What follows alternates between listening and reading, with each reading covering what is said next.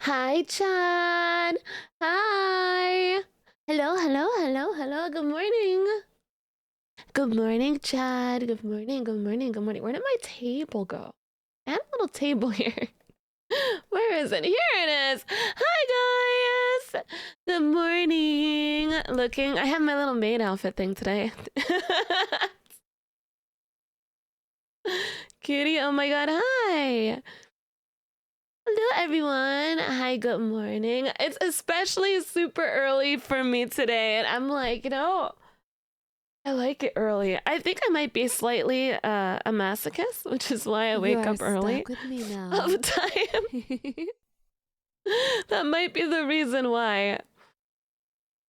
Populous, thank you so much for subscribing. And Master Koala, thank you for the 5 months. Hi, guys. Put my little Animal Crossing stuff on.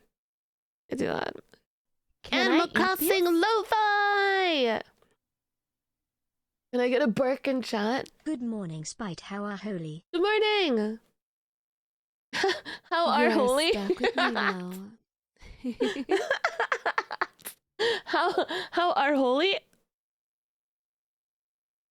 Thank you for waking you up. Nice. Nice. Yeah, you're welcome. Golden train. We have a golden train. You're stuck with me now. Let's go. Let's freaking go. Hell yeah. Hell yeah. Hell yeah. Hell yeah.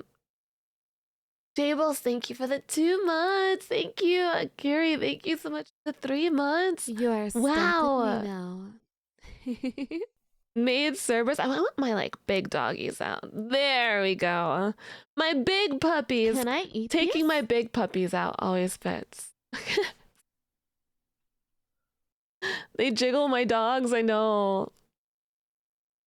Doggos, hi! Can I pet the puppies? Of course you can. Best Friday ever so far.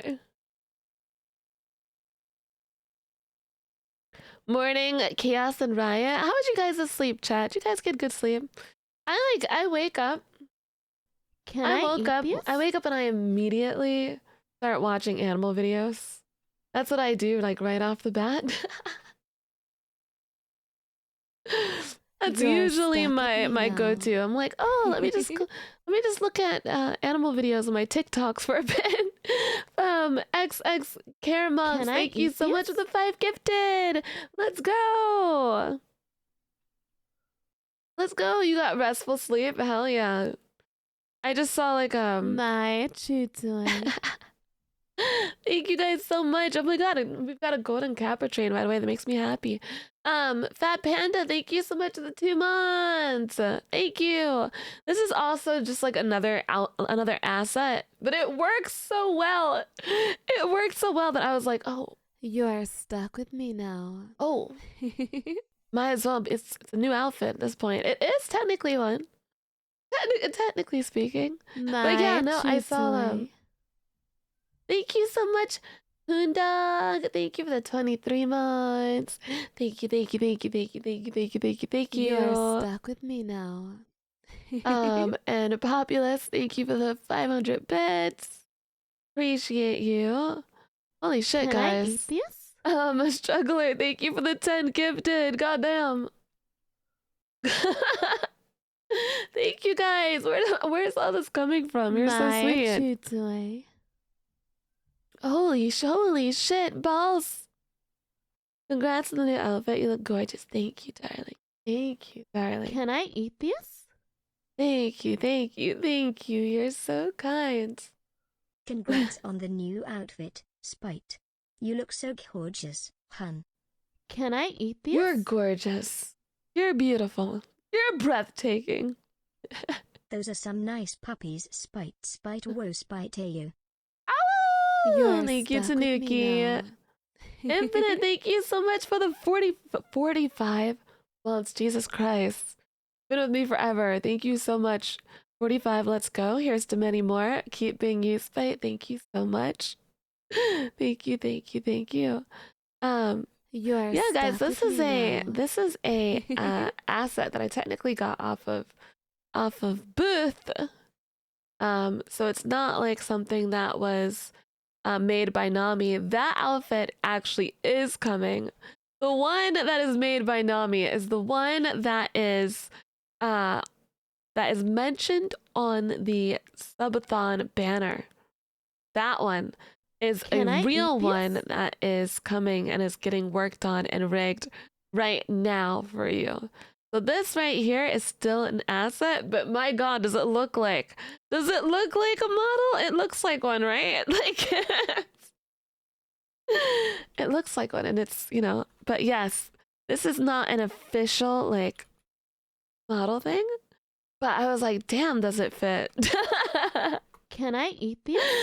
Lovely. Medic attention, reporting for duty. Medic, reporting for duty. Anyone need medical attention? And Me, Spite, I repeating, feel like I "What's need up, medical sweet pea?" attention all the time. Gorgeous outfit, Spite slay. Can I eat Slay. Can I get medical attention, Bardic? Can I get it? I feel The like fact that maid outfits are my favorite. What a Friday. Spite, you look so cute. Artist, you know what to do. Thank you. I would like to. It's Nikkei level of assets. It's okay, streamer. Okay, yeah. What are your services that you're providing today, Bardic? If you're the medic, what type of services are you providing? What do you think I need, Mr. Medic? Today, I'm also providing services because I am a maid. I am a maid today. I would cook for you if you would like, but I can't ensure. I can't ensure that I won't burn your house down. But if you want me to cook for you, I can. Summer Winter, thank you so much for the 100 bits. Thank you. Yeah, I won't. Ramza, thank you so much for the 5 gifted. Thank you, darling. Thank you. You are stuck with me now. You think it's worth it? Lord Cool, thank you so much. Oh my God. Level 7. Gosh damn. Wow. Thank you so much. Thank you. Good morning. Good morning, Gore. Does the other colors work with this outfit? Unfortunately not. Maybe my hair. Maybe my hair can change color, and that's about it. There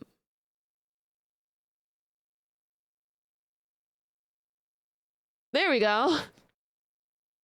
I can do pink hair. Does that work? Lisping?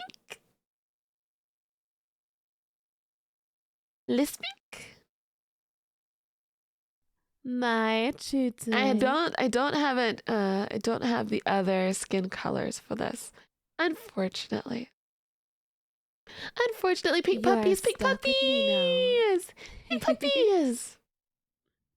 Ooh, the green, yeah. I love being RGB spite for you. Stuck with me now. Semi pro. Thank you so much for subscribing. Both of these nuts. That's both of these. I still love your username. I love it so much. You can get everyone with that. Both of these nuts just by reading out your username. Thank you so much for the 5 gifted. Kohi, thank you so much for the 2 months. Oh my, cinema.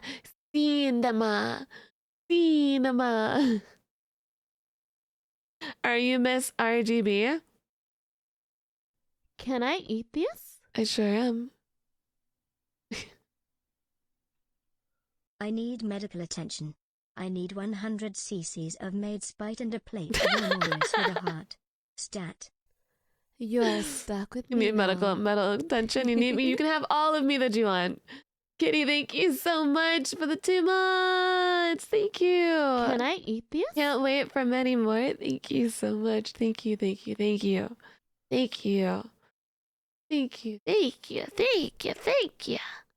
I eat these? Hope you feel as good as you look, cute AF. You're cute AF. Whenever someone gets you with a D's nuts joke, reply, okay, what time and place? The blue is the best. You like the blue the best? Yeah, Can I guys, eat the this? Thank you guys so much. Why does the hand on the right side of you have muzzle? Why does the puppy have a muzzle? It's just chaos is a little chaotic. The way I always say it is, chaos is a little chaotic, and and I think it's just a style thing. I think she likes it personally. All right, I think she likes it. Beta, thank you so much. Beta, what's up? Thank you so much for the raid. How are you? Love you, Beta. You like the pink? You like the pink? Hope everyone is having fun. Thank you so much. May dress, let's go. Woo! Let's go. Woo! Let's go. Woo! Thank you, the guys. Wow. Hi. I hope Subathon is going great. It is going great. It's been a ride. It's been so fun.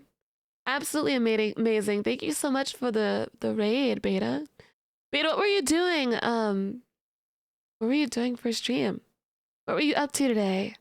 What was your thing that you were doing today on stream? PVD, thank you PVFD. Thank you so much for the gifted sub. Where is the timer anyway? Oh, I do have to put the timer up. Hold on here. There we go. Yes, here it is. There you go. I was like, wait a second. You're so right. There we go. Guys, thank you so much for the golden Patreon. Guys, listen. The reason why I am RGB waifu. I'll put this here for right now. But this works. Yeah, this works. The reason I like to stay as RPG waifu is that if anyone ever says to me, oh, I'd like to see other women, well, here you go.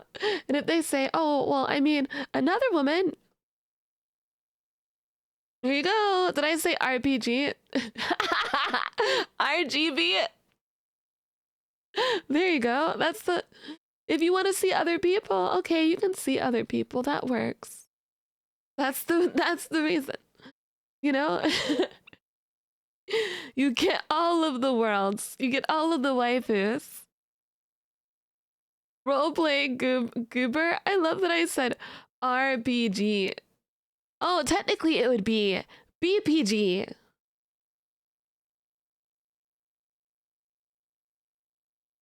Yeah, BPG.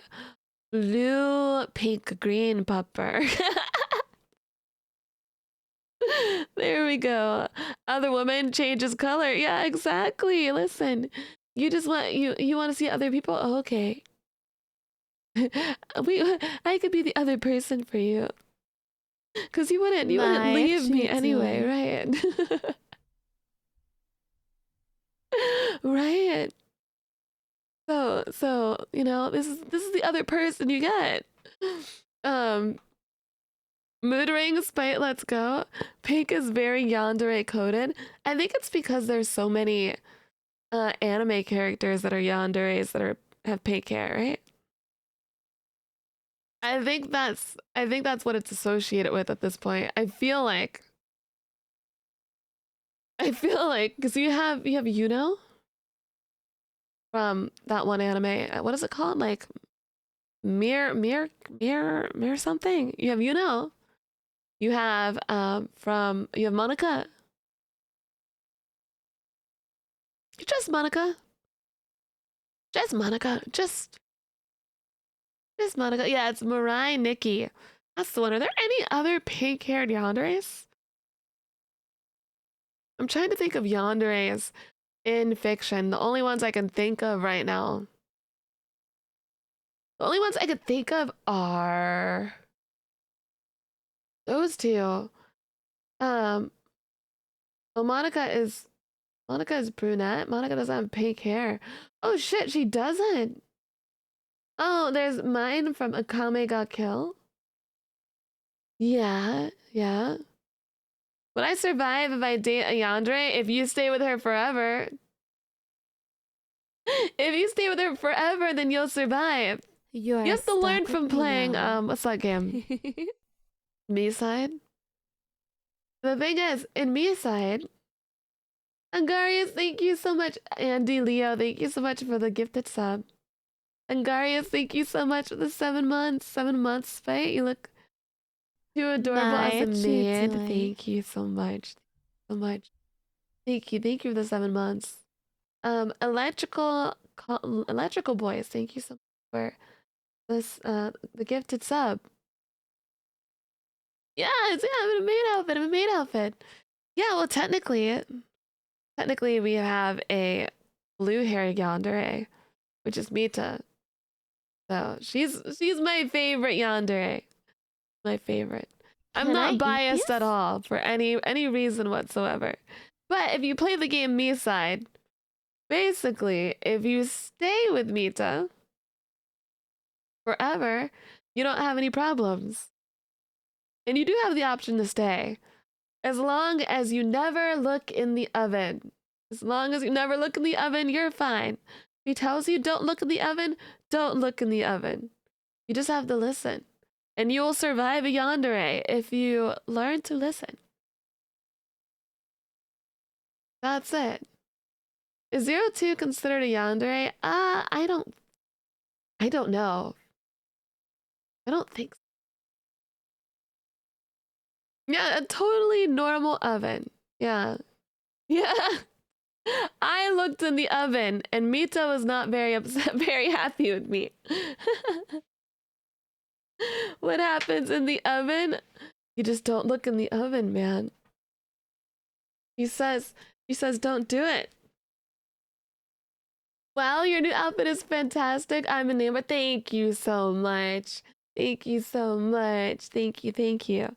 What's in the oven? See, all of you that have the curiosity, asking what's in the oven, you guys would not survive a yandere. You don't even ask. You just say, okay. Say, oh. She says, don't look in the oven. And you say, okay. You say, no, all right. I won't do that.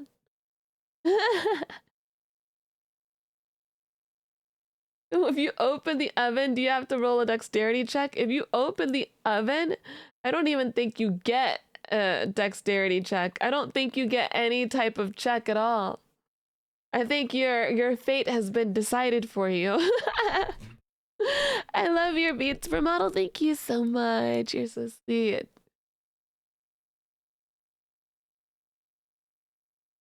You said you wouldn't survive a yandere. I can't survive someone's tone changing slightly. I doubt I can handle a yandere. I feel that. But wait, we do get to check the oven, right? Yeah, so technically you can check the oven, but you're not supposed to check the oven. She says, don't check the oven. So if I were to be like, okay, guys, if you were here in my room with me and I was... We change course, destroying limits. Creation is your imagination. I'm new to this tuber universe. I'm Elise's Khan. Say hello. Hi, you sound like you're preaching right now. It's so early in the morning and you've got this whole like, we change course, destroying limits, and I'm like, God? Who's talking to me? Is it God in my ear right now? Yeah, so let's say hypothetically, guys, you guys are in my room right now, and I'm not Mita, I'm Spite, which is, obviously. And I say, don't go check the closet. And I just say, let's just stay here together and let's play games together. You're stuck with me now. What do you do? What's your plan now? Your course of action. You're stuck with me now. Cortez, thank you so much for the 4 months. BMAC, thank you so much for the 3 months. Thank you for building a great community. Love the new outfit. Thank you so much. BMAC. You had me with games? You say, yes, ma'am. Yes, ma'am. You say, sit like a good chew toy. Oh, you would sit like a good chew toy. I'm proud of you. Good. Good. That's exactly what you do. You say, yes, ma'am. Yes, ma'am. You lean back and you let fate and you take me. I like how the game solidified things for you guys. You're like, what? You guys sound like, do you guys have games on your phone? Do you have games on your phone? Oh. Edit and check the oven. Saw a streamer do it later though. Good of you to not check the oven. I'm calling this outfit Spade outfit. Oh, because I'm a maid. Spade. Yeah, you got games. You got games on your phone? You guys are so wholesome. Lobo, your TTS didn't work. So I'll say it for you.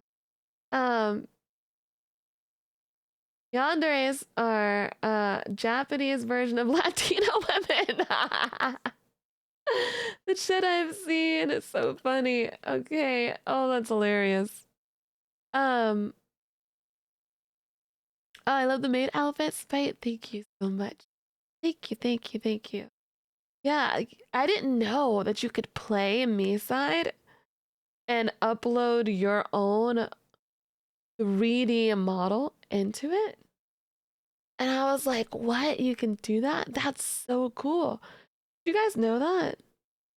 So instead of having Mita as your yandere, you could have technically had me as your yandere. Isn't that crazy? Can I eat this?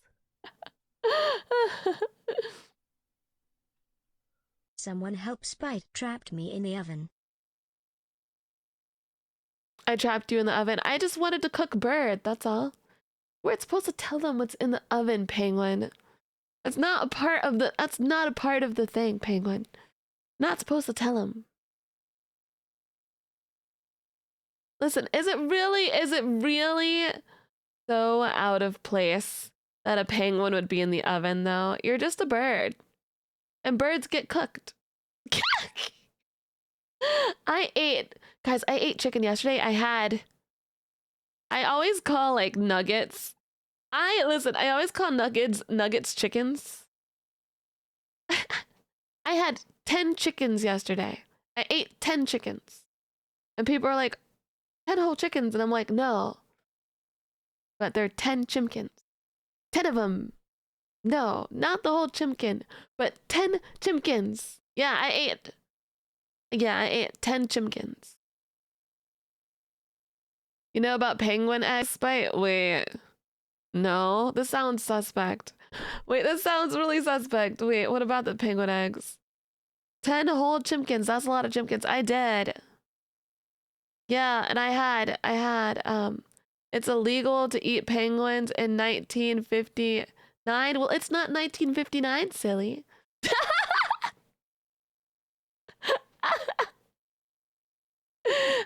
Well, how about that? You're gonna get a nosebleed. Don't do that. Those nosebleeds aren't good. You know what? Like how I'm acting like a nurse even though I'm a maid today. We could stop your nosebleed if we just like bop you on the head a few times. Maybe it'll go away. That's my medical instruction. It's not. I just joke. Don't bop. Nosebleeds make more work for maids, so don't do that. Yeah, exactly. Don't make more work for me.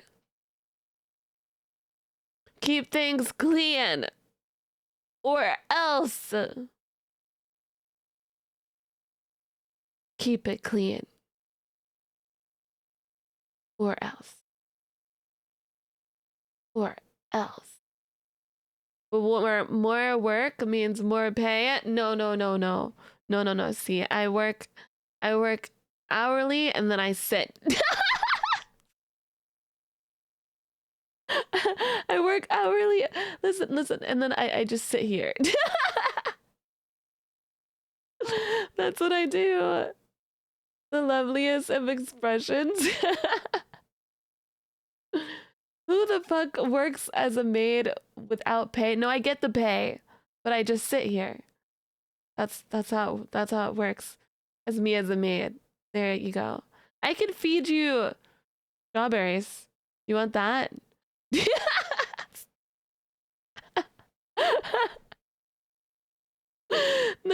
None of the work, but I'll sit here.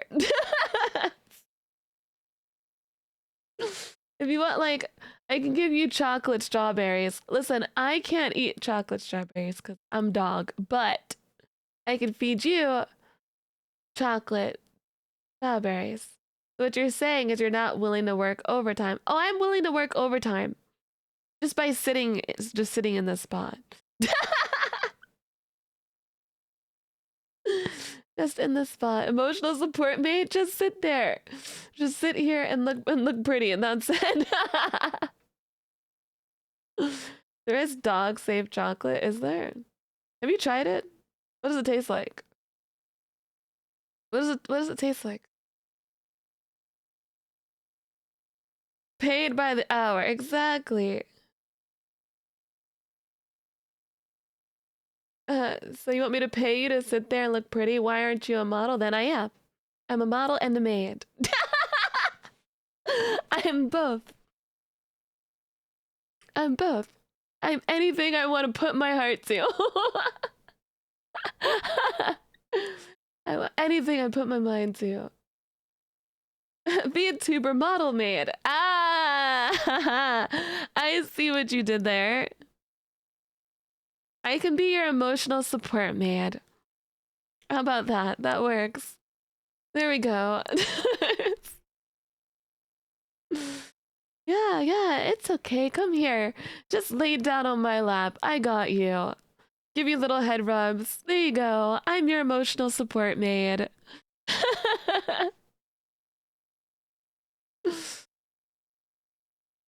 So you're a therapist now too? Yeah, I can give out free lobotomies. Yeah, I can do that.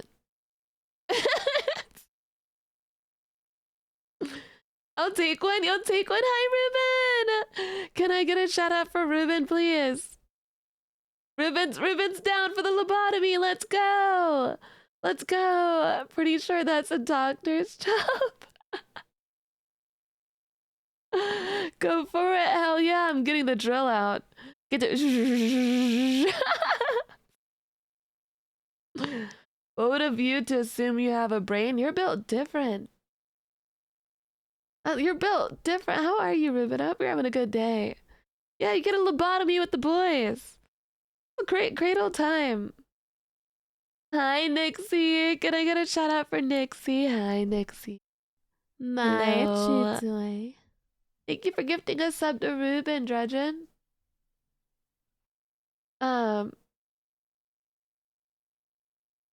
Spice therapy is just boobs. Boobs. No, it's my therapy is you want to lay on lap, I help you. You lay on lap. I get the drill out now. I give lobotomies. And then you just have a very peaceful lobotomy. You are stuck. And then you'll feel all better afterwards. And then maybe, just maybe, I'll clean up the blood. I'll clean up the blood like a good maid does. Horrible! Thank you so much for subscribing. Thank you. What Can blood? I eat these? From the lobotomy. You wake up with a Despite the bad maid headache. outfit, I'll take things I didn't know I needed for 1,000 Alex. I'll take it. Girl, how many outfits do you have? Soon to have so many. The thing is, You are the thing stuck is, with me now. Shadows, that I discovered assets And now I have too much power. I have too much power, guys. You don't understand.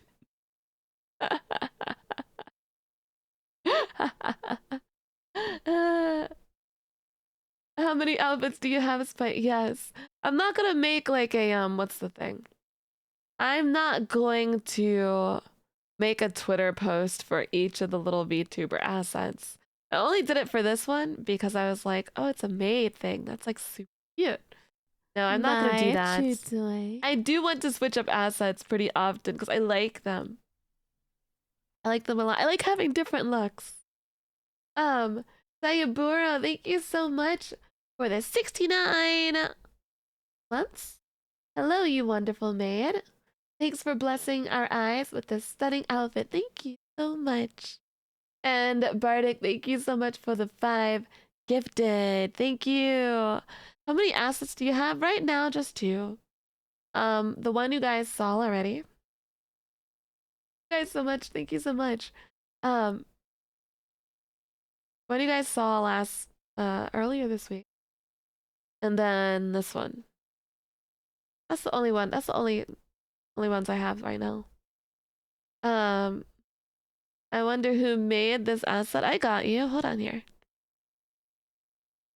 So this asset was made by the reason why it's difficult for me to tell you who made it is because it's in Japanese. Like in the actual language. So give me one moment. I will let you guys know. Hold on here. Dude, I do not know. Hold on. Dude, I don't know. I'm gonna hold on here. Figure this out. I am going to have to translate this. Let me figure out their name.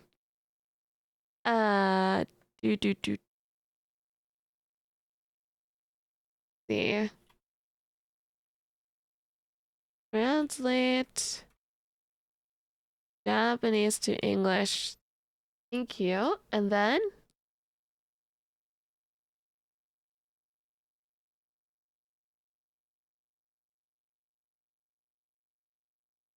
okay, I think it was actually. Wait, is it actually Chinese? Dude, I don't know. I'm gonna have to just put their name in chat. Hold on. I don't know. I don't know. This is them. I looked up the translation of their name and it said like small performance room. So I don't think I translated it right. I don't think small performance room. That's Chinese. Yeah, it's Chinese. I don't think that's their name. So,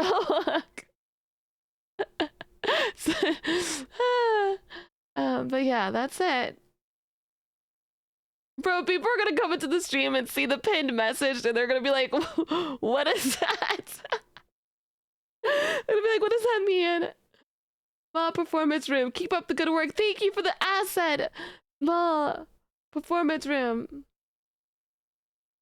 So you've been on Booth? Yeah, I've been on Booth. Yeah. Yes, I have. Yes, I have. You're so humble. I love you guys. I love you too. Guys, I actually do like enjoy cleaning. I like when I get into it. When I get into it, I enjoy cleaning. Like the part beforehand, I dread like starting it up. It's not like, oh, okay, I've got to do it type of thing. And then when I actually start doing it, I get my like headphones on. I get my headphones on, I listen to some music, and then I just get in the zone. I like to no brain. I like to no brain when I clean. It also goes faster when I do that, you know? It's kind of like this, well, brain empty, body moves faster. That's what it is. You just want to make this as a background? This is my favorite thing ever in the history of forever. I think about this every day. I think about this all night long. I stay awake not sleeping because I'm thinking about this. I'm gonna turn the sub goals thing off just for now. Just for now. No think, only move. That's exactly what I was doing yesterday when I was cleaning. Whenever I like put the dishes away and everything. My goal as a maid is to be exactly like that one lady from American Horror Story. Do you guys know the lady? She's just a seductress maid. That's all she is. You are stuck with me I now. love her so much. Honestly, I had a nightmare about torture. Please don't hurt me, yandere. Oh my god, that's awful. That's terrible. Cleaning is very satisfying. With my playlist, EDM type stuff, boom boom in your headphones. I usually play the playlist that I play on stream. Not like the little, not this right here. This is Animal Crossing. Right, this is Animal Crossing lo-fi type stuff. But I mean like my whenever I'm less overstimulated and I play music, you know? Yeah, it's Moira. It's Moira. Yeah, Moira. I love her, dude. I love her so much. You're not a yandere fan, but I can make an exception for Spite. Listen, I'm not always yandere maid, okay? I am also just soft girlfriend sitting here. That's it. I could just be that too. That's okay. Whatever you desire. Well, this outfit is so tough. Why, thank you. Why, thank you both. Both are good. How of your washing dishes to Custard by Slipknot? Like, honestly. Yeah. Why is the good boy in a muzzle? Good girl, first off. Chaos is a girl because she is my other head. Both of them are my heads. They are both women because I am woman. But she's okay with being a muzzle. She likes being a muzzle. Yes. You sing and dance and you clean. I do the exact same thing. I do. Koviak, thank you so much. The 30 months. Here's the 30 months when the resident Cerberus. Also, the outfit is adorable. Thank you so much. Thank you. So not sure if the question has been asked, but how do we hire you and will you accept steaks as payment? You want to give me your meat as payment. Or for maid services. That's, I don't think that's how this works, mister. I don't think so. I don't think that's how this works. I don't know about that. I don't know about that, mister. I just joke. Someone spray her? No bottle. But steaks? Okay, you have a good point. I do want steak. That is true. The thing is that I can only handle one steak at a time. Good morning, a wonderful maid Spidget. This new outfit looks so gorgeous and adorable and cute. Spite, I'm so happy to see you. And how are you today, Spite? I hope you have wonderful day today and chew toys too. Zenta Heart Zenta Pat, watching your streams is like beautiful day, because I can't look away. I believe that in the future I will be able to see you at a meet and greet at some con. Zenta Heart. Aw, thank you, sweetheart. Thank you. I can listen. I literally could only handle one steak at one time. First off, no! What the frick, man? This is all because I said I wouldn't accept steak as payment. That's crazy. I get sprayed because I said I wouldn't accept steak. Can I see the full model, please? Yes, I'm on my knees.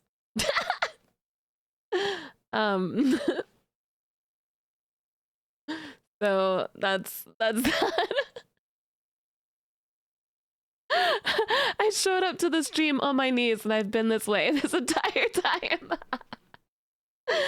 Guys, hold on. It's just because I have to get down. Can I eat these? Guys, it's just because. You look very lovely in that outfit, darling.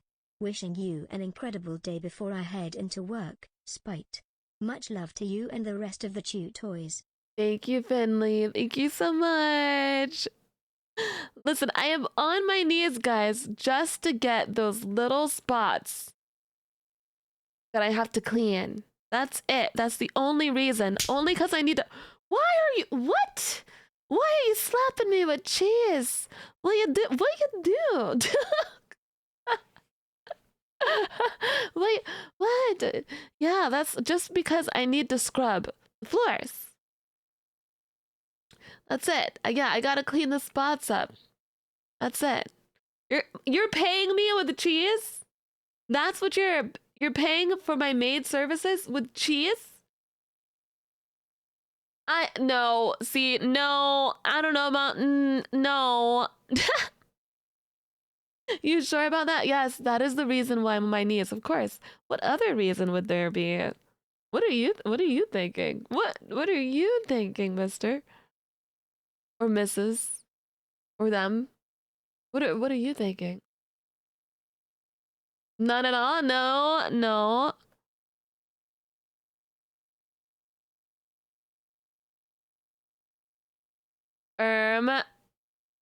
Use your words. What are you thinking? I'm kidding. You're not thinking head empty? Yeah, okay. My knee will hurt. I know. Don't worry what I'm thinking.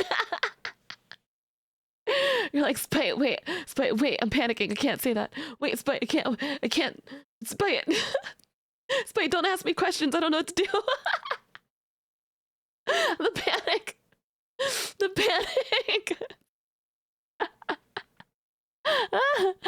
Oh. All I'm asking them is all I'm asking you guys is, why do you think I'm on my knees and everyone's panicking? I wonder why.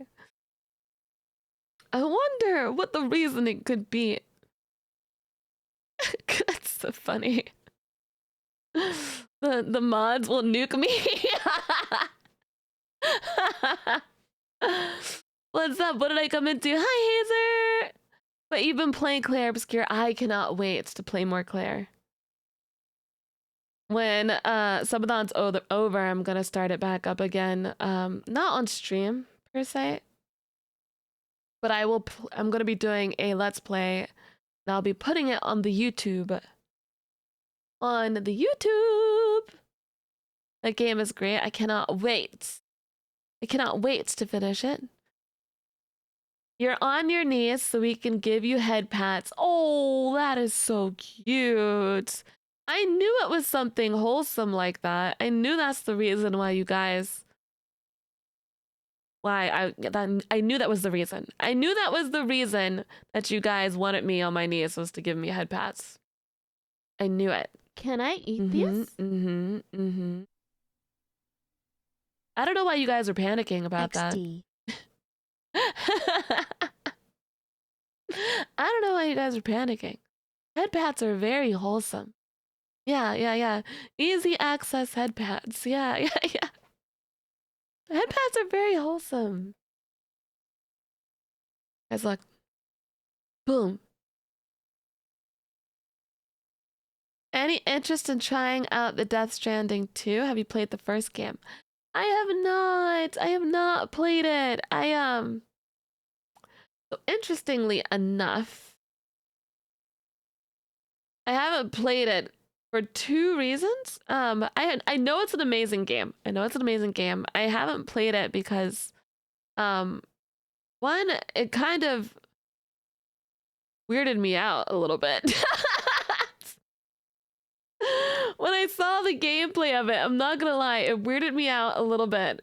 I saw like the baby in the little hole, and I was like, what the frick? I hate that. I was like, damn, I hate that a lot, actually. Two giant spiders? Are there giant spiders in the game? What? When I'm lying in bed just to get it all up in my head. A little peculiar. It's so I wake in the morning and I step outside and I get real high and I'm in the top of my lungs. What's going on? I'm not against playing Death Stranding. Like, I don't think it's bad. I don't think. Can we get a shout out for Torn, by the way, please? I don't think it's a bad game. I've never played it. I would never knock a game unless I've played it. I heard very good things about Death Stranding. I don't know if it's a good stream game or not, just because I do know that there is a lot of walking in it. Error, thank you for the 1,000 bits. Thank you. I do know there's a lot of walking. That I don't think people would. It would turn into. It would simply be a just chatting stream with some gaming walking behind it. I feel. I don't know, but I don't know. And would you guys say that? Yeah, you'd say just chatting with extra steps. Yeah, it's a very weird story, but it's interesting. That's why it's made by Hideo Kojima. Kojima! So yeah, I mean, I listen. It's a big interactive movie. You'd basically be going for a walk with chat. Yeah, I think it'd be walkies. Yeah. But I heard that people are enjoying Death Stranding. I haven't tried it after the first 3 hours. Okay, so the first 3 hours is mainly walking. You said none of Kojima's games make any sense to you. What are Kojima's games? What are Kojima's games? Does he do like the soul? Do the Souls? Do Souls? No, he didn't. Did Metal Gear. Metal Gear Solid. Okay. Anything else? That's it. Metal Gear Solid and Death Stranding? Why did I think he was the one? Oh, I got confused. You said I forgot. Hi, Seki. I heard Metal Gear. Hi, Seki. Can I get a shout out for Seki? What's going on, Seki? Hello, Seki. Now, the first 3 hours is exposition buildup and lean heavy on the cutscene. Okay, so the first 3 hours are mainly like cutscene type stuff. Okay. Oh, PT was the game he was making. Yes. Guys, PT, I don't think I would have been able to handle that. I've seen a little bit of like a Resident Evil 9 monster. That is a teaser, and I'm very terrified about it. Very, very terrified. I'm so excited for Resident Evil 9, dude. Oh, I'm so excited. Guys, did you guys know? Did you guys know that one of the reasons, this is what I heard, we don't actually know anything about Resident Evil 9 because this is what we heard directly from the guy who created Resident Evil 9. He said that the reason Leon isn't the main protagonist is because, and this is very funny. I thought this was very funny. He said the reasoning is because Leon does not get scared anymore. Which is, it's true, technically, right? He's too badass. He's too badass for horror now. Yeah, and I get that though, because I think that when the character is afraid, you're more so afraid in video games. That's my experience. When Ethan was freaking out against the Resident Evil baby, he was literally freaking out. I was freaking out. Amnesia, The Dark Descent, your character freaks out. I've seen videos of Visage, and if your character doesn't stay in the light, well, your character starts to freak out. He's canonically 51 in the setting. I think he's going to be in. I have a feeling he's going to be in the game. You're stuck with me now. I just don't think he's going to be the main character. And that's okay.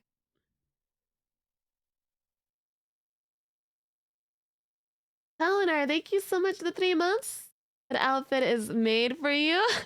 I see what you did there. I see what you did there. You ever get around to playing Visage? No. I'm not playing Visage. No, no, no, no, no, no, no, no. No. No. Guys, would you ever, if you had to choose between going to either, you had to choose to go to either Raccoon City or Silent Hill, which one would you choose?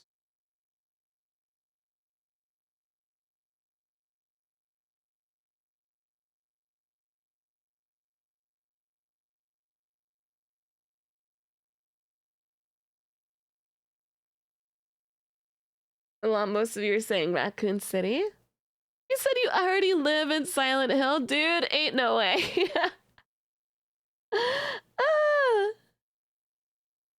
Silent Hill, I like your personal demons. Love you, T-Blast. Neither, just stay home. Raccoon City. Well, you know, you don't get the... Well, the choice is like... It's like a...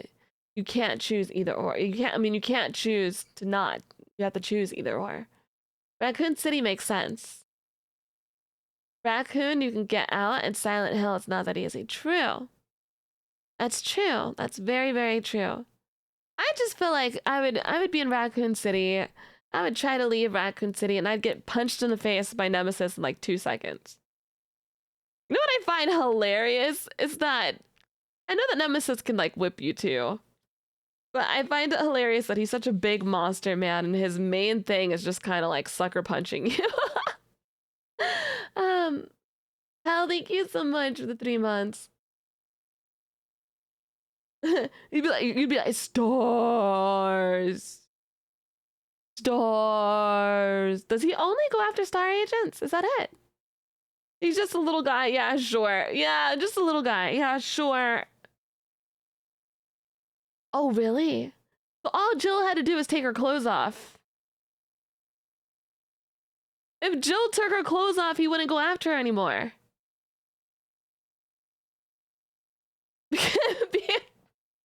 Listen, hear me out.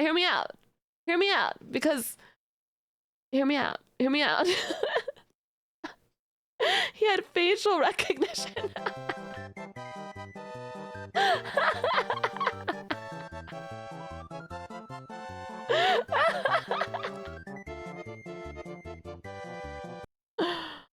Oh, why didn't she put something on her face? Like she could have gotten like a plastic bag and like taken some like cut some holes in it or something. Like why didn't she run around like that? Dude. He has the big dumb. Jill wasn't even wearing her STARS uniform. It would.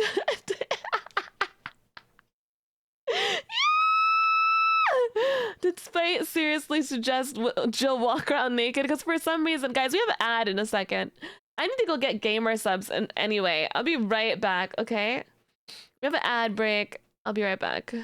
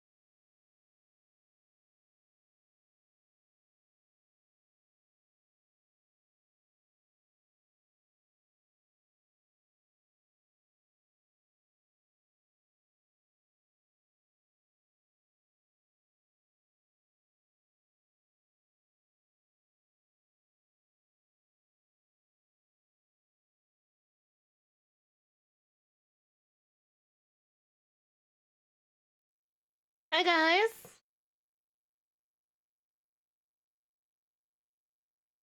Hold on here. Man, why my computer decided to blue screen? I don't know.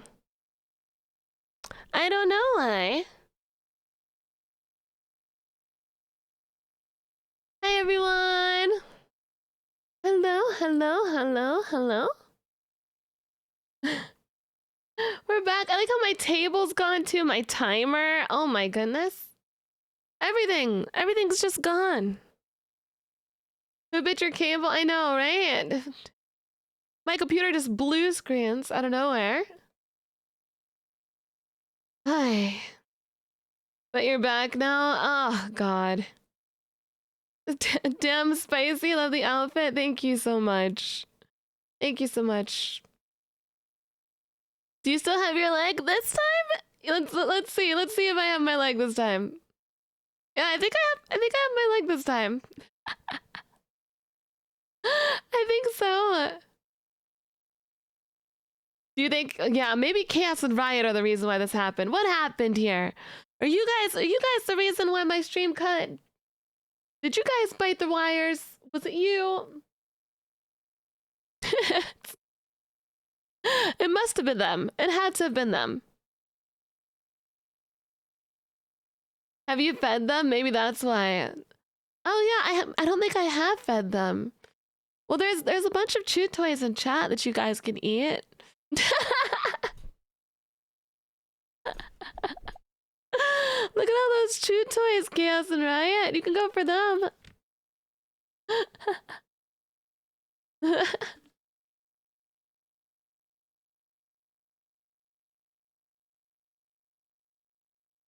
Well, you did ask if they were fed. So I figured, guys. I don't taste good? No, because I figured, listen, you asked if they were fed. So I was like, oh, okay. They must, you know?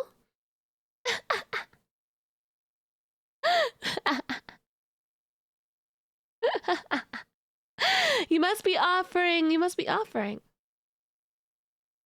Right. Give them cheeseburgers. Nom nom nom nom nom nom nom nom. Hold on. No. It was Riot with his muzzle. That's why he has a muscle, because he chews through wires. That's why she has one. I'm gonna throw... I thought you said you're gonna throw up your cat. I was like, do you eat your cat? I was like, did you eat your cat? That's bummed. That's so bummed. That's so sad. Oh, I need to put Mix It Up back on. Hold on here. Hey, Spate. Hi! Hi! I today am Maid Spate. Maid Spate. I was made for you, Chad. I need better puns and everything.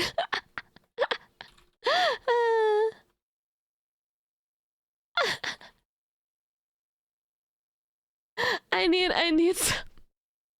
Let me see. Wait a second. Oh, let's see.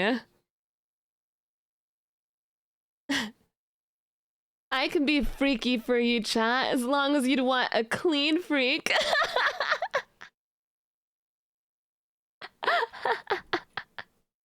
Oh my god.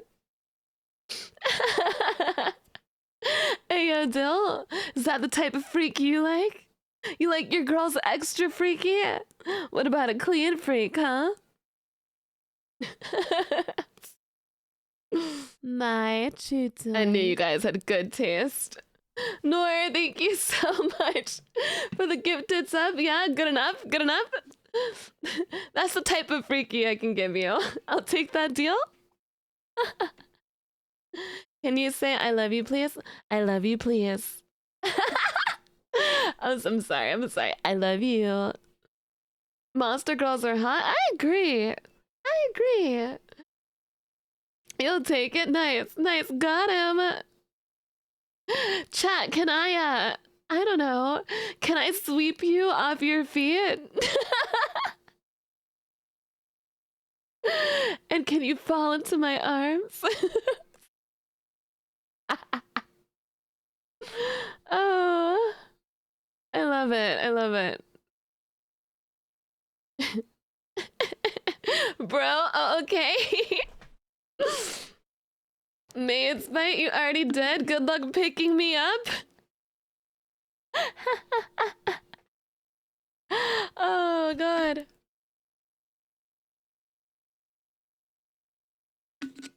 You want to sweep me off my feet? Oh, okay. So you're doing the work now. Okay. I see. Okay, you get to sweep me off my feet. Okay. I see you. I see you. I woke up. I'm not ready for puns. What is this? What is this? I'm gonna put the Animal Crossing back on. Animal Crossing! Animal Crossing!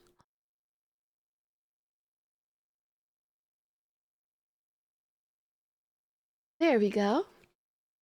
With the Princess Carry, you'll sweep me off my feet and then Princess carry me. Where are you carrying me to? Where are we going? How about that?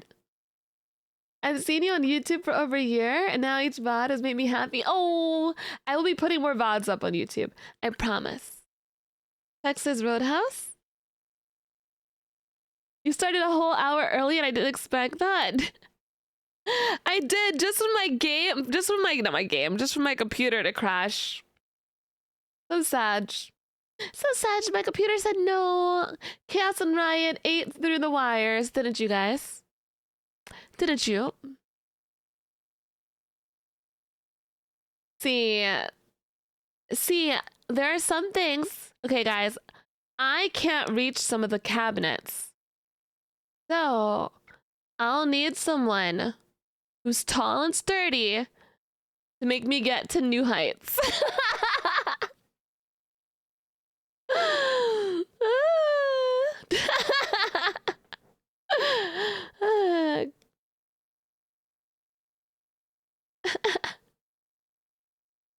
Need a lift?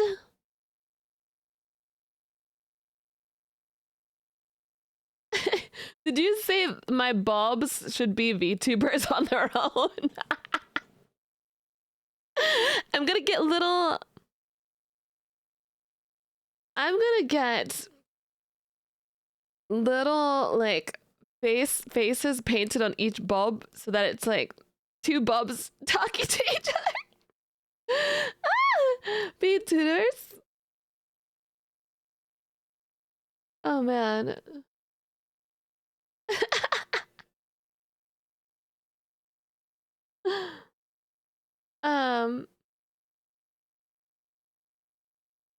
You're a tall girly, but you're like, okay, sturdy, I guess.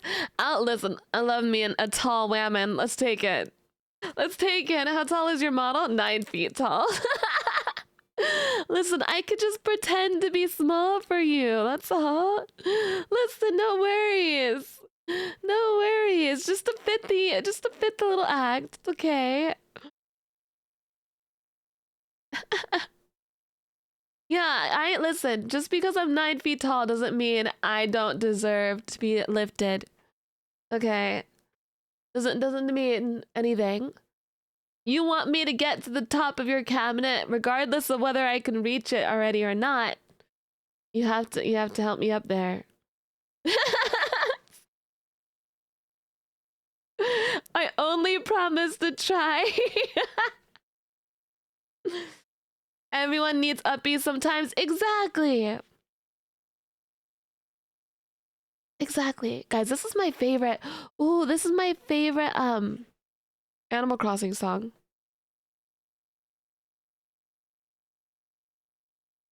Dun dun dun dun dun dun. Dun dun dun. Gonna be real? I don't care if the woman is taller than me or not. I love the woman for the woman. That's big dick energy. Big dick energy. That's big dick energy, by the way. I'm a bit tall, so I can lift you up. Yeah! Let's go! It would be a worthy sacrifice. War now. thank you so much. The gifted sub. Guys, I watched a horror movie the other day where this lady, this lady went to this Airbnb and she shared it with this one dude, and then she found a tunnel, and in the tunnel was naked grandma with long hair, long sewage hair. And then the guy was already down there because he went to go down there to check the tunnel. So she went to go find him while he was in the tunnel. And then he was like, chill, naked grandma's down here. And she was like, what do you mean? And he was like, chill, don't go that way. She's that way. And then naked grandma showed up and bashed his skull into the wall. And then there's this other dude. It skips to this other dude. And this other dude, like, buys the Airbnb. And that's his home now. So then he goes down to the tunnel. And then he's there, and then he sees the lady that was there before, but she's still alive. And then the lady is like, the naked grandma's on the ceiling, and she's holding like a bottle of milk, like a baby milk bottle, and she's like flicking it at him, and he's like, ugh, what the fuck? But then the lady that's not naked grandma, but the lady, she sucks the milk out of the bottle. And the guy refuses to, so You're stuck with me now. scary naked grandma booba feeds him. He gets booba fed. And then the lady escapes, and she tries to go to the cop.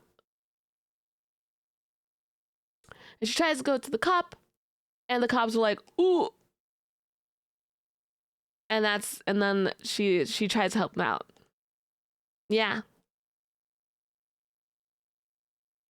Whoa.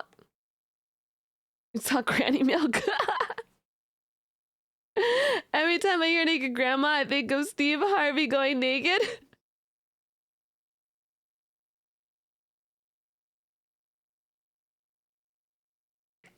Oy.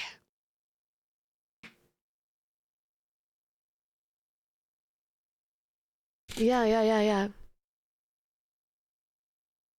I beg your finest pardon. What's this movie called? I'm not gonna tell you the name of the movie. I'm not gonna tell you the name of the movie, but that's the movie. You saw this last night? When did I watch it? I saw it. Was it last night or was it the day before? I don't remember. One of those days. I don't remember what it was. But yeah, that was it. It was a good movie. I liked it.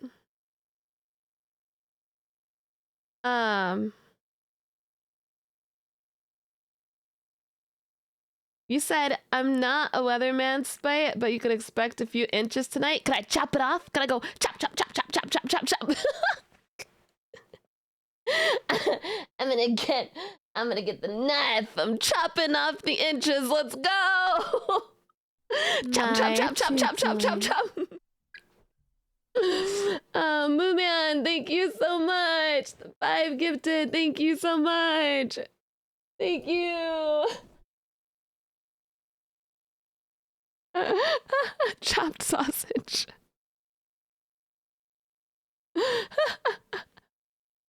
Oh man. Chop it like salami. Chop, chop, chop, chop, chop, chop, chop, chop. Chop, chop. The last time we ordered groceries, I got a free cucumber that came with. I was chopping it off. Your first thought, because I don't want any inches. So I chop it. Chop, chop, chop, chop, chop, chop.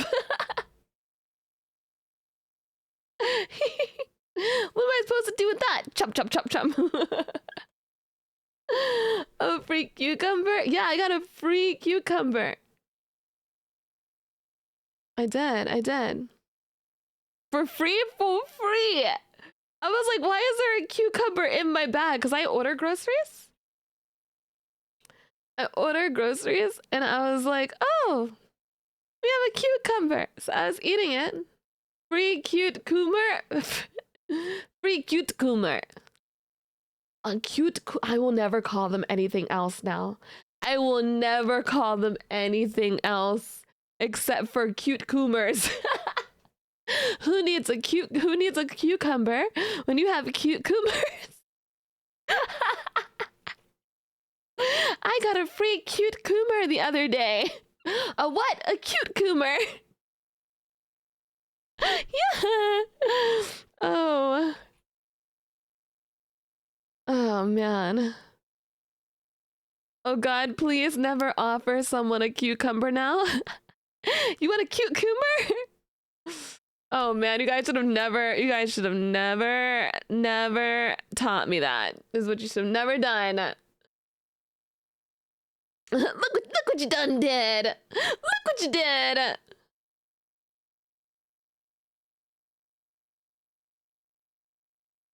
I can't believe my Riz ended up in spite not wanting. It was funny. I can't believe my Riz ended up in spite wanting to chop it off.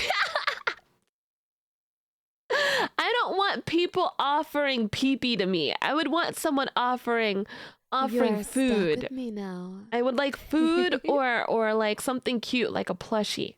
I don't want to be offered pee-pee. If you offer me pee-pee, I chop it off. Chop, chop, chop, chop, chop, chop. I chop. So thank you so much for subscribing. Can I offer finest cookie? Yes. Cookie is good. Snip, snip, snip. In Minecraft. Snip, snip, snip, snip. You are stuck with me now. Punished. Thank you so much. The 3 months. Good morning, Spike. Good morning. Good morning. Good morning. Good morning. Good morning. You're all good, honey. You're fine. It's good. Can Cookie I chomp eat chomp. Oh man, guys, I went back and looked at my like. A pasta dish with chicken that has chipotle sauce on it. Oh, that sounds yummy. That sounds really good. That sounds delicious. I went back and looked at my Markiplier Smash or Pass Pokemon. Guys, it really sounds like I'm saying ass over and over again. I didn't realize that. And I went back and I listened to it and I was like, it literally just sounds like ass. Ass. Ass. Ass. Ass. Oh, yep, I told you so. What the hell, bro? Oh my god, god dang audio. Imagine Markiplier.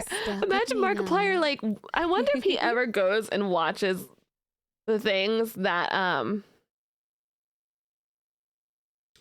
I wonder if he ever goes and watches the things that people react to of, like, you know, I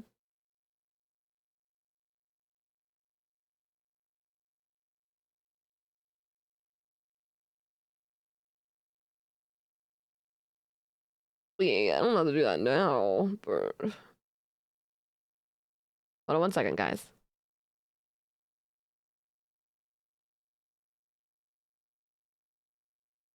Dun, dun, dun. I'm just fixing something really quickly.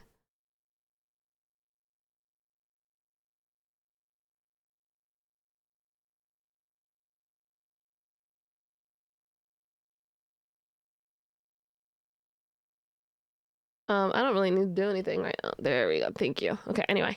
Hold on, Miss Fix It. Yeah. Yeah, I'm back. Okay, Joshy, thank you so much for months of the server pub. Woo! Woo!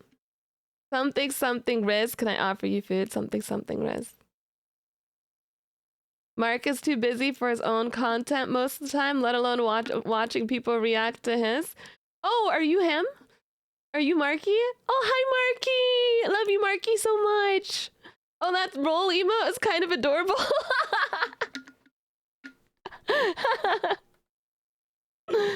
Oh. Are you him? That's awesome, man. That's awesome. I didn't know Markiplier was in my chat. Oh my god, that's so cool.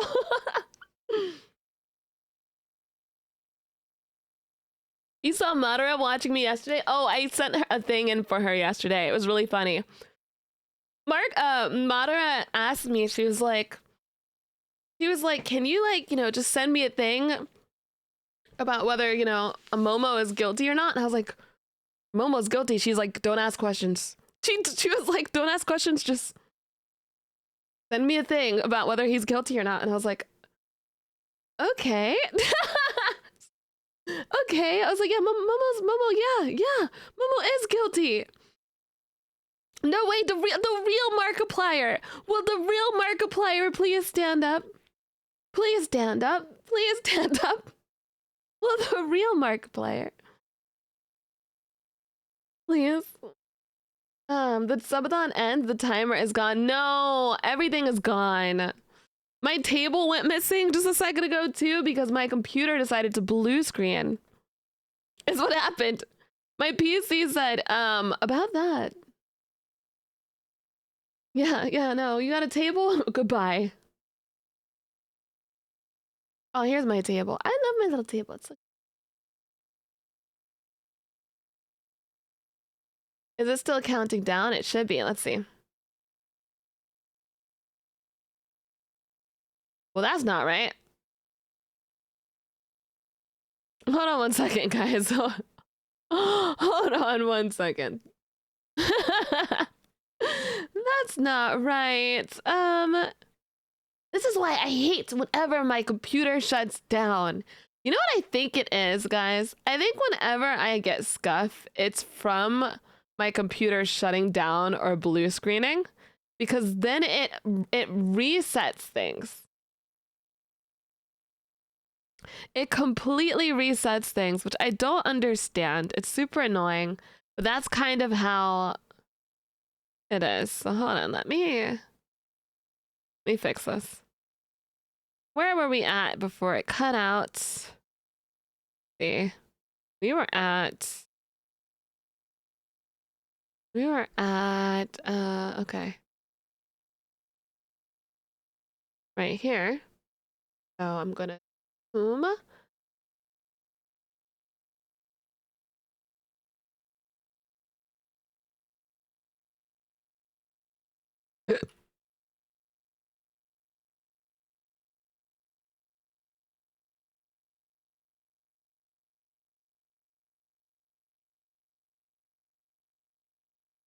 I'm fixing it.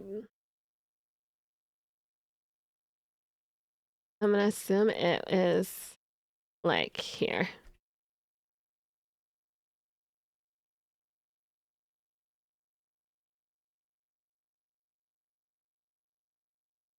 Yeah, because it was, how long has it been? Hold on. We were at 50. You're at 600 hours. It's over 9,000. Wait a second. So I think this was this, and then it's been this amount of time. Yeah, I think we're right. I think this is about it. This looks good. Yeah. No. You can't add, guys. You can't add 6,000. You can't add 6,000 time. I see what you're trying to do. I thought you guys were supposed to be like, I thought that bro was supposed to help you out of the dryer, not keep you in there. That's what I thought. I see what you're trying to do. You're trying to keep me stuck. You're trying to keep me stuck in the dryer. I know what your plan is. I know what your plan is.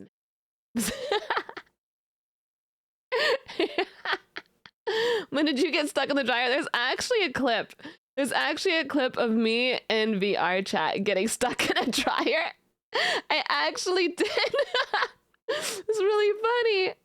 Oh, we saw different endings. You see the size. I think, oh, is it still on YouTube? I don't know. I struggled a lot when editing it and putting it on YouTube because I don't know. My YouTube is okay with my normal 3D outfit with the cheeks being out, but in that exact moment, because of the angle it was at, I was like, damn, that's a lot of cheeks. So I tried blurring it the entire time. Um, I saw it the other day. It's still, wait, it is up? Oh, wait, is it? Oh, shit, really? I did not know that.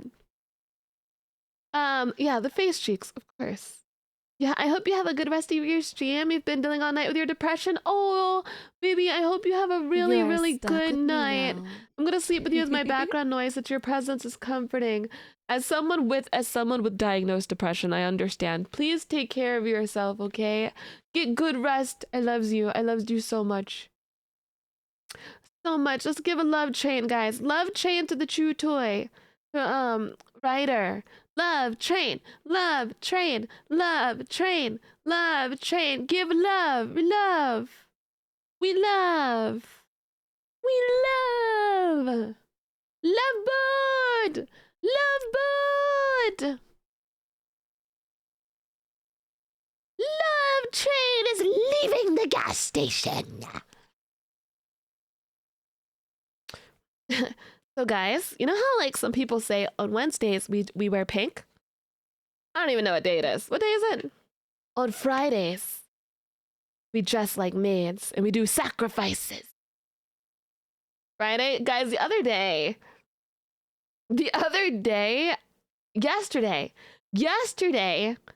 or was it the day before? Wednesday, I thought that it was Thursday at first.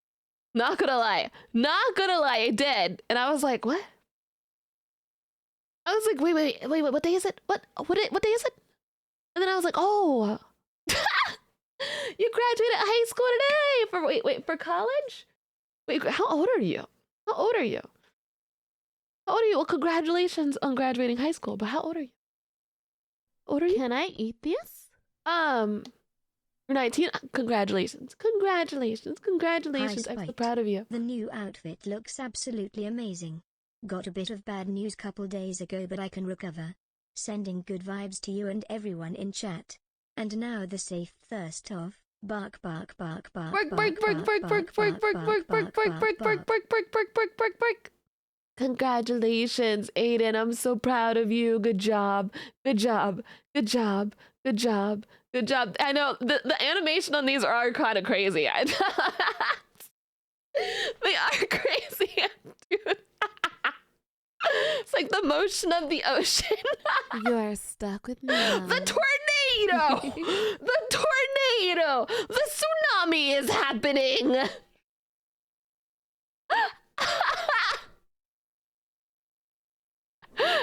Calm him! I can't calm him! No!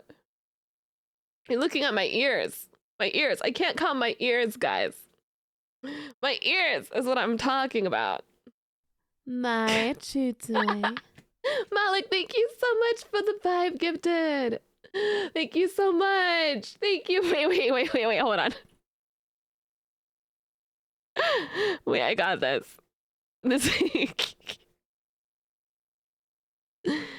Give me a second.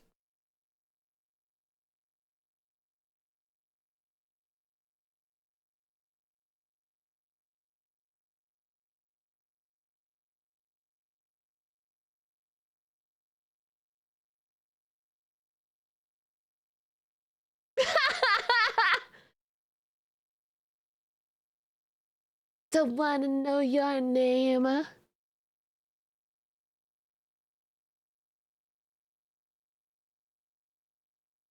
Now, baby. All I know is that's me. You look like you're lots of fun. Want some?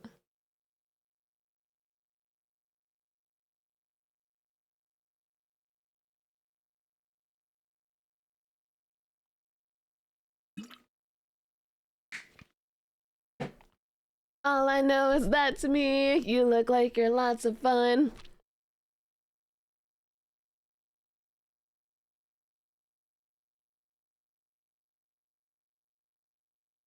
Right, round.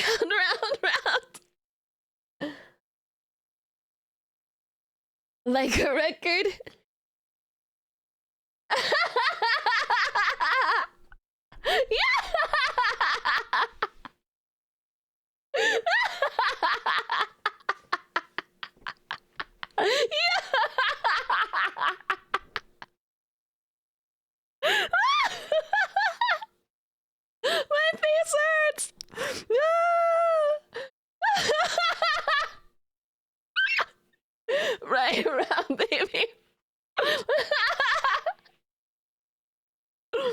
You spin me right round, baby, right round like a record, baby, right round, round, round.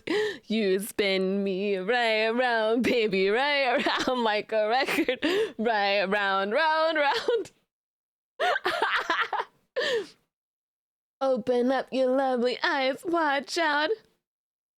You spin me right round, baby, right round like a record, baby, right round, round, round.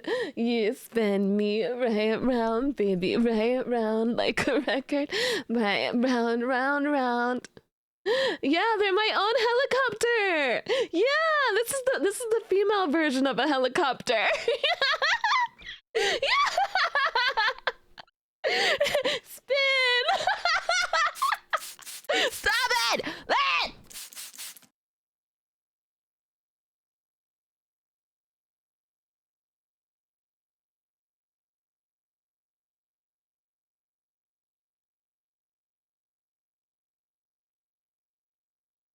Why do that? Why do that? Why do that?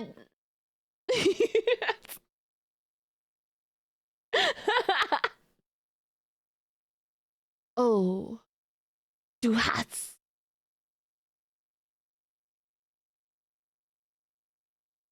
Well, that's something to join into.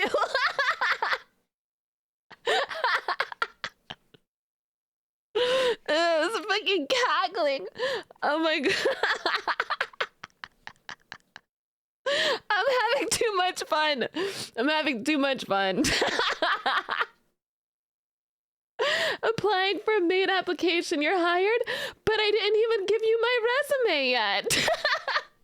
I like how I'm showing up for the interview. I haven't spoken yet. I've just sung Spin You Right Round multiple times and did a little dance and I got the job. That's crazy. Oh. How soon can you start? This is the resume. You're more than qualified. Easiest interview ever. Oh. My face cheeks hurt. I have to say face cheeks because every time I say, oh yeah, my cheeks hurt, people are like, they're like,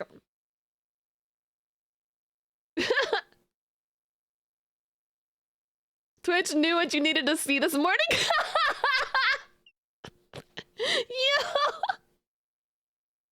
To be fair, you're in a uniform and that shows initiative. Thank you. Yes.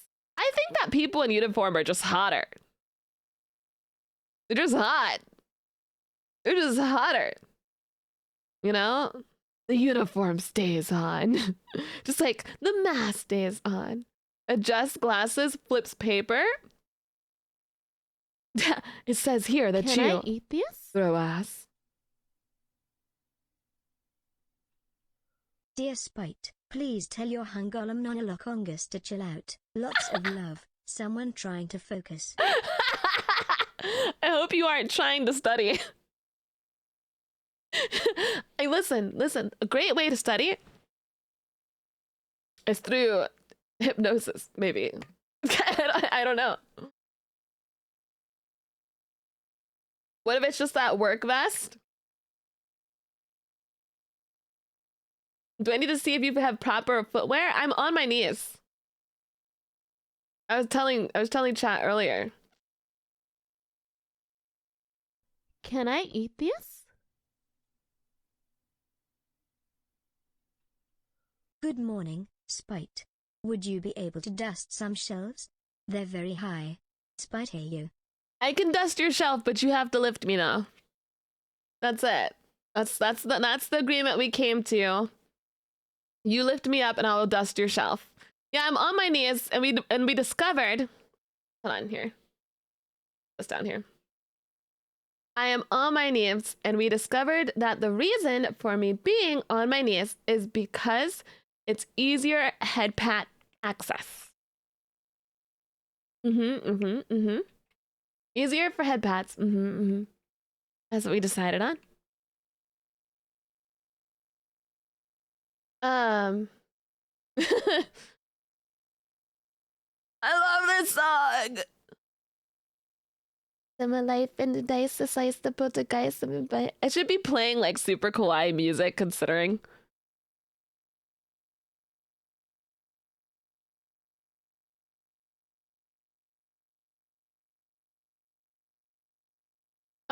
Of course, head patch. She looks like an Azure Lane skin. Valid reason. Why do you keep being cute as fuck? Thank you. Thank you so much.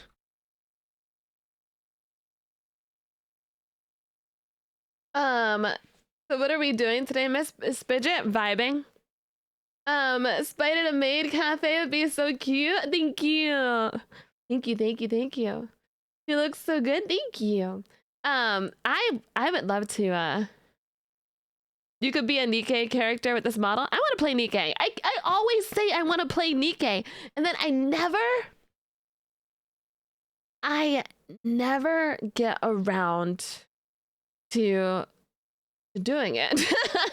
I need to, but I never get around. Am I too seed? Am I repeat? You want me to do it now? Meow? Meow?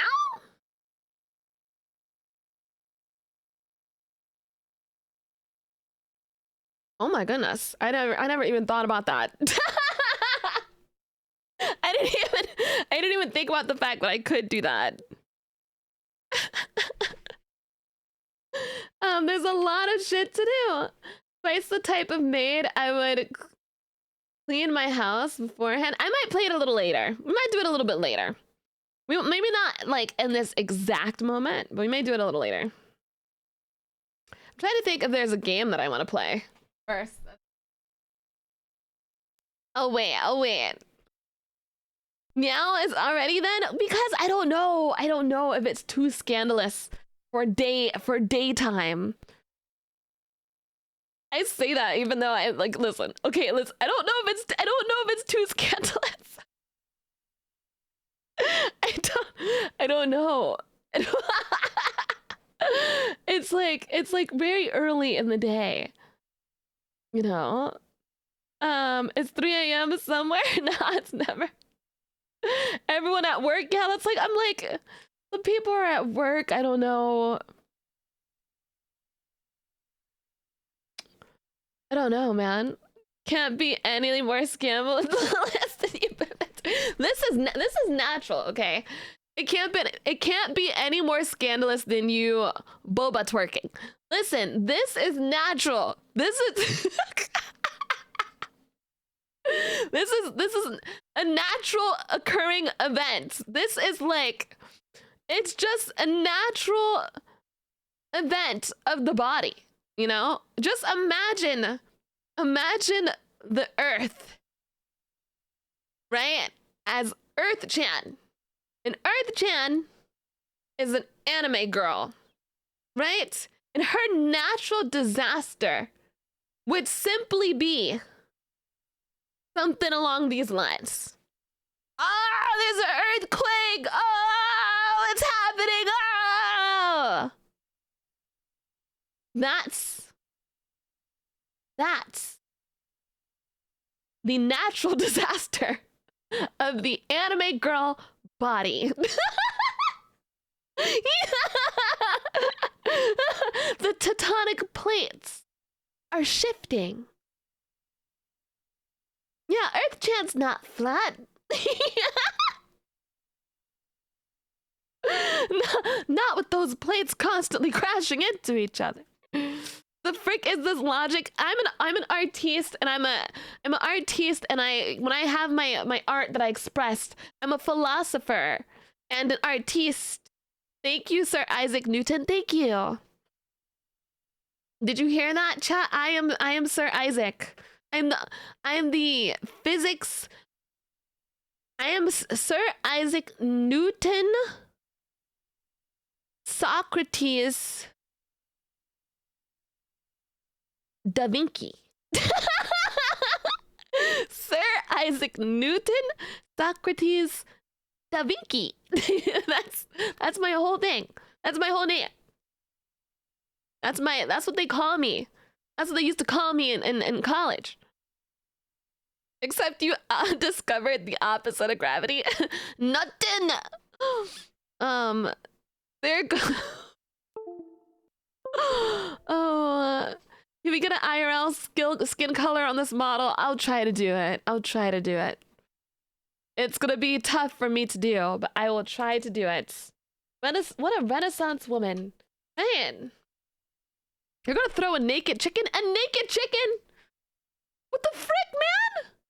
I'm gonna catch that naked chicken with my mouth. I'm gonna just like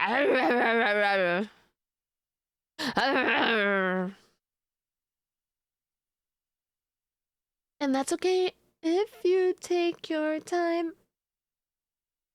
Your made Spite comes in multiple flavors. Do you like to have pink Spite? Or do you like to have blue Spite? Together, it makes cotton candy made Spite. Together, it makes cotton candy made Spite.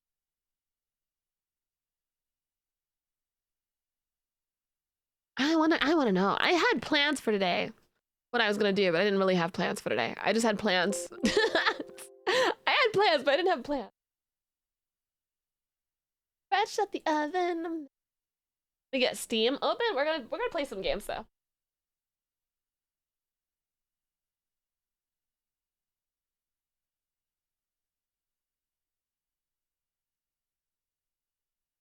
I want to put something cute on. There we go. Wait, will you play Dune? I watched the Dune movie and I didn't like it. I didn't like it, unfortunately. I don't think I was able to get my attention. Get into it, to be honest. I tried. I was like, I don't know. My attention span was not working for me. That movie. I didn't like what? The Dune movie. Too young mentally? No, I just have ADHD. Too young mentally is wild. That's wild. That's wild, bro. That's a wild statement. That's crazy. That's really crazy. That's so crazy. Read the books at least? No, I don't think I will. My type of books that I read are not those, not Dune type of books.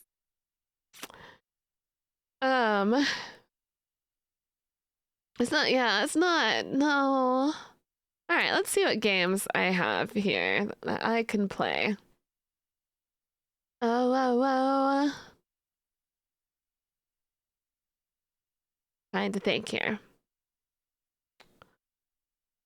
But Spike can't read? But do you read? I read A Court of Thorns and Roses.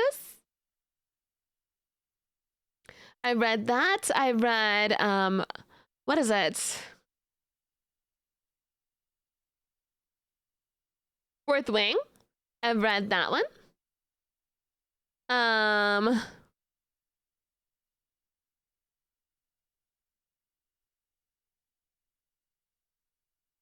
Fourth Wing, I've read Fourth Wing, A Court of Thorns and Roses. Everlasting was one. Yeah, I've heard of those books. Have you? The green actually looks really good, guys.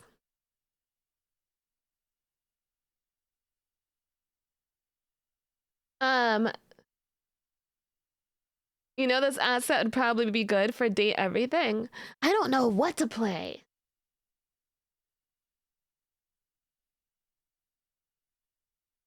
Tuck Everlast? What is Tuck Everlast? Hold on here. Pod Pond.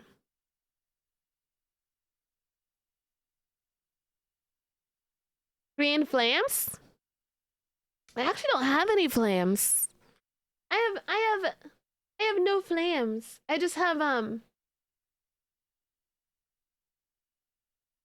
oh, I'm indecisive. I'm an indecisive lady. I just struggle with a lot of things. I'm indecisive. Flip a coin. Leave it.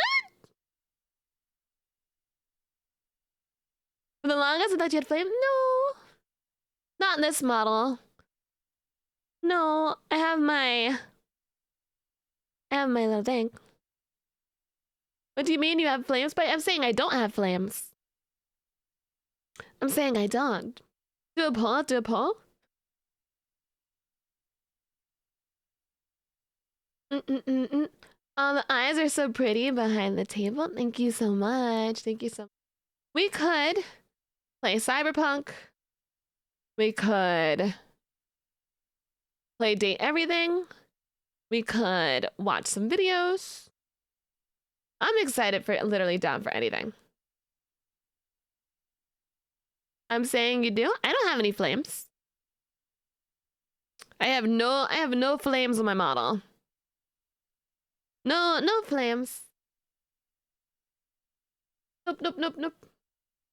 Oh, it's not made by poggers. Can I give you flowers? Of course you can. Okay, how about let's see. Want to watch Bricky? We haven't watched Bricky. That's true. I do need to watch that. You want to do that? You are stuck with me now. I'm down for that. Yes, please. Yes, please. Okay, let's do it. Warhammer videos.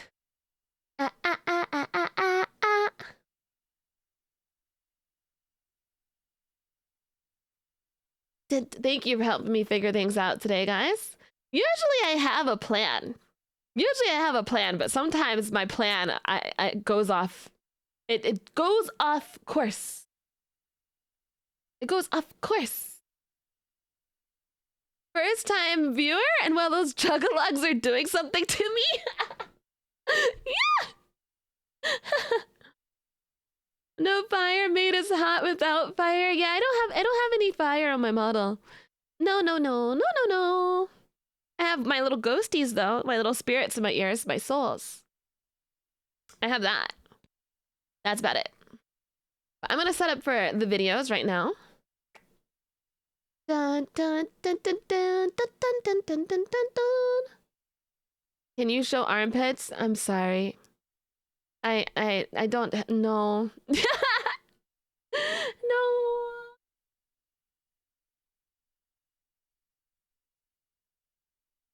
Wait, bump. Okay. First time too. I'm hooked. You're hooked. Oh really? Oh what really? Oh my god. That's so sweet. I can't believe it.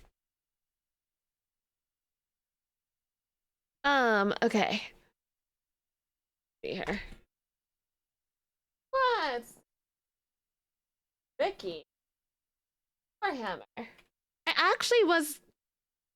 actually became friends with Bricky on Discord yesterday. This is so strange. Oh my god. Because I actually became friends with him yesterday. That's so weird.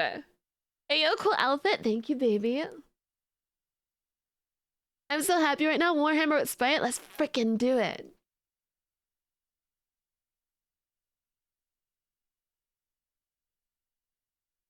What better time to watch his videos? That's actually really interesting.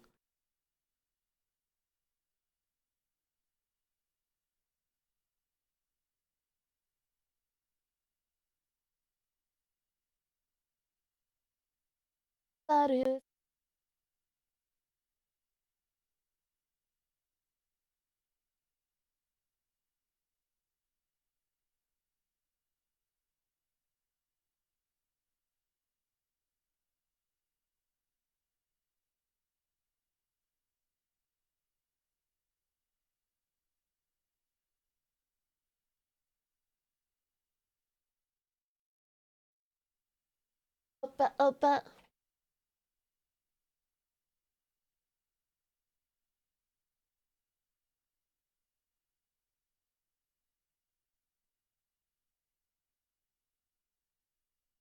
Happy.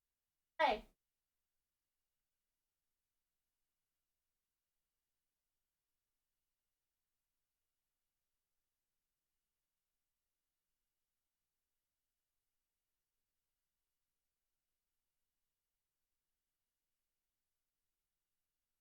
Okay, I'm getting it set up, guys. Hold on. I'm getting it set up. I'm not starting the video until the ad's over.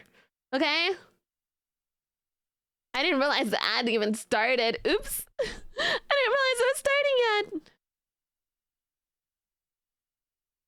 A brand new sound. Oh, it's so cute to just sit here like this. Can I? Am I too big on the screen though, guys? Should I shrink smaller? Should I go down? You want me to go down? Should I go down? Chat, don't forget Be honest. to use code SUBATHON on your next purchase on Gamer Subs. I just ordered caffeine-free lemonade. GG. Money, hey. Oh, buddies. Maybe I'll do short hair.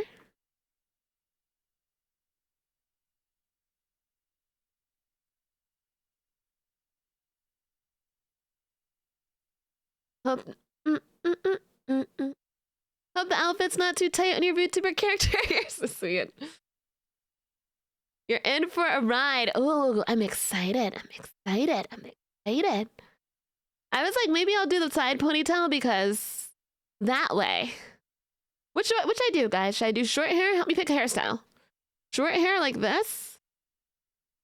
Or should I do the ponytail to the side?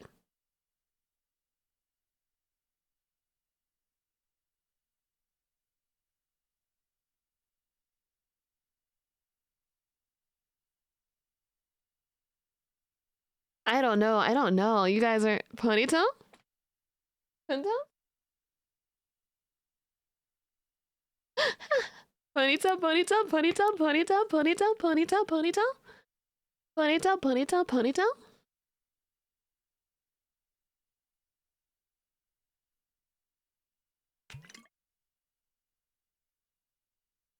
When I'm lying in bed just to get it all up, what's in my head and I'm feeling a little peculiar. It's so I wake in the morning and I step outside and I take a deep breath and I get real high. Get the top of my lungs. What's going on? My chutoi.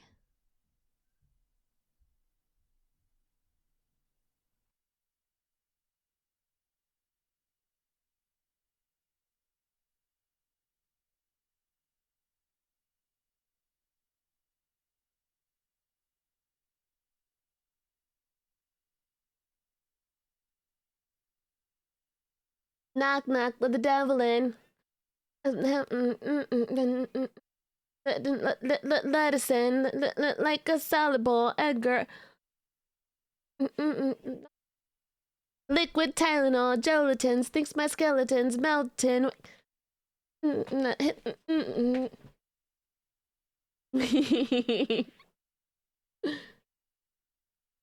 Myself again, Volkswagen, tailspin, bucket matches my pale skin. Hellsman, well thin. Sorry, in Florida. Mountain. Dr. Dre said, hell yeah. I know they can hate, but I don't care. I can barely...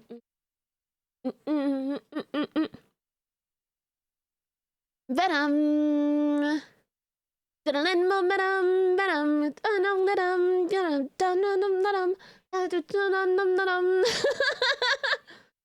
don't even know what hit him. Venom. Venom. Don't go get him. They don't even know what hit him.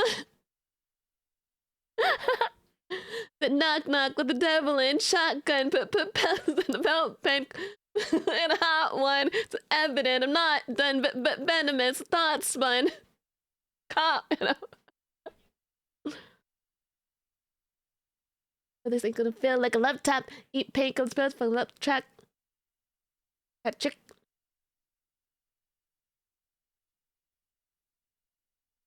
Deep chin.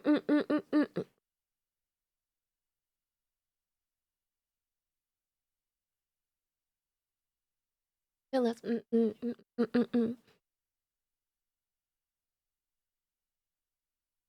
Venom. Venom. Trying to go get 'em. Time to go get 'em. They don't even know what hit 'em. Venom. Gonna let momentum. Venom. Time to go get 'em. They don't even know what hit 'em. Knock, knock, let the devil in. Alien, alien, phone home. Ain't no telling when the chokehold on this game, and I'm loco. Came a symbiote, so my fangs are in your throat, ho. Venom. Ballpoint pen.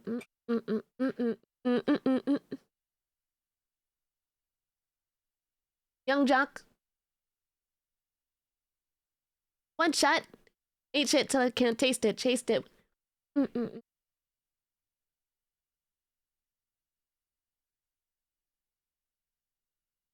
It's like chasing me because I'm part of you, so escaping me is impossible. Parents' life and your childhood too, because it's the music that you'll go.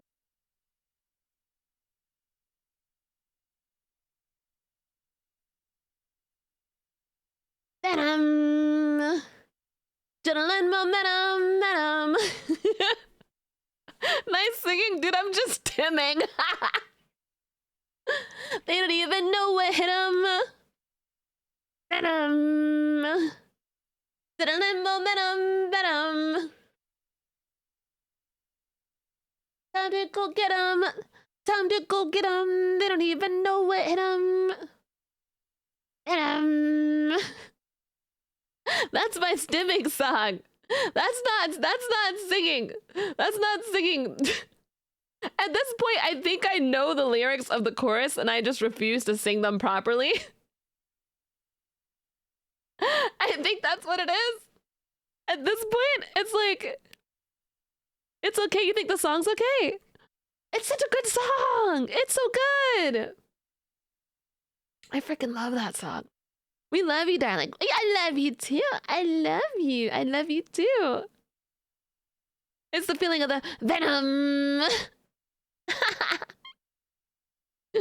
You and the song? Wait, I'm confused. Oh, okay. Okay, anyway. Let's get started, guys.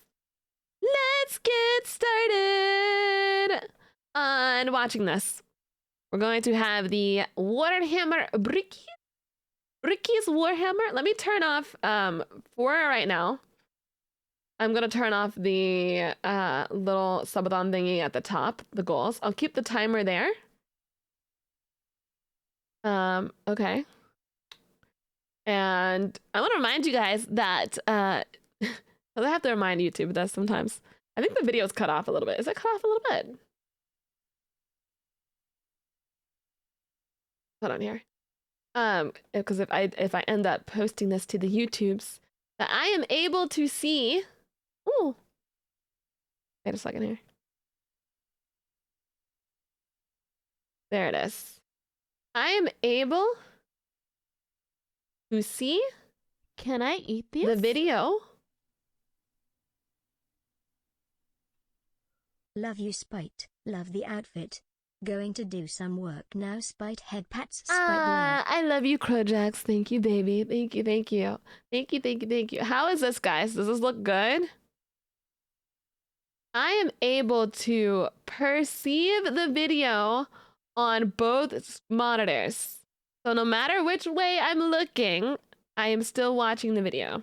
I have to say that because some people are like, she's looking at chat and only chat. And I'm like, no, I'm looking. I can literally look at both. I can literally look at both at the same time. It's cut off a little bit on the bottom. Okay, hold on here. Let's fix this. Oh, come on now, man. Oh, I don't even have it on sound. Hold on one second. And then let's do this.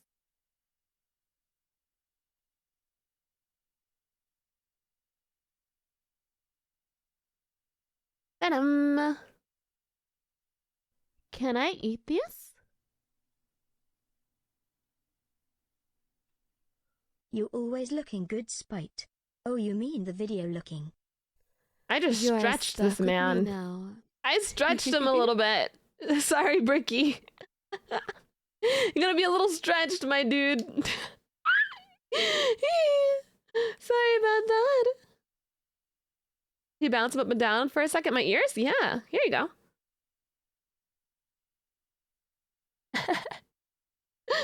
Crazy. I just stretched him, dude. There was no Okay, how's war. it sound? Our galaxy was, for a long time, fairly empty and quiet. How's it with my voice too? Is it good? In the How's it with the voice? brightness of the far past, Sounds there good. was Sounds no good. It's a little loud. It's a little loud. Thank you, Mr. G. I'll put you like right here. war. Hello? Our galaxy Hello? was, for a long time, fairly Hello? Hello? empty Hello? Hello? Hello? and Hello? quiet. Hello? The first known You became friends with him yesterday and now you're stretching him? That's wild. That's wild. I didn't mean it like that. No. Okay. All right. Let's get started. In the kind brightness of the far past, there was no war. Our galaxy was, for a No long war? time, fairly empty and quiet. The first known species to appear during this time are known only as the Old Ones, cosmic entities that traveled across the galaxy with ease and seeded life through the stars. Y'all think the old ones were chill? They seem chill to me. Shortly thereafter, a new species began to arise. The Necron Tier. Evolving under the harshness of a devastatingly powerful star, the short-lived and irradiated Necron Tier try to find the secret to eternal life and to be freed from their terrible existence. As they expand through the stars, they find the Old Ones and they plead to them to share the secrets of the universe and grant them purchase from their short and painful existence. Do the old ones, the old ones are like, no, sorry. And the Necrons are like, let's fight, bitch. That's what I'm assuming.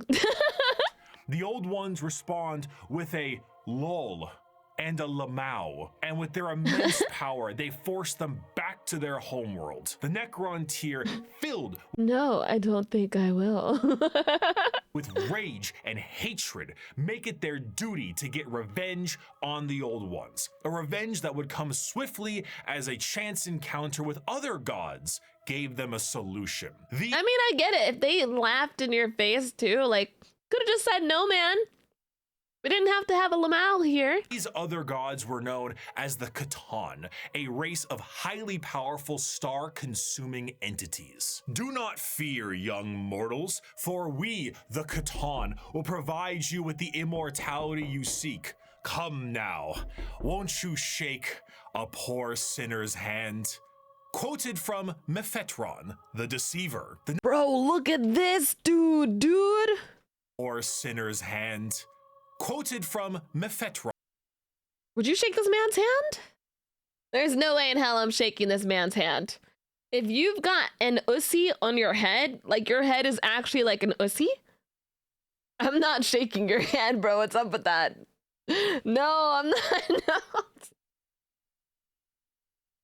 Why does he have a Hadussy? Ron, the Deceiver. His hands The are pretty Necron cool, though. Tier accepted the Catan's offer of immortality, but believe it or not, this turned out to be a ruse. A trick. The Catan crafted gigantic furnaces and began the process of biotransference. The Oh, shit. Necron Tier willingly walked line by line into the furnace engines made by gods who devour stars and had That's why you don't trust someone who has a Hadussy. their souls consumed instead. The short-lived, irradiated, and cancer-inflicted race of the Necron Tier ceased to be, and the immortal, soulless Necrons remained. Now backed by the immense power of the Catan, Oh, the so that's how they become like, okay, 'cause that's how they become soulless, because they were tricked. That's pumped up. The original Necrons, they went through a lot. God damn, I feel bad for them. Rally against the old ones, and the bitter conflict in the stars at this time is known as the War in Heaven. Despite creating various races and entities to aid them in this battle, the old ones are overwhelmed and eradicated down to the last, due to the sheer power of the Catan fat off the souls of the Necron tier, and with an army of unthinkable robotic slaves at their behest. That's why the old ones should have just been nice. Being nice goes a long way. However, the Catan are greedy, spiteful gods, and when there was no foe worth killing, they turn on each other. The Necrons then put their sights towards the Catan and lay waste to them, securing their freedom. The once subservient Necrons now control their former masters. Worn out and weakened by these wars, the Necrons under their leader Zarek, the Silent King, lie dormant with a plan to eventually wake and reclaim control over the galaxy. Over millions of years, empires don't wake them up. Don't wake them up. Just let them sleep. Rise and they fall. The species created by the old ones have footholds over the galaxy, but on a pale blue dot in the thick of all this conflict, humanity begins to evolve. And for the most part, the basic path of humanity's evolution remains the same as it is now for almost 15,000 years. Right now, in the 21st century, this is canon. You, right now, Twitch streamer reacting to this video, you existed at a point in the Warhammer universe. But Hell. Is something behind me? Is something, what has happened? I feel, is this out of body experience happening? What is happening? what is going on? What? Don't panic. Don't panic. He's right behind me, isn't he? I've been perceived. Oh my God. Guys, dude, imagine this. Imagine like you're like alive for 15. Imagine that there's like little dudes just lying dormant somewhere. And then at some point they're gonna just like come up and just kill us all. Imagine. Dude, that would be so crazy. Like little dormant dudes. Little, quote unquote little. But like imagine. They're like 8 feet each. Okay, but like, you know, the dudes. Imagine. That's so crazy. I'd be like, well, Necrons are tall. I meant that more like, not literally.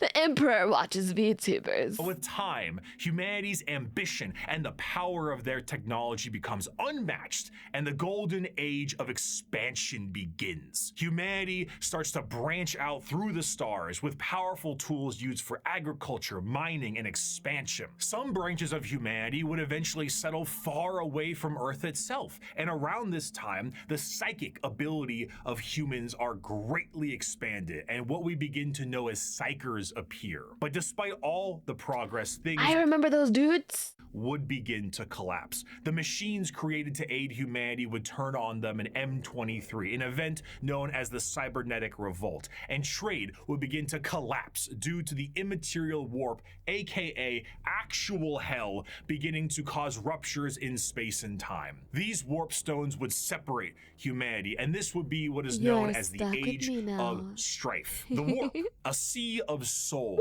storing all thought, emotion, and the souls of those who have passed on, begin fluctuating into something terrible, as far on the horizon, something horrendous was brewing. You see, the warp isn't just a random assortment of chaotic energy. It is fairly well organized, thanks to those living in the galaxy. Oh, they keep it organized in there. Nice. Thank you so much for the 26 months. Thank you. Thank you so much, and thank you for resubscribing for 12. I love you so much. Storm Drailer, thank you so much for the 2 months too, baby. Thank you guys so much. Wow. I mean, if they keep it organized there, it doesn't seem too bad. I'm just kidding. Warp itself acts as an afterlife of sorts, and the actions of the innumerable amount of creatures who live in the galaxy have manifested a pantheon of organized entities known as the Forces of Chaos. At their helm are three major entities, Korn, Nurgle, and Zeech. However, Wait. a fourth one, Slaanesh, was about to be born. The ancient Eldar were one of the first species created by the Old Ones, and due to their extreme and unbridled excess, the birthing of Slaanesh tore a hole in the galaxy and forever split the Eldar into— I don't like the way those looked. I know. I said wait because I was like, that's not it. I said wait because I was like, wait a minute. You didn't do that. That wasn't correct. That was not accurate. It's fine.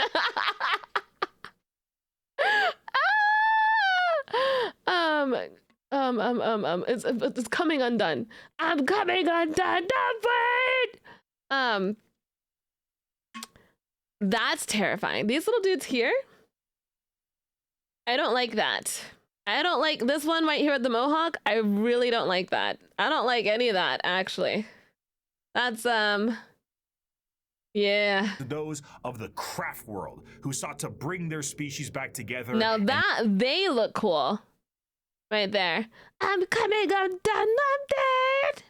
I'm coming undone. Eldar into those of the craft world who sought to bring their species back together, and those of the Drukhari who wished to continue what caused the birth of Slaanesh in the first place. The birthing of this fourth chaos god settled the warp storms of the Immaterium and ended the age of strife, but humanity was still fractured. So one man revealed himself and spearheaded an immense attempt to reunite all the fractured pieces of humanity.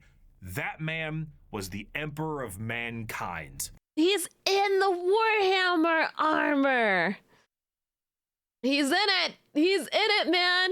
After reclaiming the nearly destroyed Earth, the Emperor embarked on the Unification Wars to unite humanity under the banner of the Imperium of Man. However, due to the very long and devastating impact of the Age of Strife, humanity as we know it is not the same. To reconquer Earth, the Emperor would need more than mere men. Great beings, known as the Thunder Warriors, were recruited by the Emperor to reclaim the Earth with ease. But He birthed all the men's, I believe. He has really nice hair. these warriors are a blunt tool and had, overstayed their welcome. He would need something better, and that solution would be known as the Space Marines. Yeah. Superhuman soldiers that will have the skill and cunning exponentially greater than the mortal man. These new warriors would be commanded by an elite group of his very own sons known as the Primarchs.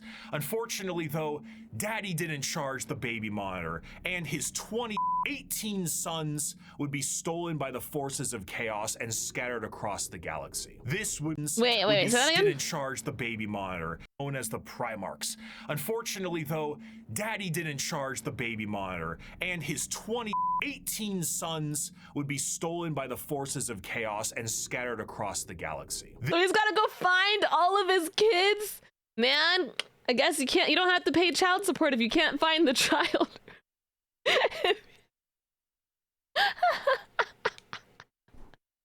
Man, that's out of our hair. Oh yeah, you forgot them at daycare.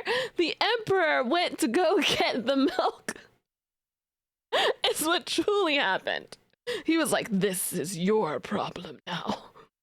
This would begin the Great Crusade, a monumental task to He left the car seat on the roof. Dude! take back the stars, the Great Crusade, a monumental task to take back the stars in the name of humanity and reclaim the lost Primarch sons. However, he would need the fires of industry to make this happen. Looking to the distant cousins of Mars, the Emperor signed a treaty with the technologically irradiated hellscape of the Red Planet and allowed the cult of the machine god, the Mechanicum, to supply his crusade. While Space Marines were the tip of the spear, their numbers paled to the vast might of the Imperial Army and Navy. The Astra Militarum and their seemingly endless numbers make up the bulk of the fighting force for humanity, supplied by the intelligence and prowess of various agents of the Imperium, such as rogue traders and assassins. Due to the lack of connectivity between the worlds, what a society had become over thousands of years became mysterious and varied. Tools once used for harvesting and agriculture now are being used as machines of war in the form of Imperial Knights. Look at that. Wow. Those are cool. Those are really, really cool looking. Now are being used as machines of war in the form of Imperial Knights. Some of these fractures of humanity would even be changed further and become unrecognizable to the average human, with differences in size, skin color, appendages. Man, I can't even see anyone's skin. Cat ears, sometimes. Cat ears? Let's go! I would put my Space Marine in cat ears. And then destroy everyone. Would go so far to become their own galactic societies, like the miners of the Galactic Core and their immense supercomputers, forming the Leagues of Voton. After an incredible amount of effort and books, the lost sons of the Emperor would be reunited, and the Imperium of Man would be firmly established. This, however, would not last. Be it intentional or accidental, the Emperor would not reveal to his sons the true nature of the galaxy. And Rex, thank you so much for the 5 gifted. Thank you, thank you, thank you, thank you, thank you, thank you, thank you. Space dwarves? Space dwarves. I would put destroy them in a fight, right? I would put my Space Marine in cat ears. I would have a pink Space Marine. And then I would put him in cat ears. Yeah, that's what I would do. And the terrors of the warp. And this oversight would result in one of the most impactful thank you, Bone wars in Crasher. humanity's history. The favorite son of the Emperor, Horus, would fall to the powers Is he a himbo?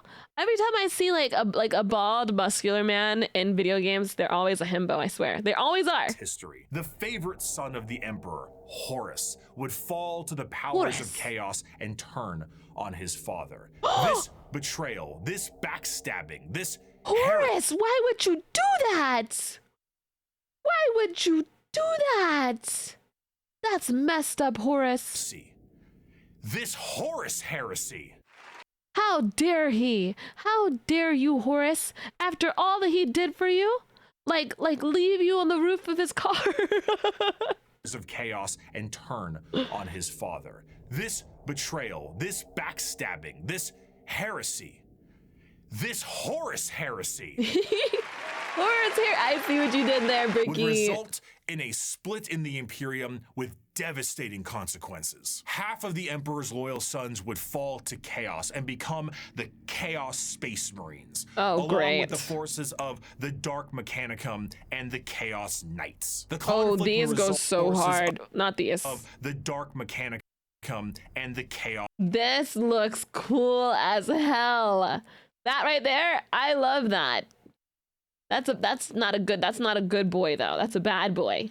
That's a bad boy, but that is super sick, right? Damn, so Horus just kind of like split up the homies. All the homies and the siblings were like, it was wholesome. And then he was like, we're gonna start beef for no reason with daddy. And then all the siblings started, that's crazy, bro. The conflict would result in the absolute obliteration of Horus and the physical death of the Emperor himself. The near-dead body of the Emperor would be placed on the Golden Throne to serve as a beacon of humanity and allow for the continued ability to travel the stars, protected by his most loyal, the Adeptus Custodes. The Imperial as a beacon of dead body of obliteration of Horus and the physical death of the Emperor himself. It would result in the absolute obliteration of Horus and the physical death of the Emperor himself. The near dead body. I need to go back a little bit more. Sorry. Hold on.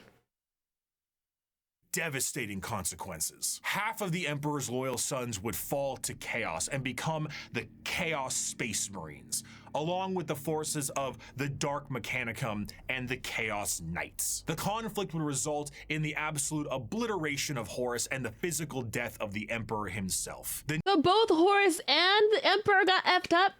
So Horus did all this for what, man? Just for him to get obliterated? And then Daddy's messed up too? What the thump, man? What the thump? Oh, what the thump? Now, but Daddy still has like the mental there.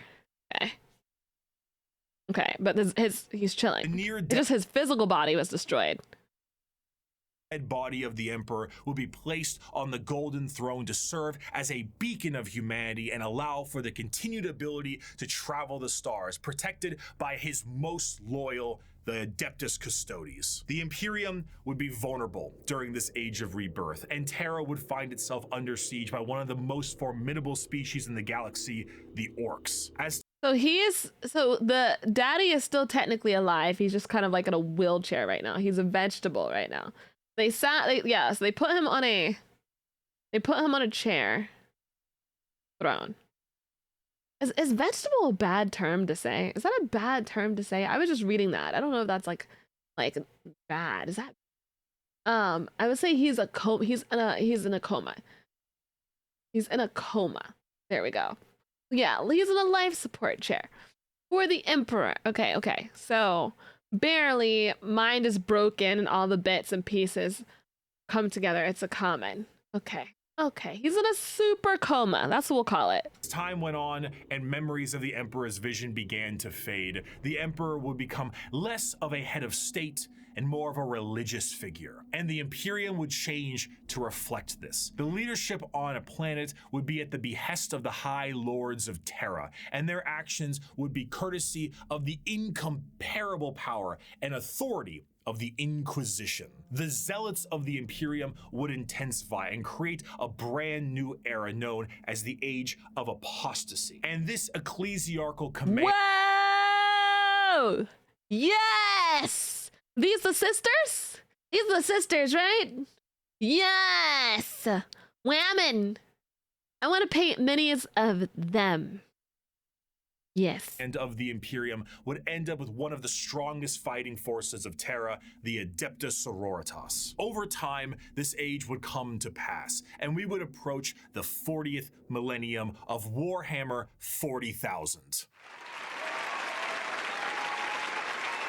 Which, you guessed it, would come with its own form of problems. A primitive species once found during a recon mission would be able to— Bro, some of the people behind me, like, look really weird. Like, hold on, take a look at them.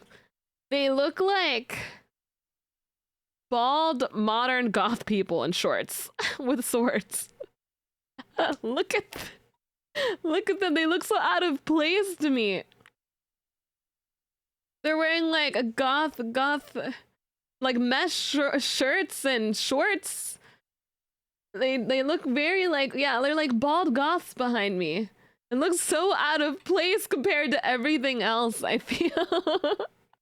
Evolve in relative secrecy for 6,000 years, becoming a highly advanced coalition of aliens known as the Tau Empire. And if the threats of the galaxy weren't bad enough, there are threats from outside the galaxy. As a monster has begun to wrap its tendrils around the Milky Way, the Tyranids, monsters that serve a psychic hive mind and present tactics previously unseen in the Milky Way. Be it a direct assault with their monstrous bug-like presence or through the more covert gene stealer cults, the presence of yet another threat in the galaxy is proving to be overwhelming to the Imperium. In the 41st millennium, there is no peace among the stars. At any point, your life can and will be threatened by the Xenos races uncountable, or by the arch enemy of chaos within, or by the decroded terror that is the Imperium itself. It is to live in the cruelest and most bloody regime imaginable. Forget the power of technology and science, or the safety of promise and understanding. For in the grim darkness of the far future, there is only war. For the Emperor! Ah, he said it. He said the thing, cause it's Warhammer. Get it? Yay!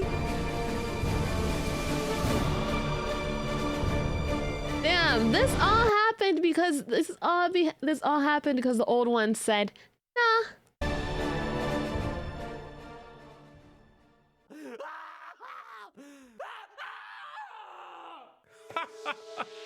A fantastic job once again, Mr. Kurz, the Night Haunter himself. Oh, didn't you love that, my faithful audience? Once again, we have another criminal over the course of 6 hours break every single bone in his body. And with that, once again, our glorious leader has brought the crime rate to 0%. Always brought to you here on Nostroman News. I'm your host, Bricky. Thank you once again for joining us. Thank you, Bricky. Our top stories for tonight. The weather forecast appears to be rainy with extra dark, so make sure you pack those extra batteries for your lamp packs. And of course, let's not forget the fantastic gang violence problem we're currently having. Oh, I'm sorry. That's my favorite type of setting. Wow, I love it. I just love a peaceful day where it's really dark and rainy and there's a lot of gang violence. What a beautiful, wonderful time. What's that? Oh, right. It's gone. Oh. It's looking to be a chilly one tonight as well, so make sure your skin capes are nice and tight. Wait, hold on, one moment. So peaceful. No. Adamantium reserves have tripled?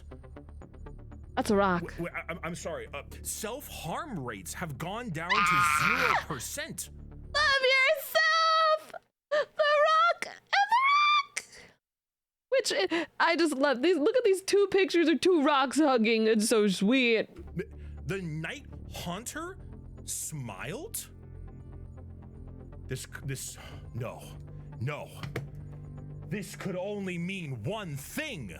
What? It is the Nostroman News' great privilege to bring some color back in your life with the brand new 3-part Gamer Supps drop exclusively on this here news network. That's right, your esteemed host Bricky, myself, is dropping a 3-part Gamer Supps release for pre-order available now and only for a couple of weeks. Not only does it include a completely brand new artwork reskin of the Sweet 6-pack flavor, one of the highest selling flavors in the entirety of Gamer Supps, but it also comes with the first ever all over print Gamer Supps 32. There's that one episode of Victorious where she was like, wow, your abs are so nice. I bet I could lick cheese off of your abs. 2-ounce jug. You guys remember that? She sounded just like that. Enough for you. If the phenomenal drink and drink holder is not enough for you, that's what Jade said. Jade said that to Beck. The Herculean look of the brand new Sweet 6-pack style. She gets glorious abs. We're still looking at muscles beyond belief, but this time we're talking taste. We're talking Atlas. Does a muscle mommy come with the Gamer Supps, Bricky? Because I need to know. If I drink this, will Buff Pup appear in my room at 3 a.m.? I'm asking for a friend. We're talking smooth. And if that wasn't enough, I'm asking for myself. I'm asking for myself. You pre-order all 3 of these items, will personally hand sign a note for you, thanking you for supporting this network. All of this you can receive for 10% off if you go down in the description of this video and click the link, or go to gamersupps.com/Bricky and use code Bricky. It's Bricky, Bricky. Bring some color Code back Bricky, into Bricky, your life code and Bricky, increase Bricky. production Bricky, across the board for our Bricky, glorious Bricky, leader, the Night Haunter. Bricky, Thank you, Gamer Supps, Bricky, for sponsoring Bricky, the Nostroman News. Bricky, Let's move on to our next scheduled program. 5 years ago, I made... Wait. Every Warhammer my 40k God. faction explained. A passion project of mine for a universe that I enjoyed so much. Its main purpose was to be a drawbridge, the separation between the layman who had only ever seen the big armored blue man situated neatly next to a Wetzel's Pretzels, and then the hard I read the art timeout. No, I read someone in chat. Someone in chat said bricked up, and I read it because I was mid-stim, dude. I was mid-stim. That's bumped, man. I was saying bricky, and then I read brick. Oh Lord. armored bridge, the It's separation so dear all over again. All right, let's go back. made every Warhammer 40k faction explained. A passion project of mine for a universe that I enjoyed so much. Its main purpose was to be a drawbridge, the separation between the layman who had only ever seen the big armored blue man situated neatly next to a Wetzel's Pretzels, and then the hardcore Warhammer lore nerd. That was just too wide, and there was nothing bridging these two together. Since 2020, Warhammer has exploded in popularity thanks to COVID, quality game updates, and a few excellent video games, and a couple miniseries. The sheer volume of people who have told me they have purchased miniatures due to that video alone makes me feel as if Games Workshop owes me commission. However, that video is incomplete. I was on a I can't wait to paint all of my minis pink. I'm gonna make some blue too. Oh, I think it's gonna be so cute. casual fan, but I was also not a hardcore lore junkie. In the 5 years since that video's release, multiple channels have sprouted up, and the drawbridge between casual to the obsessed has never been wider or easier to traverse. Even I, myself, have been a part of Adeptus Ridiculous, a podcast teaching lore in a much simpler and condensed form. Needless to say, I've learned a lot. Warhammer is so much more than just Spaceman shoots big gun. It has also grown substantially from its origins, being a Warhammer Fantasy spin-off just in space. Now, it is a black library filled with immensely deep characters, difficult themes, and even some tear-jerking stories. It I is like deep. Let's go. a backdrop for a million stories over a million worlds, and I did not see its true depth in 2020. But now, I'd like to share what I've learned. We just had a brief summary of the world and each faction that takes place during it. And we did that because to truly understand each faction, we must understand what makes them the way they are. And to do so, we need to begin in chronological order, discussing their origins, their culture, their powers, and of course, what makes them oh so grimdark. So let's begin with the group that started it all and sing praise to the Infinite Empire. This dude looks cool as fuck. You know what he reminds me of? He reminds me of Doctor Doom. This dude right here. Giving very Doctor Doom vibes to me. Yeah, that's the yeah. Praise to the Infinite Empire. You can see it? Yeah. As mentioned before, the Necron tier were the original form of the Necrons, an alien race far away from us that lived short, painful lives due to the irradiation of their star. Normally, this would manifest as like a sort of cancer, a space cancer of sorts. The Necrons are very much inspired by the ancient Egyptian aesthetic, but unlike the windswept dunes commonly associated with it, the irradiated hellscape the Necron tier endured was far from picturesque. This also translates into their hierarchy. They are a race of nobles and peasants. Most of the peasants would often live for their very short amount of time, only a couple of decades, while the nobles tended to have better care and would live a little bit longer. But They have a whole hierarchies. Interesting. That's fascinating. Okay. still far less than the average lifespan of a human, even today in the 21st century. The leader of the Necrons was Zarek, the Silent King. He was That's a cool ass name. Zarek. I feel like any name that starts with like a Z or a V is almost always like badass. the one who took the deal with the Catan and the Deceiver. Of course, he wasn't aware of the fact that they were known as the Deceiver at the time, but the whole species was blinded by hate after being debased by the Old Ones on their quest to cure their illness. The sheer pain that underwent the Necron race can't be understated, as their fear was manic. The Catan are, of course, gods that eat stars, and when the leader of your species tells you to march into the gigantic green furnaces to ascend to immortality, you march. The scenes from these are... It honestly didn't even feel like they had much of a choice. Like, I know they got tricked, but like, they were... What else were they really gonna do? long lines of both the peasantry and nobles clutching their loved ones in a frantic act to save their own lives. Many of them already inflicted in the late stages of this space cancer, some of them crawling into the biotransference furnaces, trying to outrace death itself, without realizing death was the one who made these to begin with. What came out the other side was a soulless husk. And I say that literally. A soul is not an abstract concept like it is in our world, an immaterial version of oneself discussed and debated in religion and philosophy. It was either that or die a short, painful death. Yeah. It was either death by sickness or death by worse. They took the chances. Yeah. Okay, I've caught on to that because I was like, oh, I kind of feel bad for the Necrons. I kind of feel bad for them. They didn't really have any choice. Philosophy. No, in Warhammer, a soul is a real, tangible item of oneself. And the Catan basically were just like, to every single person who went in their furnaces. If They just you were ate their a souls? peasant, you came out a Necron warrior, and you as an individual have ceased to be. You have no mind, you have no soul, and your body, as you know it, is made of an extremely advanced mass of re-knitting living metal known as necrodermis. You cannot think for yourself, for you do not have a brain to think with. All you... I would be a perfect Necron because brain already empty. I don't use it.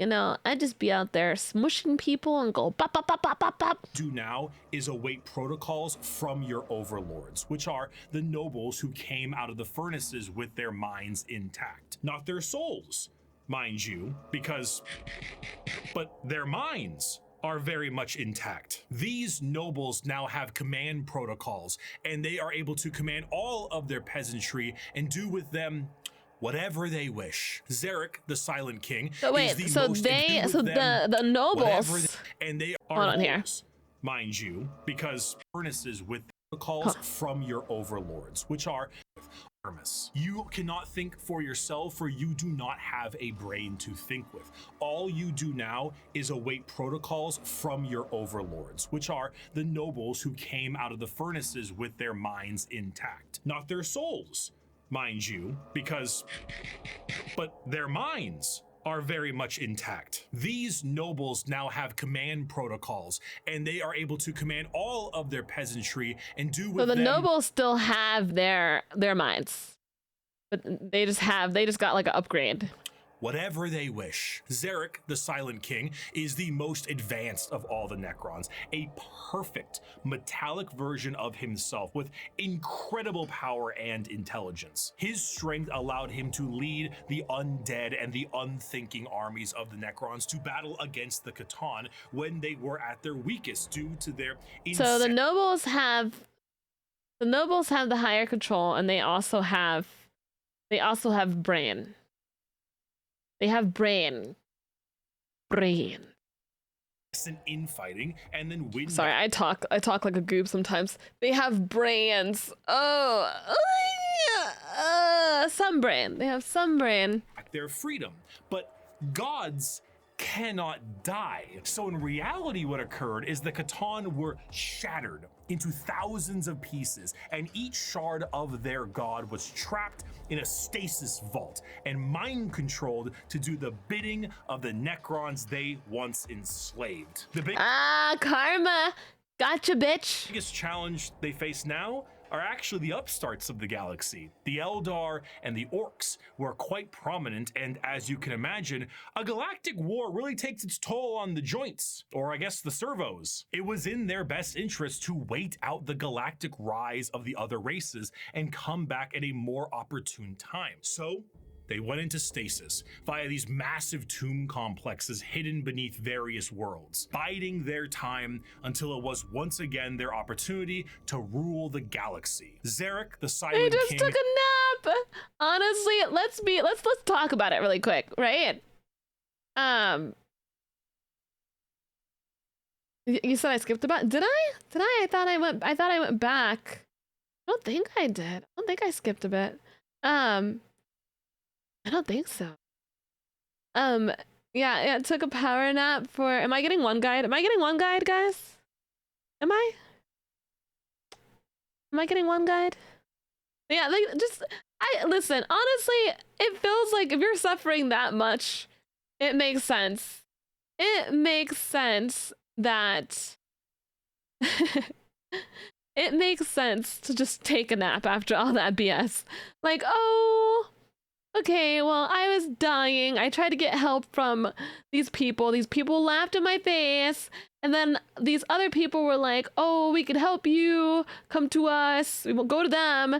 And then we get trapped and become, their slaves pretty much. And then finally we get our revenge back on them. And it's like, all right, well, it's time to go to sleep. Like, I don't know, guys. I'm empathizing a bit with the Necrons right now. I'm not gonna lie. Like, I don't think so. One guide. Okay. Yeah, shit's too complicated and bothersome. I'm gonna take a nap and wait for the shit to blow over.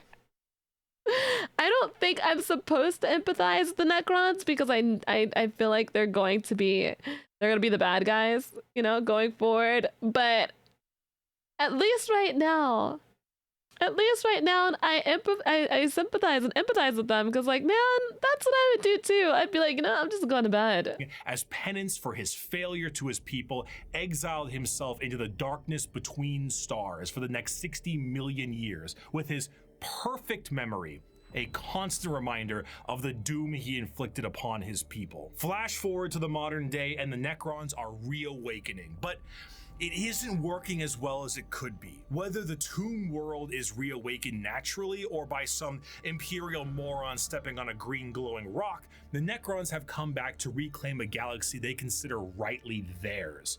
Are you saying that you guys are saying that no one's a good guy? Ah, okay. Well, I at least can say that I empathize with the Necrons because I feel like they went through some BS currently, but we'll see what happens. But 60 million years of hypersleep have taken their toll. Many Necron dynasties awake with systems unrestored and huge swaths of their population's minds completely lost. Necron nobles wake with various mental faculties compromised, sometimes exhibiting traits similar to excessive paranoia, schizophrenia, or even dementia. Oh shit, this got serious. Nemesaur Zandrak believes that he is still back on his home planet fighting off separatists and interlopers. See, Oberyn, the separatists come, attempting to outflank me as they did at the 4th Battle of Vindach. How they calculate that daubing themselves green and roaring like savages will produce a different outcome, I cannot fathom. But it is of no account. Ready, my legions. Another glorious victory shall soon be ours. Other individuals. Damn, so he's out here like, I'm gonna fight people, and it's not even the right time. It's not even the right setting, my dude. No. Esteemed Imatech the Stormlord seek to usurp the newly returned Silent King for rightful ruler over the Necron race, believing his time has come to an end, while scientists and archaeologists like Trazen the Infinite and Orikin the Diviner spend thousands of years bickering over artifacts and petty squabbles. Truly, the Necrons are a faction of unthinkable, unimaginable power, held back entirely by their own hubris and 60 million years of stasis. It is a species that does not know of time, only of the ravages brought by it. A pharaoh of a dynasty may just be as frightened to awake completely mad as they are to be assassinated while they sleep. Thousands of years pass in an instant. There is a play, like an opera play. So they woke up a little effed up. They woke up a little effed up. Okay. That's nuts. That's nuts. Don't we all? Honestly, yeah. You ever wake up? You ever wake up a little crazy? You're just like, I woke up one time, saw my own arm, and freaked out. And freaked out. I was like, who is that? Like,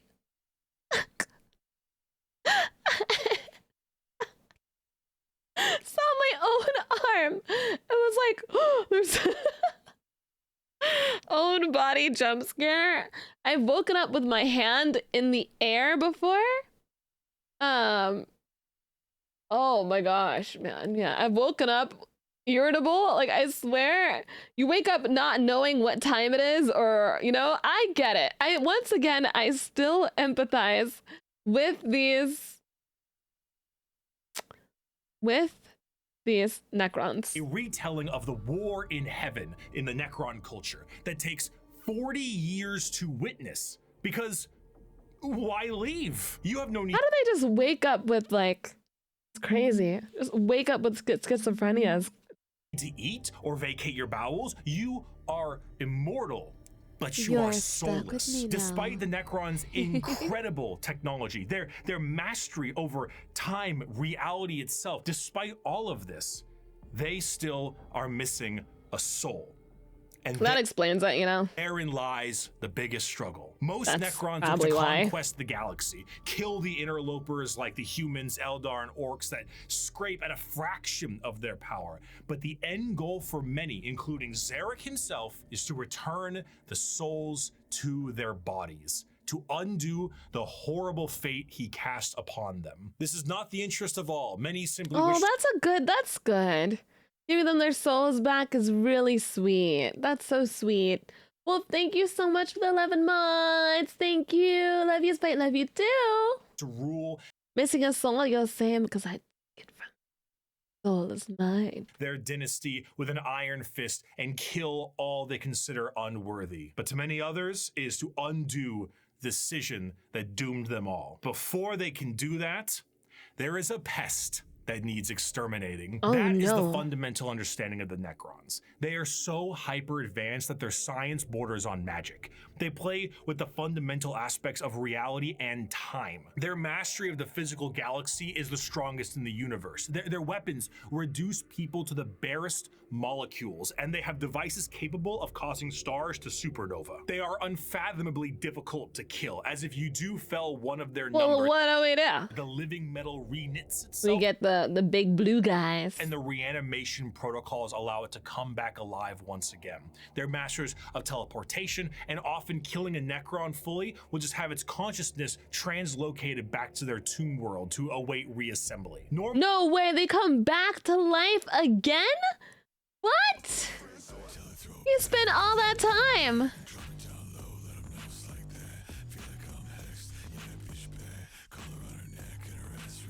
New Nixie, thank you so much for the raid.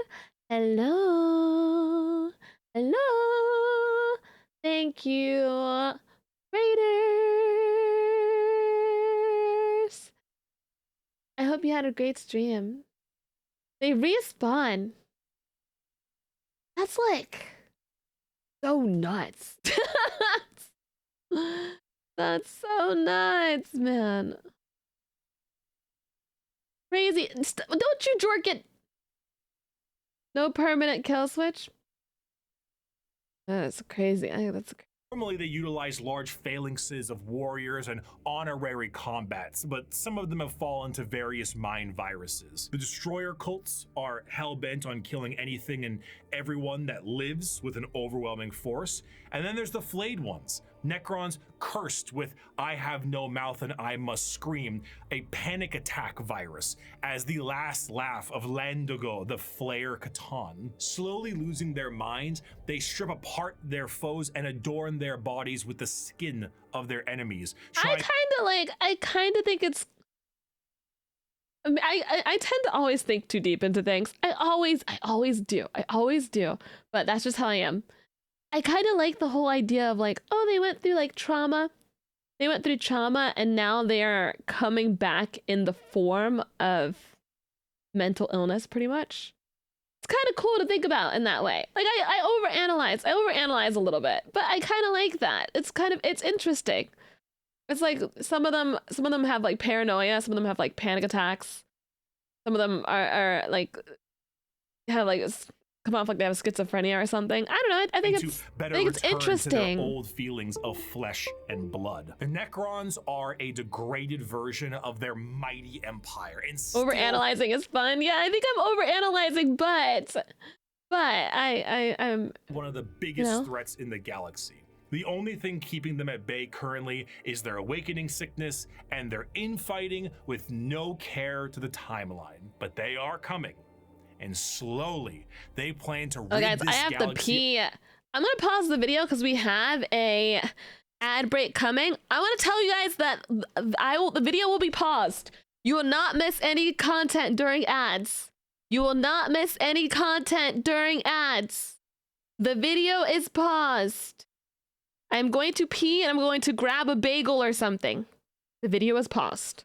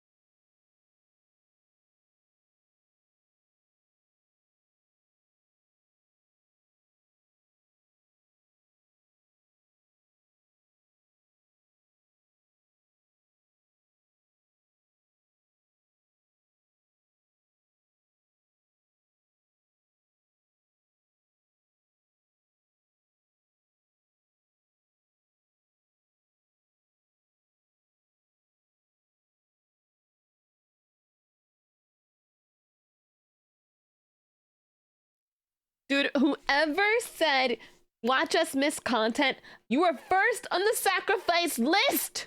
You were first. Hi, guys. I am sacrificing you first.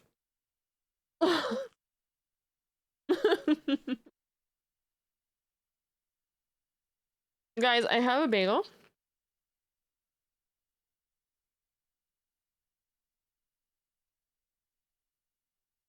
That's the news.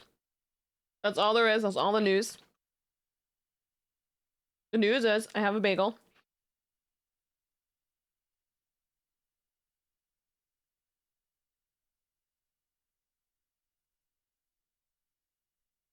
Why is the sound alert not going up? Why did it just skip? Not sound alert, just skipped over your TTS. That's weird. Fanatic, thank you so much. Wait, there's a Necron that steals shit and collects items. He's cute. Really?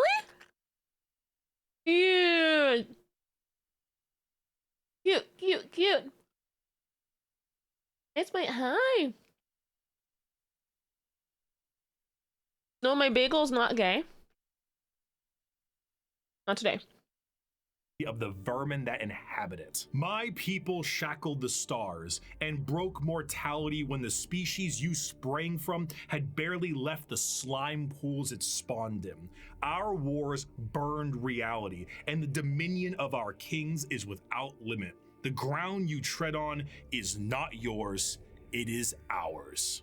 Next time someone bullies you, memorize this and say it back to them. Someone said something mean to you? This is exactly what you say back. The ground you tread on is not yours, it is ours. The war in heaven was a catastrophic time for the galaxy, and as stated in the above quote, burned reality.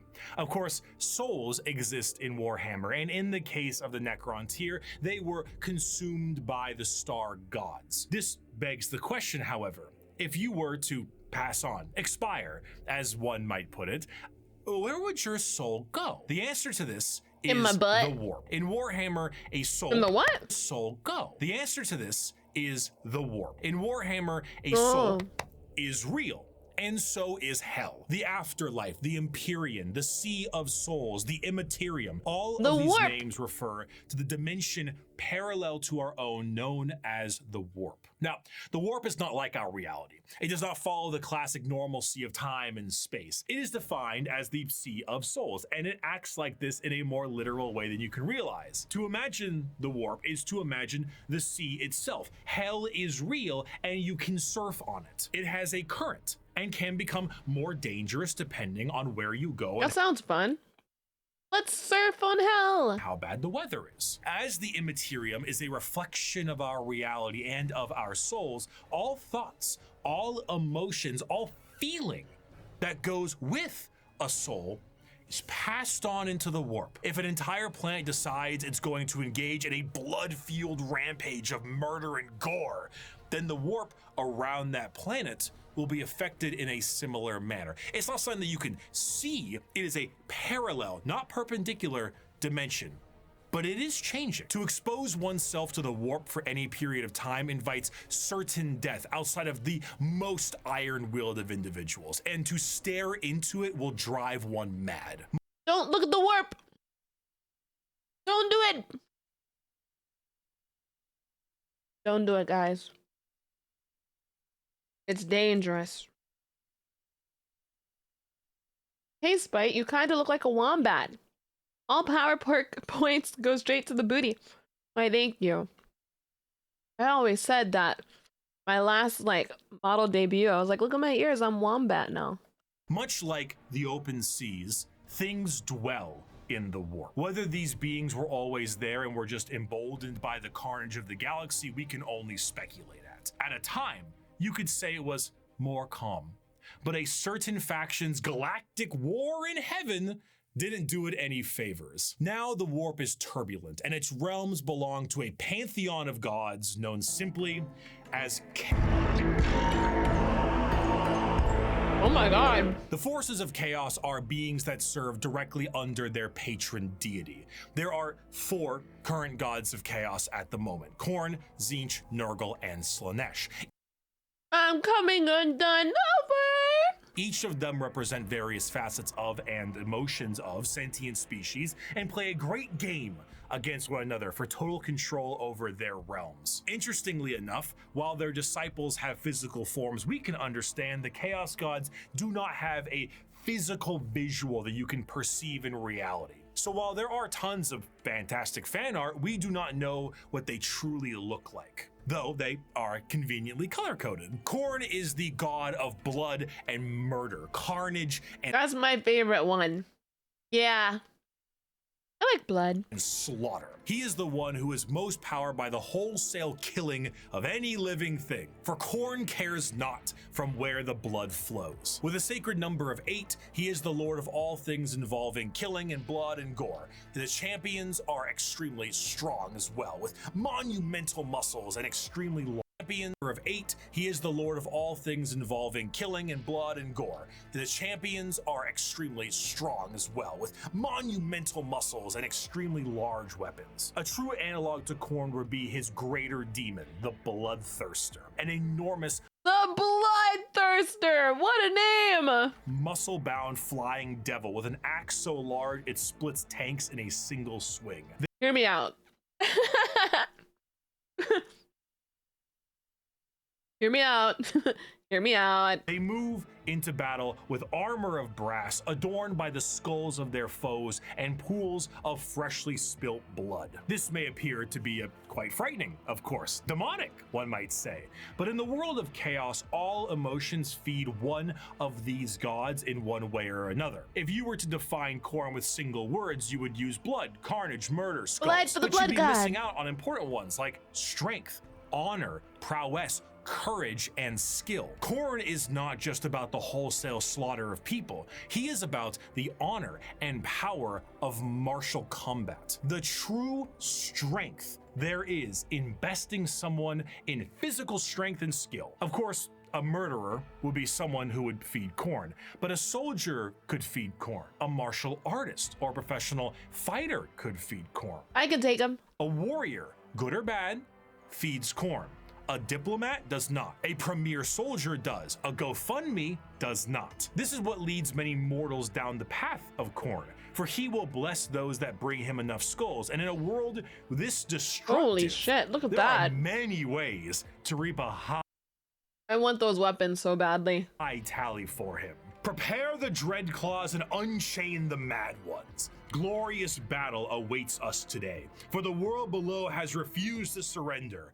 Let us descend upon them with fury and rage, giving no quarter and sparing only those warriors who fight well enough to earn a place amongst us. As to the rest, their lives and possessions are ours, but their skulls are for Khorne. I'm gonna memorize all of these little quotes here. I'm gonna memorize them. I'm gonna memorize them just so I can say it to people who annoy me. I'm gonna do it. They say something mean and I just say this quote back. Thing is, what are they gonna say after that? Like, what? They're just gonna be like, what the fuck? Normally, if I ever want to explain Khorne, I just kind of show them this clip. I'd never stab you in the back, Shepard. Warriors like you and me, straight to the face. Moving on, Tzeentch is the second god, the god of trickery Ew. and mischief, the changer of ways, the great conspirator, and the architect of fate. What is going on here? That's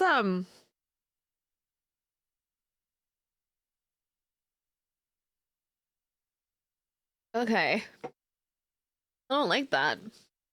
They're like, is that a tongue coming out of his belly? Okay. Moving on, Tzeentch is the second god, the god of trickery and mischief, the changer of ways, the great conspirator, and the architect of fate. With a sacred number of 9, Tzeentch is truly the god of change in all of its I don't forms. like his But face. there is an obvious undercurrent of mischief and cunning. Tzeentch is such a liar that his pants have gone thermonuclear. This guy. His favorite pastime is asking questions that have no answers while simultaneously making up answers on the spot to a question he didn't ask. Have you ever had a dream that Oh that God. you had Oh God. No, just stop. No, okay. No, shut up. No, No. He is such a conniving little bastard that every emotion of lying, of scheming, of Silence, child. trickery is a direct way to help feed him. An unfaithful partner, a politician, a spy. All these people feed Tzeentch in one way or another, and it doesn't matter if the intentions are good. Acceptance does not feed Tzeentch. Change does. Tzeentch doesn't care about your facts. He only wants opinions. Because he represents change, he also represents hope, though. Schemes are not always bad, and even the hope to make a better tomorrow is the change he seeks. Because he is the architect of fate and the mastery of sorcery, his presence is purely unknowable. Every depiction of a Tzeentchian demon contains more eyes than are necessary and more mouths than I know what to do with. It is a biblically accurate angel if the angel gaslit you into I don't F with Tzeentch like that. I don't know. I don't like him. I don't like the depictions of him either. No, yeah, I don't think he and I would get down. I don't think so, guys. I don't think so. Guys, I'm going to rebrand to a 3-headed wombat, by the way. Just wanted to let you all know. I want to let you all know. Yep. He's not a hear me out. Ew, no. No. thinking birds are government drones. But are they? The creatures at his disposal. Birds are government drones. They aren't real. But are they? What if they actually weren't real? Can you imagine? What if there were some birds that were like fake and that were real? Birds. Oh, you know what? I feel like, you know what it is, guys? All the chickens are real, but everything else is a government.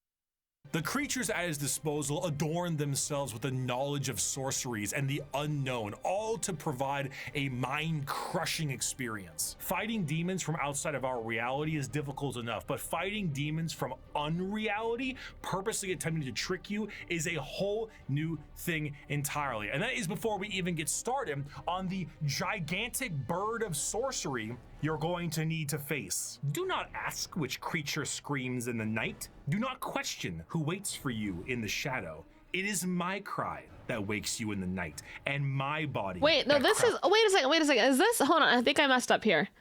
This little. Is this Tzeentch or is this the new guy? I thought this was Tzeentch. This is Tzeentch, right? Okay, so just the depiction of Tzeentch was just this guy right here. This is the other one. This is Tzeentch. This is Tzeentch. And okay. And this is one of, and this is demon. Oh, okay, so right now so this is where we change to Tzeentch. Okay, it's his minion. Okay. Schemes are not always bad, and even the hope to make a better tomorrow is the change he seeks. Because he is the architect of fate and the mastery of sorcery, his presence is purely unknowable. Every depiction of a Tzeentchian demon contains more eyes than are necessary and more mouths than I know what to do with. It is a biblically accurate angel if the angel gaslit you into thinking birds are government drones. But are they? The creatures at his disposal adorn themselves with the knowledge of sorceries and the unknown, all to provide a mind-crushing experience. Fighting demons from outside of our reality is difficult enough, but fighting demons from unreality, purposely attempting to trick you, is a whole new thing entirely. And that is before we even get started on the gigantic bird of sorcery you're going to need to face. I think he and I could chill. The bird and I could chill. Yeah, I like, if he's a sorcery bird, I think that's awesome. I can't get down with Tzeentch. Tzeentch is the one that I can't get down with. Do not ask which creature screams in the night. Do not question who waits for you in the shadow. It is my cry that wakes you in the night, and my body that crouches in the shadow. I am Zinch, and you are the puppet that dances to my tune. Ooh, that's a good one. That's a good one. Yep. I'm definitely memorizing that one. I actually really love that. You are the puppet. I'm in your shadows, bitch. Third of the Chaos Gods is the one of acceptance of rot and pestilence, the grandfather himself, Papa Nurgle. Oh my god, Grandpapa! Nurgle is the exact opposite of Zinch. Where Zinch believes in change and hope for a future, Nurgle believes in stagnation and the end of everything. At one point or another, we will all decay. We will all Why is he rotting? And we will all end. And with a sacred number of 7, every single thing, pestilence, boil, and everything in between, comes under the great shadow and girth of That's his thing. I know it's his thing, but like, I know he said it's his thing, but like, I want to like him because he seems so happy. Listen, Papa Nurgle seems so happy, guys. Look at that smile. But I can't get down with the rot, man. I'm trying. I'm trying. Himself. For Nurgle, the plight of mortals is his fear and wine. And no matter how solid life might be, everything will decay in the end. In the creation of life, there must be... You're not down with the sickness. Draco, thank you so much for the 5 gifted. Thank you. Thank you so much. Thank you. Thank you. Thank you. Thank you. Thank you. Thank you. Thank you. Thank you. Thank you. Thank you. I'm not bullying him, dude. I'm not bullying this Papa Nurgle guy. I just don't know if I can. I don't know. It's like the rot thing. I'm not into it. That's fine, right? That's like, you know. An end. He seems very happy though, which is very nice. Draco, thank you so much for the 5 gifted. Thank you. The one I don't like a whole lot is Zeech. I don't like that one. And nobody has more creations and lives than Grandfather Nurgle himself. Every boil, every blemish, every pus-filled wound and disease, every rot and every plague is kept and concocted by Nurgle. This, humorously, keeps Nurgle as a jovial god. He is full of life and laughter, and by creating as many diseases as he possibly can, he shares that joy with mortals. I mean, bro, he gives people disease and he's happy about it. Like, oh, it's so glad. I'm so glad he's so happy. Why is he happy? Well, he gave someone like Ebola or some shit, bro. Like, please. Like, dude, oh, he just gave them the Black Plague. It's fine. That's why he's smiling so hard. Sharing is caring. No way, bro. His envoy is the Great Unclean One. And look at how happy he is. Yeah, he gave Arthur tuberculosis. No, I don't care. This man is happy. I don't care. And there's a lot of him to love. Wait, but it means they won't get sick nor die from disease. So he's... Okay. Yeah, but Nurgle won't make you feel pain as long as you're on his side. So if you are on his side, he will not... Okay. A fear of death in general is feeding Nurgle. All disease makes him stronger, but to pray for salvation for a wounded loved one is to feed Nurgle. The timeless and inevitable fear that one day you will rot and decay is what gives him strength. The Peloton won't feed Nurgle. Licking the doorknob on a public bathroom certainly does. However, should you embrace your grandfather's gifts, you may find an end to your pain. Maybe. All mortal followers of the Chaos Gods found themselves there in one way or another, either through the direct worship or the slow corrupting of their souls. But those that take Nurgle's gifts and embrace the decay of their bodies may end up being chosen among his few as a faithful servant. In doing so, you will be free of the pain caused by Nurgle's ailments, and you may even find yourself just as jovial and happy as he is. Maybe. His enemies Maybe. shall wither and die. His allies shall wither and die. The universe and all within it shall wither and die. And when the great corruption has settled over... I did like his little wiggle.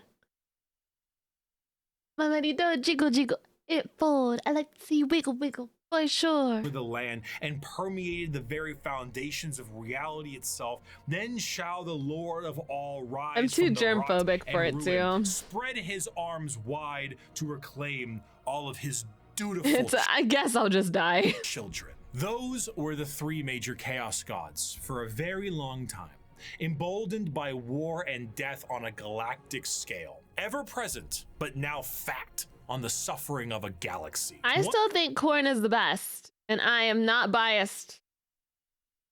Nope.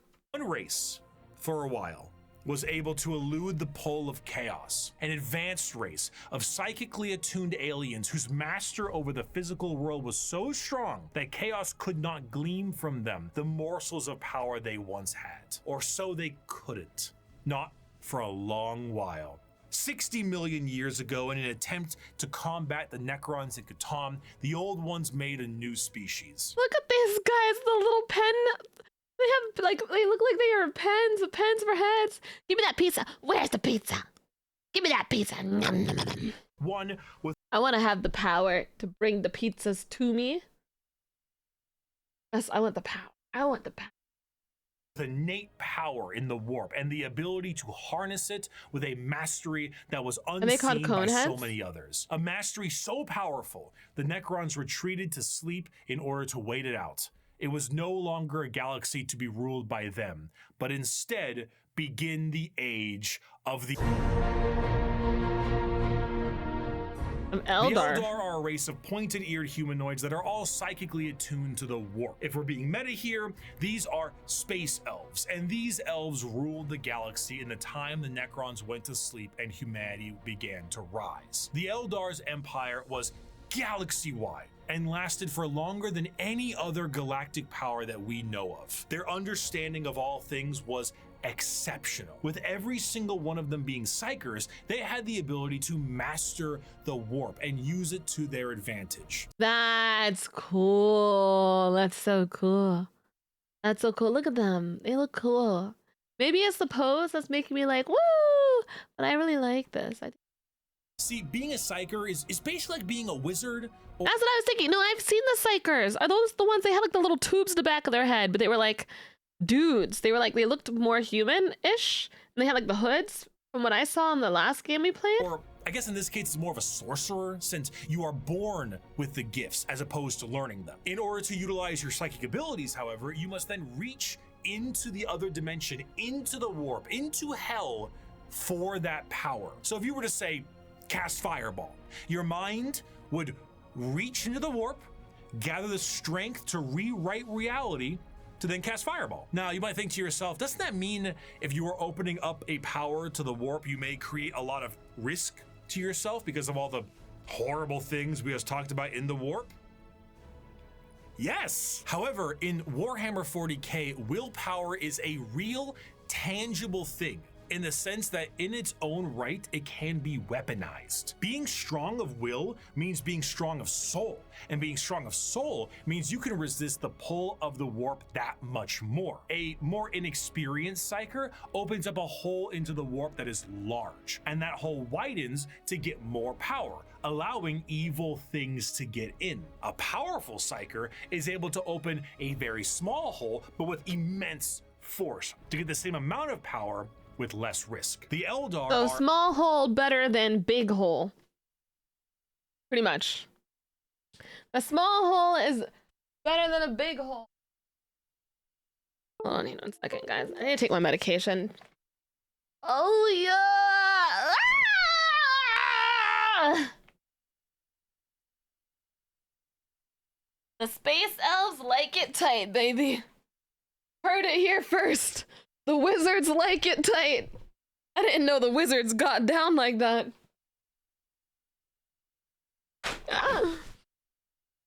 Okay, Dumbledore.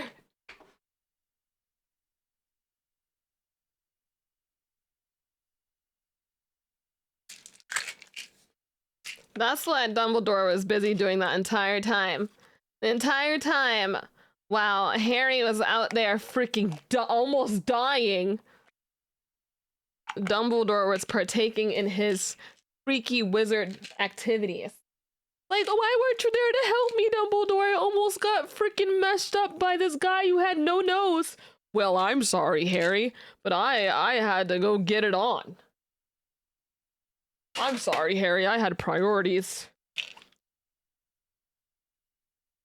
You'll never understand, Harry. You'll never understand. Wait till you're older. Okay. Take my med.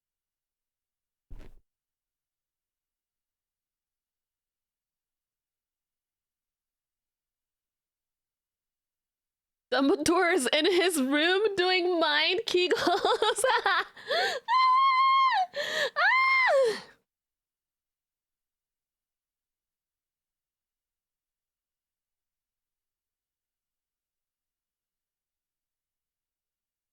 Hold on one second, guys. I gotta check something.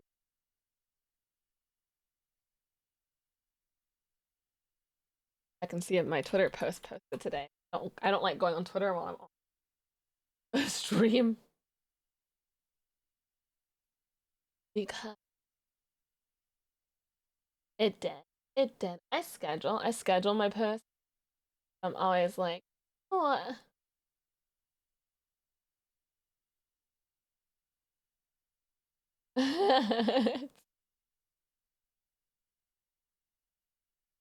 It's that video with love the outfit. Thank you, sweetheart. Master psychers. Every single one of them can call upon the warp, and over millions of years they have perfected it so much so that they can weave structures out of it. In some species in the galaxy, they utilize the warp itself for interstellar travel. In some, they have perfected it. Every single one of them. Let's do the time warp again. With less. Let's do the time warp again. Risk. The Eldar are master psychers. Every single one of them can call upon the warp, and over millions of years they have perfected it so much so that they can weave structures out of it. In some species in the galaxy, they utilize the warp itself for interstellar travel. The Eldar ain't having any of that noise. How about we utilize a fancy alternative mode of travel that is substantially safer than the old ones created called the Webway? What about dying? Miss me with that. We no longer age. Miss me with that BS. And if we do, we can just be reborn like that. Food, water, materials, we make things out of distilled warp essence itself. That's crazy. Look at them though. Look at the girls behind them. Wow. We sing unreality into cathedrals to dine in. What truly could the Eldari Empire possibly fear? Right? Like, what's their weakness at this point? The Eldari Empire's biggest fear was themselves, with a society so perfect they wanted for naught, and this led them down dark and dangerous paths. When the base functions of society are no longer a problem for you, you tend to experiment. Perhaps the medium. I think if I was one of the Warhammer people, I think I would be I would be a Dark Eldar, maybe a Dark Eldar sister. Is that a thing? Dark Eldar sister? Rare steak on your plate would be better if it was elf meat. Hey, I'm not saying we should make cannibalism legal. They're eating each other? What's the issue with a little taste? Violent sports is one thing, but how come we don't do sports to the death? I mean, I'm just saying, like, if both participants are willing and clear about it, do not. Like, what really is the problem there, you know? Art is in the eye of the viewer, and what is considered art is completely up to the concept of one's own interest. I'll be a sister of battle then. Adorned with the blood of a man wronged is truly the visual poetry that our society needs. Hedonism. With a slow and consistent hedonism, the Eldar slid backwards into debauchery of the sort I cannot discuss on this YouTube video. Murder on stage, delicacies and drugs distilled from one another, the trade of slaves and concubines, and much worse. They're effed up. Oh, they're effed up. The Eldar physiology has their emotions heightened. Oh no. Oh no. Oh, no, no, no, no, no. And they can feel more than a human does. So while it can provide lows of pure despair, it can also provide greater highs than you have ever known. And swinging between the two of them, I'll be a sister of silence instead or something. was the Eldar game. The Warp took notice of this heavily, and it began to react. On a galactic scale, the debauchery and the hedonism of the Eldar race caused levels of warp storm so pronounced and so volatile that it cut off interstellar travel for all those who used it. Communications between planets was removed, and a nightmarish era of old night began. This Dang, the freaking Dark Eldar messed up the goddamn warp, man. continued for thousands of years, hundreds of thousands of years. The Eldar all but removed from the problems being caused as they entered heights of more and more ecstasy. They needed more and more and more. Nothing was ever enough. More murder, more torture. It's art, it's delicacies, it's life. This silence offends Slanesh. Oh, this is normal Eldar. Okay. Wait. The other Chaos God. Slanesh, the prince of pleasure, she who thirsts, the god of unspeakable excess, is our fourth chaos god with the sacred number of 6 adorning their title. Slanesh is a bit of a tricky one because with our other 3 chaos gods, there was a certain understanding of human emotions and desires, but for Slanesh, that desire is how they get their power. The words to be used would be decadence, pleasure, perfection, passion, excess, and many others. The pursuit of more, the want to do more, experience more, become more. That's what gives desire. Slanesh Okay, their okay. gifts. A lot of people believe that Slanesh is something that originates with sex. Specifically, and it makes sense why they assume that. The visuals of Slanesh patrons are all very lithe and sexual. I like that they're pink.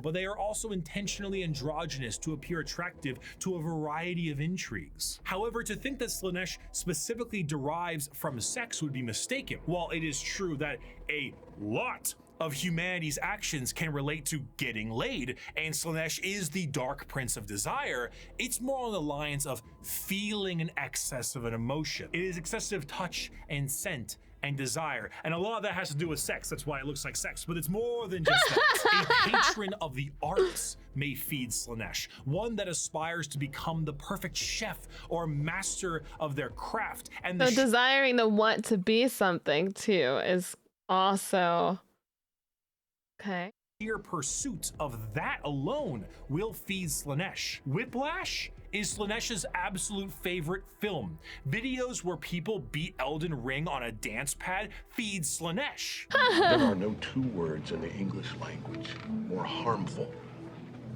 than good job. But I think like, okay. So Slanesh is kind of like the desire to be better, I guess. Like, yeah, I think it's just desire. I think desire is the best word. Right? Okay. But is there a line?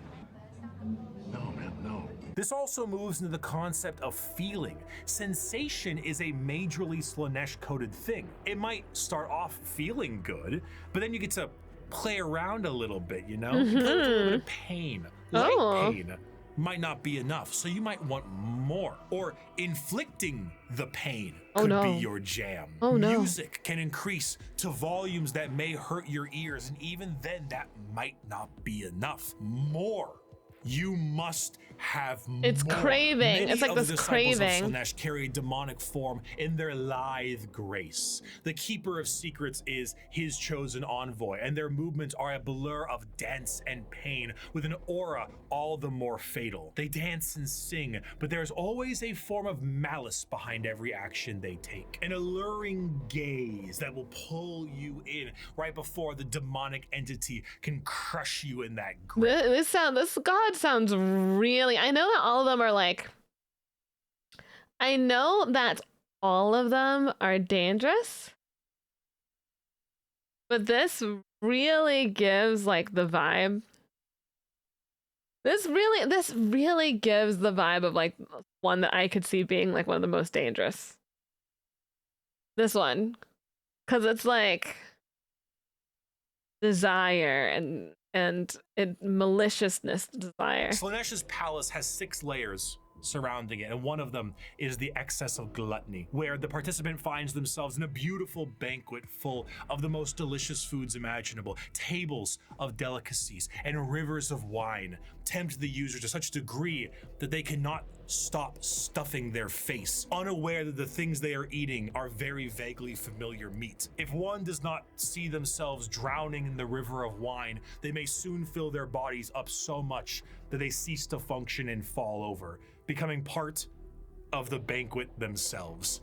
That is one of these 6 layers of Slaaneash's palace. This was the ecstasy that the Eldar civilization indulged in for millennia, and did so at a monumental scale that they created a god from it. Find pleasure in every moment, indulge in every whim, let lesser races feel the burden of their crude lives. We are beyond such concerns or worries. Every power is ours to use, every sensation ours to experience. We are truly masters of the galaxy, and all others exist only to satisfy our curiosities. I think Slaanesh would scare me the most. I definitely think so. Yeah, I think that would scare me the most out of all of them. Our position of power. Let us forever taste the fruits of such achievement. Time itself is ours to command. We are eternal. They are the scariest, yeah. The gang goons? A cum Satan? Hello?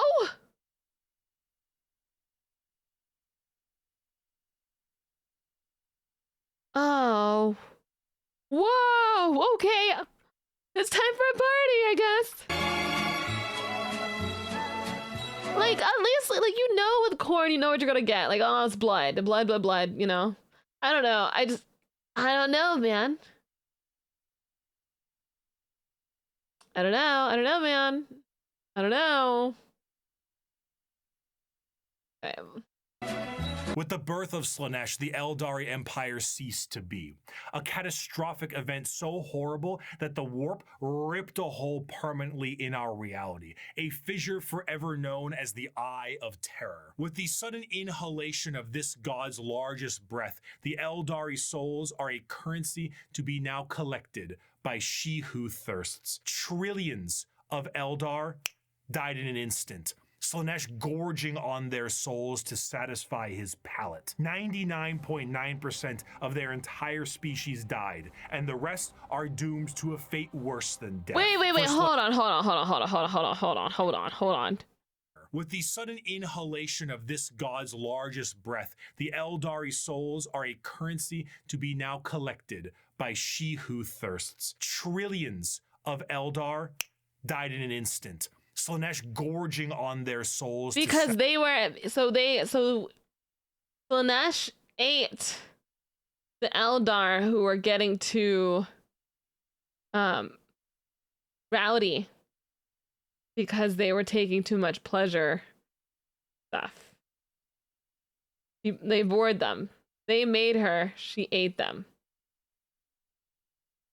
Damn, they actually, that's crazy. Imagine you goon so hard that you spawn a demon that consumes you. It's like, okay, it's my freaking 38th hour of gooning, and then you think to yourself, am I just seeing things because I haven't gotten enough sleep because I'm gooning too much? Or is that a big monster with horns right there? You know? Not a demon, a god. I know, I'm not being literal. I'm just saying, like, imagine if this is what to happen to you. Slaanesh has a permanent claim on Elder Souls, no matter what path she takes. The goon haunts you. The goon. When the circle jerk gets a little too intense, I knew it. I knew this is not I knew this is how summonings always worked. satisfy his palate. 99.9% of their entire species died, and the rest are doomed to a fate worse than death. For Slaanesh now stakes a claim on each and every Eldar soul. From the moment they pass on, an eternity of torment awaits them. The remaining Eldar devote their entire lives to stopping this eventuality, their dying race so devoted to saving themselves from the Dark Prince, and in doing so, have found very creative ways. In the modern world of Warhammer, the craft world Eldar are the main force of Eldar in the galaxy and represent the elf style that many think of when you think elves in space. Fantasy elves in space, not those elves. We'll get to them. A craft world is a monumentally large starship, the size of a continent, that acts as a form of flotilla. During the highest reaches of hedonism, many Eldar saw the demonic writing on the wall and began to try and seek asylum from their own debauchery. Those Eldar left on monumental craft worlds into the far reaches of the galaxy and saved themselves from Slaanesh's awakening. The main thing the craft world Eldar seek is to temper their minds and bodies in a way that will never allow them to slide back into their old ways. The representation they carry is that of a more feudal Japanese motif. Eldar follow paths as they age, the path of the warrior, the seer, the poet, the diplomat, the bone singer, and so on. These paths are a strict code of conduct to hone the heightened Eldar psychology down a school of thought and action. And if it sounds a hell of a lot like Bushido, well, you're damn right. Here's a medal and a soul stone. Don't lose it or an eternity of torment awaits you. Going through these paths will allow you to take up not just a role in Eldar society, but keep your mind clear from the past worries that plagued them. So Eldars have to basically like turn themselves into monks now. Like after this whole situation went down, they have to stay along the right path, basically. Yeah, pretty much. That's wild. Yeah, they feel emotions so strongly. Okay, that's wild. They have to limit themselves.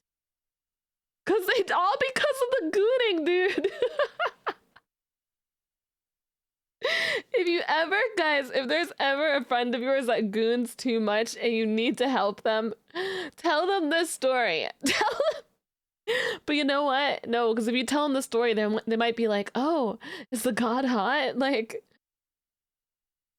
they might be into war. They might think it's like Vaxoria coming up to eat them. Like, be like, if I goon too hard, a snake goddess will come and eat me. Like,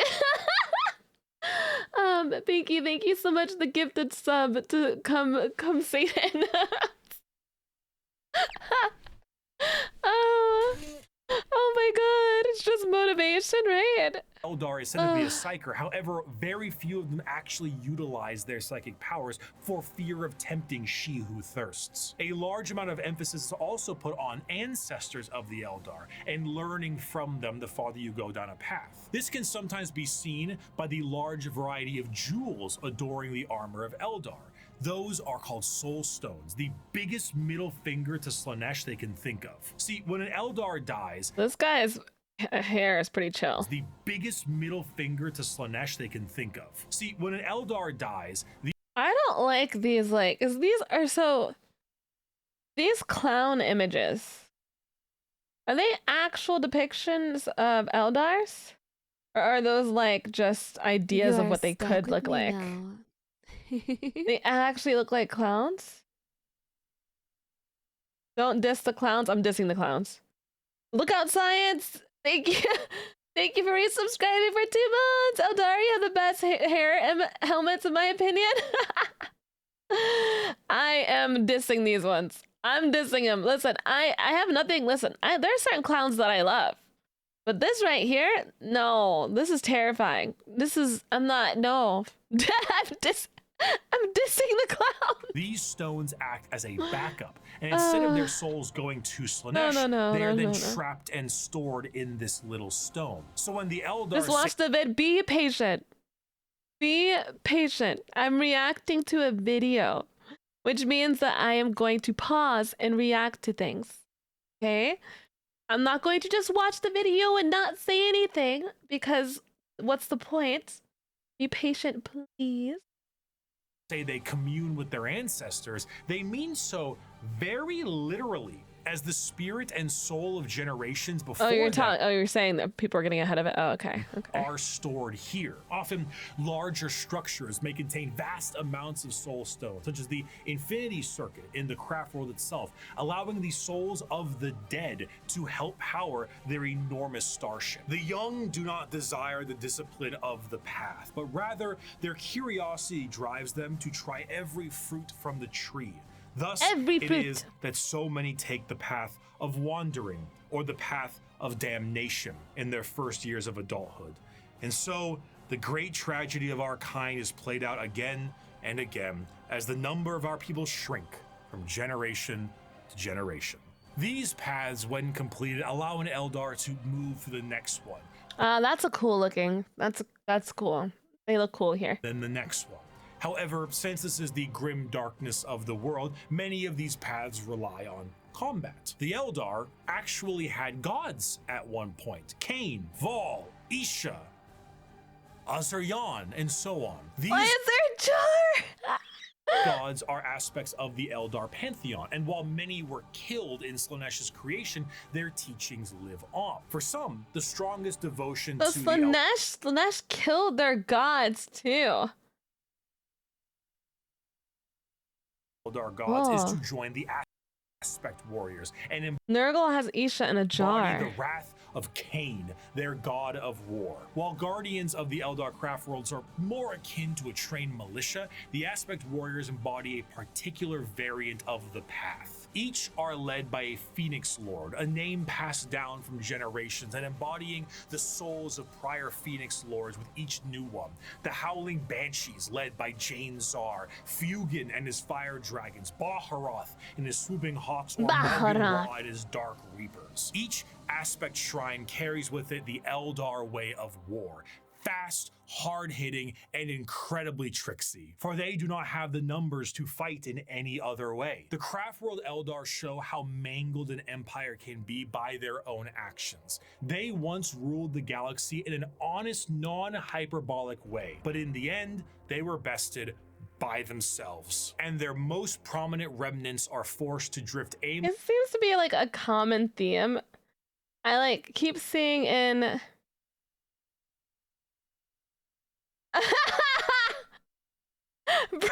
Bricky just messaged me.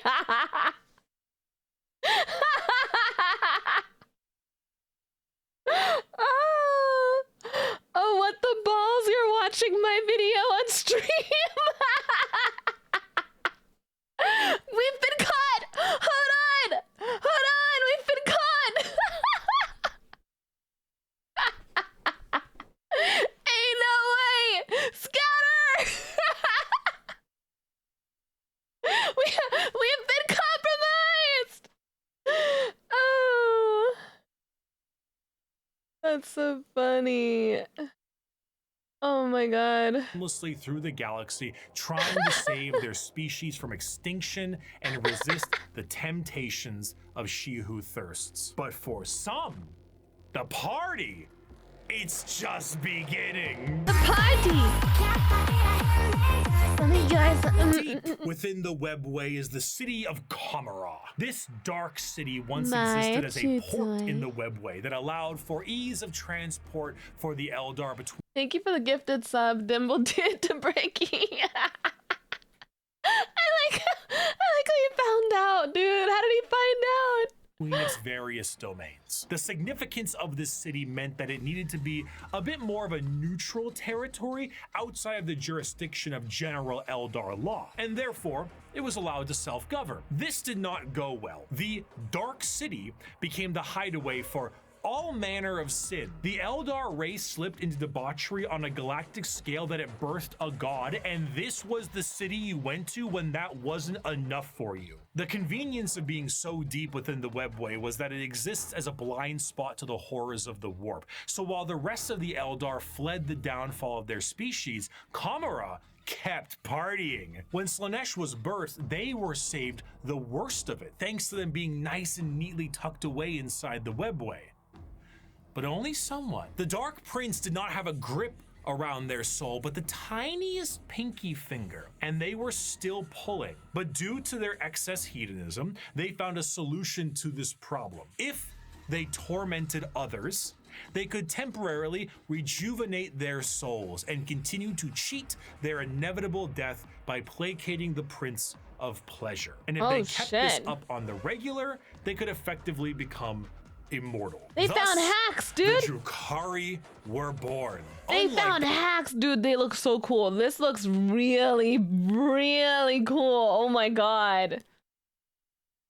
Damn, a loophole, yeah. Immortal. Thus, the Drukhari were born. Unlike the more stoic elves you see in works of fiction, the Drukhari themselves exist as a sort of analog of the more grim and fiendish elves you find in Norse and European mythology. The Drukhari are soul vampires, but the more basic means to feed are hardly enough to keep them going. They're extremely evil, yeah. I figured based off of what he said.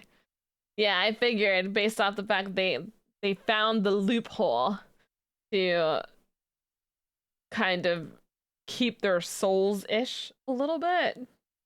Desire to feed is known as the thirst, and to quench it effectively, they have mastered the art of biotechnology and dark sciences to really juice themselves. I never would want to encounter these guys. Up on the crispy soul sprite from the vending machine called the Galaxy. The majority of Drukhari act as pirates and raiders and slavers. They go into our physical reality and drag people back to Kamara to commit atrocities that go beyond any imaginative torture a human can think of. The Drukhari are organized in various groups throughout the Dark City to accomplish this in a more organized and extremely brutal way. The Cabals act as the main warriors of the city, led by their archons. Cabals!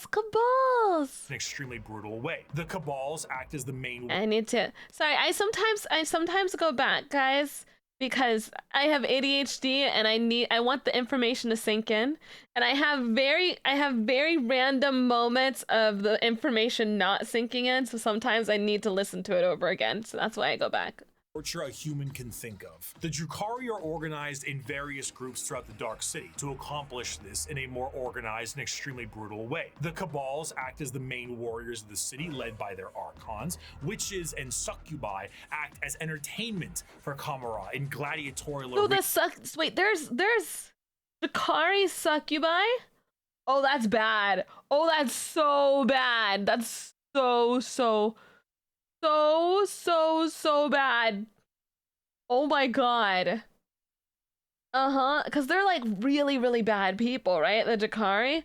Oh no. Arenas and the flesh crafting homunculus keep the Drukhari alive and discover ever increasingly more painful ways to torment their ever increasingly large supply of slaves they are brought. The Dark Eldar see the other inhabitants of the galaxy as little more than cattle, livestock that can be brought to bay or slaughtered at any time.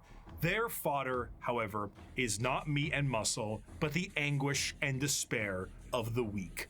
The Dark Eldar do indeed drink blood, but also tears, and most sustaining of all, the raw essence of pain they wring out of their captives. Ultimate despair! The truth of the matter is that Drukhari sustain themselves on the suffering of others, not just morally, but physically. Kamara is a city rife with backstabbing schemes and murder. It is the worst back alleys of the worst ghettos at the best of times. Nothing is more horrifying to a Drukhari than death, for death will see them in the talons of Slaanesh for an eternity of torment. So they do everything they can to stop this. The homunculi covens regrow dead members from pieces of flesh as bargaining chips. The succubi create grisly gladiatorial spectacles that literally rejuvenate the audience members as captives are murdered for sport. To be captured. Jesus, this is hardcore, man. My pure heart. Captured by the Drukhari is one of, if not. Oh my god.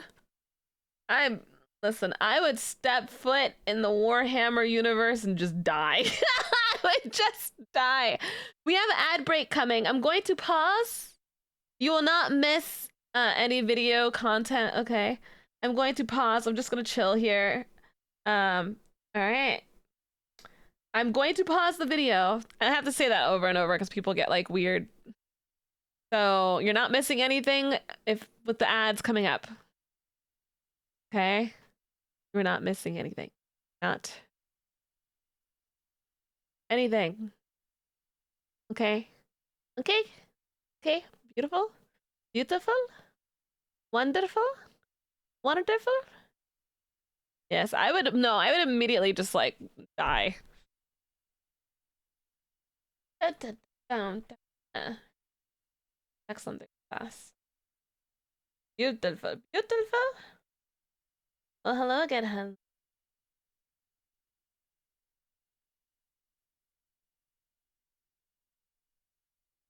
What's your favorite thing about Warhammer that you've learned about? I think I'm really enjoying. I like corn the most, I think, right now. But I'm really enjoying just learning about the dark elves in general. I like learning about like somewhat. I have a morbid curiosity sometimes, but only in like fiction. Only in fiction. I don't have morbid curiosity when it comes to like anything IRL because I think that would traumatize me. When it comes to fiction and games, like anything that's horror or dark or blood related, I'm intrigued by it. I'm interested in. So like the learning about the dark elves are probably like the most interesting part right now. I also just think it's kind of funny. I just think not the murder. That's not funny. I think it's funny that they gooned so hard. They gooned so hard to the point that they summoned the god that ate them. That is hilarious. I see your feet. I know you wanna get up on my toes, Ari. Ari and I were watching, I might get more gamer subs actually. Ari and I were watching Gotta Call Saul yesterday. Played some eat together. It was nice to hang out with my wife. Because I haven't hung out with her in a long time. Oh my god, and blankets up my butt.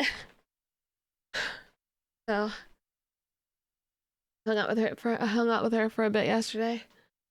Hey. We watched Gotta Call Saul. I should. I'ma make a thunderstorm.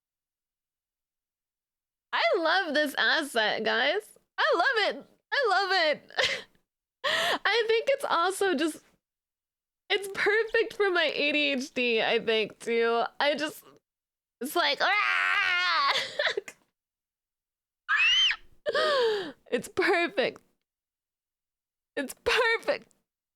I definitely, this won't be the last time I use it. I'm gonna use all my assets like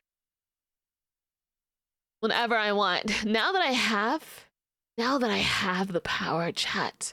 Do you understand how powerful I am? Do you understand? Do you know? Stop it! I have so much power. Now that I have the power of assets. You've been powerful for too long. No, I have a new power now. Because I get to change outfits when I want to. This is just another asset. This is not the new outfit from the Subathon banner. That new outfit thingy, where is it? Where does it say it? Right here? No, the surprise new outfit is going to be one specifically made from Nami herself. Why are my ears? Nami herself has already cooked on it. She's cooked on it and it's getting worked on right now. So, I'm gonna be right back. 'Cause I think I need more gamer subs. I should have done that during the ad.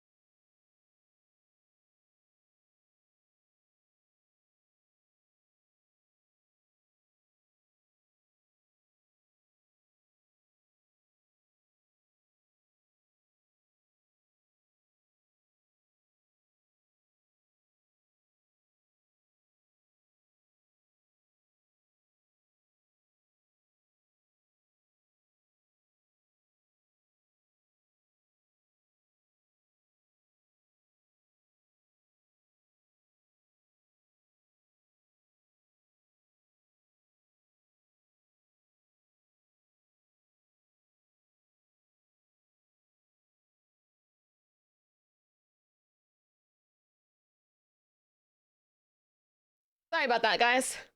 Oh,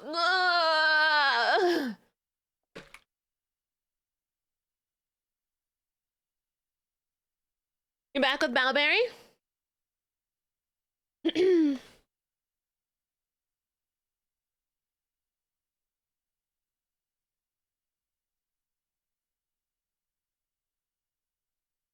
This model, this asset is distracting me so. I can't.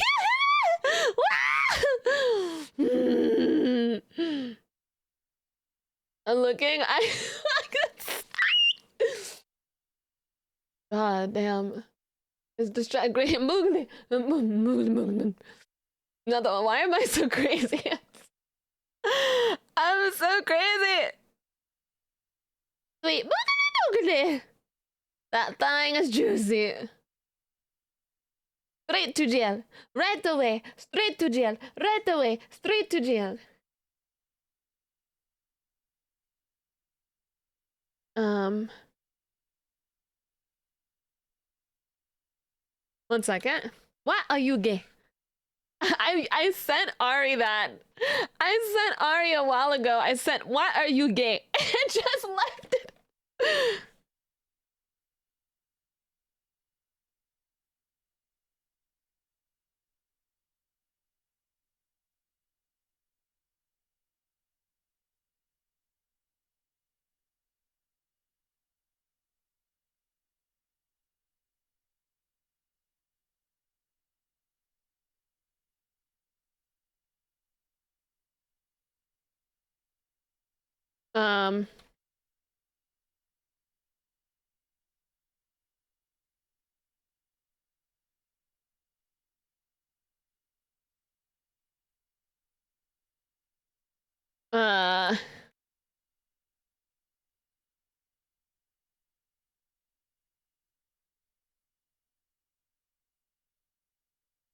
What? Wait, hold on, guys.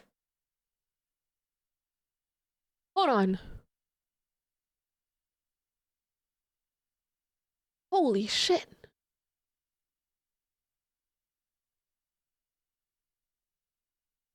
Then Treya's leaving Bishojo?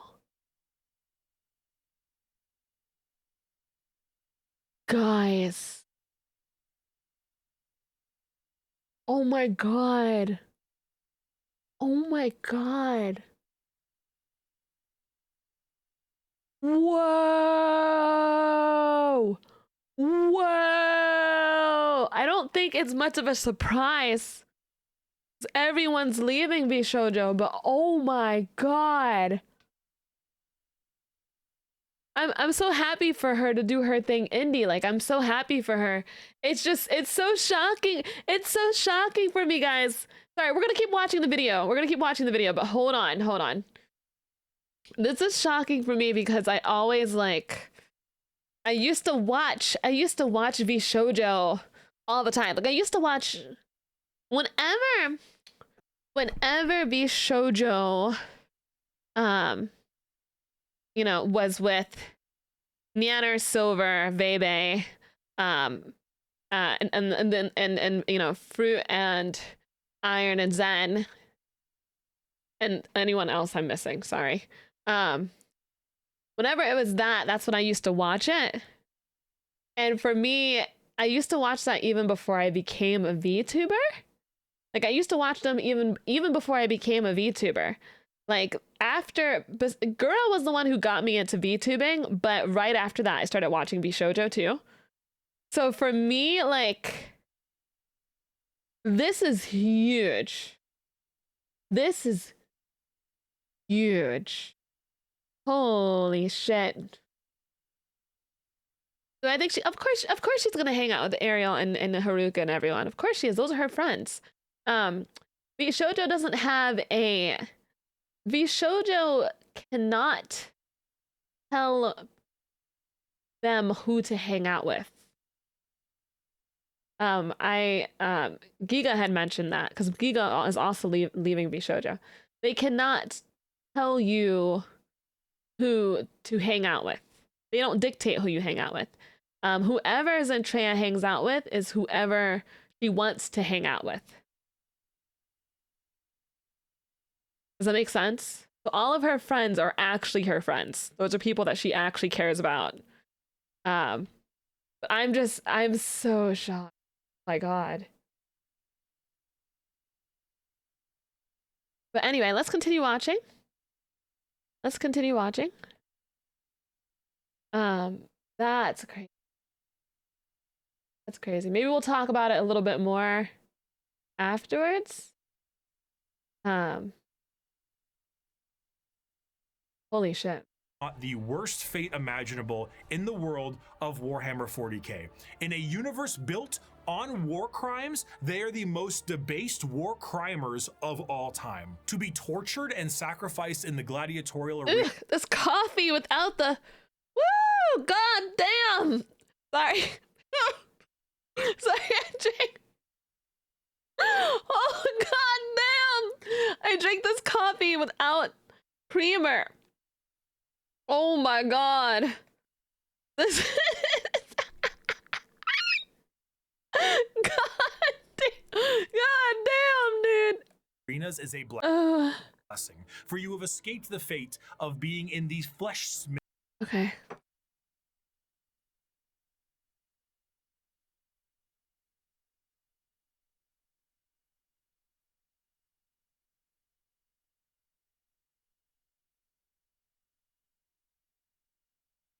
Control group, or being turned into a living and breathing piece of furniture for an Archon's quarters. In a cruel twist of fate, a newly born Drukhari does not arrive into this world loving torture. It is something they must grow to love. Grow to appreciate the suffering of other beings in order to survive in the world they have been brought into. They must if they grow. Succeed, they become some of the worst monsters in the known galaxy. A dark reflection to the craft worlders and a taste of what Eldar society was like before the fall. If they do not succeed, they must find purchase elsewhere. Often those will join smaller parts of Eldar society like the Exodites or the Harlequins. Exodites believe in a pre-industrial variant of their society, often retreating to more lush worlds to ride dinosaurs and live off the land. Prehistoric style that I would normally laugh at if they weren't riding dinosaurs like ballers. The Harlequin dancing. I want to ride a freaking dinosaur, dude. That sounds amazing. That sounds amazing. I like my coffee like I like you. Pure happy energy. Oh. Oh, thank you. Thank you, thank you, thank you. Thank you, thank you, thank you. Someone, Warren Redclaw. Are a subsect of Eldar that are more than just a little strange. A carnival of dancing jesters that serve the Eldar laughing god of Kegarak. They arrive never when expected and leave just as quickly. Blurs of light carry their footsteps as they dance their foes into a grave. Combat is just as much of a joke as it is a play on bloody murder. They travel and aid many other Eldar and sometimes even humanity for reasons we can never understand. Perhaps one day we would have— I fucking blanked. Fuck shit. Hold on. I'm so sorry. I had an ADHD blank. I need to go back and listen again. Oh, my brain sucks so much. My brain sucks so fucking. Okay. Their foot nesters that are dinosaurs like ballers. The Harlequin dancing troupe are a subsect of Eldar that are more than just a little strange. A carnival of dancing jesters that serve the Eldar laughing god of Kegarak. They arrive never when expected and leave just as quickly. Blurs of light carry their footsteps as they dance their foes into a grave. Combat I can see that. Like, I don't know. And when I think of jesters and clowns, I see them. I don't know why, but I see them as speed. Just as much of a joke as it is a play on bloody murder. They travel and aid many other Eldar and sometimes even humanity for reasons we can never understand. Perhaps one day we would have, were they not stripped of their army book and folded into the Eldari Codex. So I suppose it'll have to stay a mystery, or maybe it was one of Kegarak's master plans to get back at she who thirsts and save their species. Who could know? Perhaps it was who all knows? a sick and practical joke to Kegarok, and he would just find it very funny to watch Freaking me killer clowns is scary, man. I hope I never encounter these whenever I play more Warhammer. I don't know, dude. That's terrifying to me. fumble the discussion of one human on a tiny blue planet across the galaxy. Oh, speaking of, The Imperium of before Man. the fall of the Eldar, Earth, or Terra, as it's called, was in ruin. One man who looks to put the pieces back together. Where did he come from? We don't know. Some say he was the result of early shamans. Some say he is the final old one who escaped their species' genocide. Where did this man come from? It's raining men. It's raining men. And those that are smartest know the answer is it doesn't matter. He revealed himself as the Emperor of Mankind, and he was tasked with the most monumental upheaval of humanity possible. The Eldari's warp fluctuations had turned the golden age of humanity into old night. Interstellar travel cut off? Check. An AI uprising? Check. Brand new psychers popping up and not knowing how to handle their powers? Oh, check. Demonic incursions? Check. What's Thousands of years this. What's an incursion? What's an incursion, chat? Don't be scared of those creepy clowns scare you. You can send them to the brig to get eaten by Cerberus. An invasion. Thank you, sweethearts. Occurred, and now the Emperor of Mankind showed himself to put the pieces back together. Unifying Terra under his rule, the Emperor founded the Imperium of Man and ruled it with an iron fist. He was the supreme leader and nothing could stand against him. He wished to remove mankind from the yoke of its former failures, and he knew he would be the best leader they could have because he was right. AI banned, religion banned. You did as the Emperor told you, or his Thunder Warriors would put you Where in did he your come place. from is what I want to know. Like, maybe he'll tell us, but like, just man, just like, hey, I'm here. That place often being a grave. Now, Terra was thriving, but humanity needed to reclaim its long-lost brethren scattered across the stars. But to do so, he needed those that could build him a Man jump scare. fleet truly meant for the reconquering of the galaxy. And so he turned his attention to the red planet of Mars. Mars and Terra were close allies long before the Unification Wars. Mars was the first world terraformed by humanity and became what would ultimately be the first hive world, an epicenter for industry and technology. The Age of Strife did not treat the Red Planet kindly, however. Mars was cut off from Terra during this time, and the warp storms that ravaged the planet turned it into an absolute nuclear hellscape. Those who were on the surface were turned into your run-of-the-mill mutant, if they even survived the bombings. Bro, look at the they one inflicted on behind him. The one behind him is like, he looks like he's breaking into dance song with his arms up.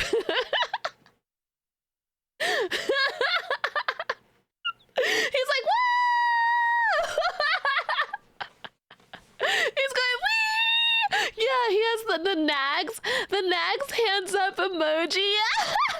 themselves, but others were lucky enough to escape beneath the red sands in powerful fallout shelters. These became their generational habitats, but this resulted in extreme reliance on technology and those who could use it. They began to view the technology keeping them alive less as a technological advancement and more of a divine intervention, with those skilled in it as priests. The Martians began to worship the power of the machine, and this resulted in the formation of the Cult Mechanicus, the belief in a holy trinity known as the Three-in-One. The machine god, serving as the spirit who gave rise to all technologies known, the motive force, the deity that gives all life its ability to live, and the Omnissiah, a physical manifestation of the machine god itself. This belief began to manifest in them physically Okay. as well, what were once humans began to really mess around with the character creator options, and this tech obsession made them view instances of flesh to be weak and spend. So basically, the humans start turning cyborg, pretty much. Humans get a little funky, basically, is what's happening. That's what's going on. Cyberpunk on Mars. Yeah. GC, thank you so much for subscribing, baby. Are my alerts showing up on screen? Yeah, okay, it's just delayed. It's just delayed, okay. Their lives, removing what makes them human and replacing it with mechanical augments. Robotic limbs, glowing eyes, mechadendrite arms. What was once we've seen this guy. We've seen multiple of these guys. And stuff. Now looks like the back of a router, and the oldest members of the Mechanicus no longer even look slightly human. In addition to this, cloaked over all of their mechanical appendages are robes that reflect the color of their homeworld, the red robes of the Mechanicus. The cult. So there's like a lot. There's a lot of like, okay, color-coded stuff that shows what sides or factions people are on. Which I'm really happy that they did that because that really helps me figure it out. that makes it a lot easier with all of these really unique and intricate designs. It's helpful to figure out what's going on here. Now the Adeptus Mechanicus create a fascinating combination of cultures all birthed into one. Basically, techno-zealot monks. Organic life is the machine god's greatest accomplishment within the scope of the great work. All praise he who is three in one. By giving us life within an organic shell, he presents us with the means and opportunity to improve upon physicality, as is his divine plan. He grants us complex weakness so we might learn metallic strength and ascend to his level of machinic perfection.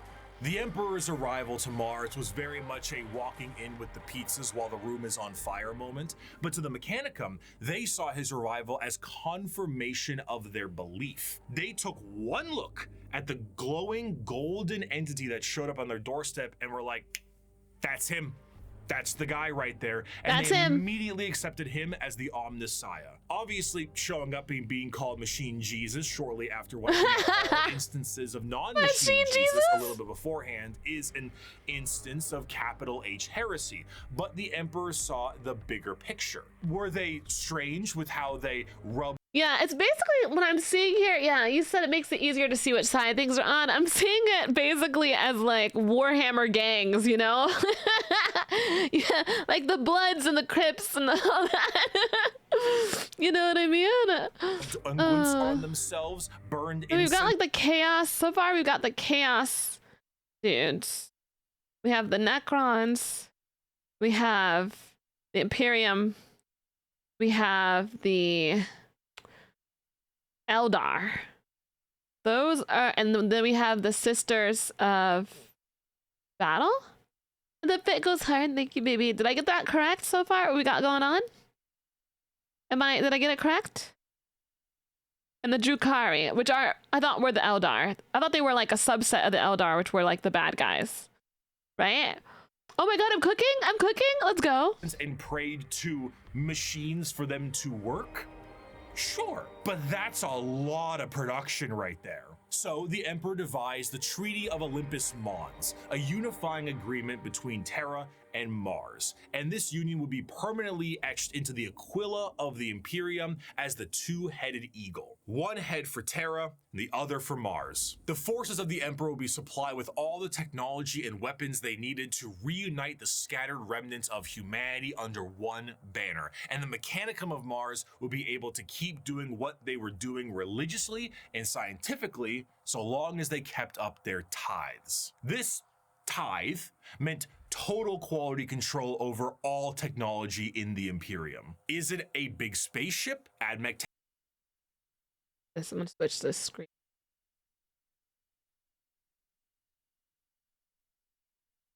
Take care of that. tanks, AdMech take care of that. The literal bullets in a gun, you guessed it. That's a thick but boy. Unlike the factories of today, the forge worlds of Mars and the creations of the Mechanicum are a bit of a different experience altogether. Instead of a factory on a random given world, the entirety of the planet's surface is dedicated to manufacturing. But that's a little The tricky, entire isn't it? planet. Considering that the usage of silica animus, or AI, is a big no-no, and basically the largest affront to their divine machine god. Oh my god! Oh my god!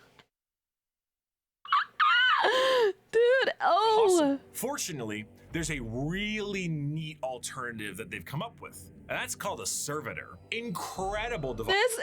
This is the nightmare fuel. That's gonna be in my nightmares tonight. We just witnessed cannibalism on my very Christian stream. Crazy. Devices that can do anything from manufacturing, maintenance, basic door operation, even just float around like a helpful little drone. It's an extremely easy process too. All you need to do is take a human who is dying or preferably an enemy of the state, most likely that one, and lobotomize them. And then reprogram their brains to do exactly what they tell you. Free lobotomies! That's what I was talking about earlier! That would be my job, is to give people the lobotomies. If I was in here, I'd be a sister of battle who gave people lobotomies. They even got little baby versions of them. Yay! So now you can rest easy knowing that the entirety of the Imperium, because they outlaw AI and learning new tech is heresy, is run on lobotomized slaves. Whether they deserve it or not is unimportant, and whether they can still keep their consciousness trapped in their own minds is another thing entirely.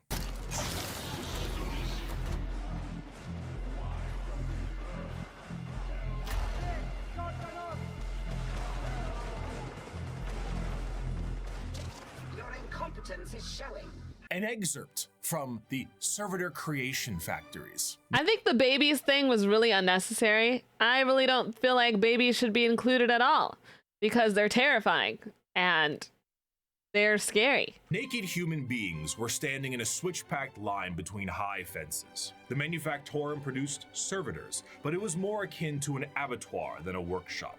Every surface was easily cleanable. Servitors with spray units surgically attached to their backs prowled about, hosing filth from slit drains set into the perfectly smooth, slanted floors. As the line slowly advanced, the people were passed through various scanning devices, most of them mounted in ugly, functional arches that let out a constant series of acceptance chimes. Occasionally, one would let out an angry blare, and the indicator lumens would flash red. The rejected person was then swallowed up by a trapdoor opening beneath their feet. From these pits wafted a hideous stench and the grinding sounds of industrial mincers. One rejected man grabbed onto the lip and hung there, arms and hands bloodied, shouting a stream of defiant profanities. Guards lined the grating either side of him and shocked him until he fell.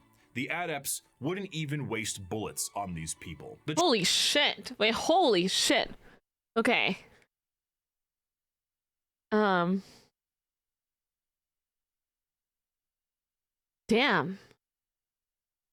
So basically these people were getting bumped up real bad. So basically they're like servants. So they are people. Hold on. I'm saying this back to myself so I can understand this. They are people that were either dead or didn't, or were basically like enemies, that were turned into servitors, which are servants that they basically made through You are stuck with me grinding now. them up and putting parts together and basically like torturing them. That's pumped. That's pumped.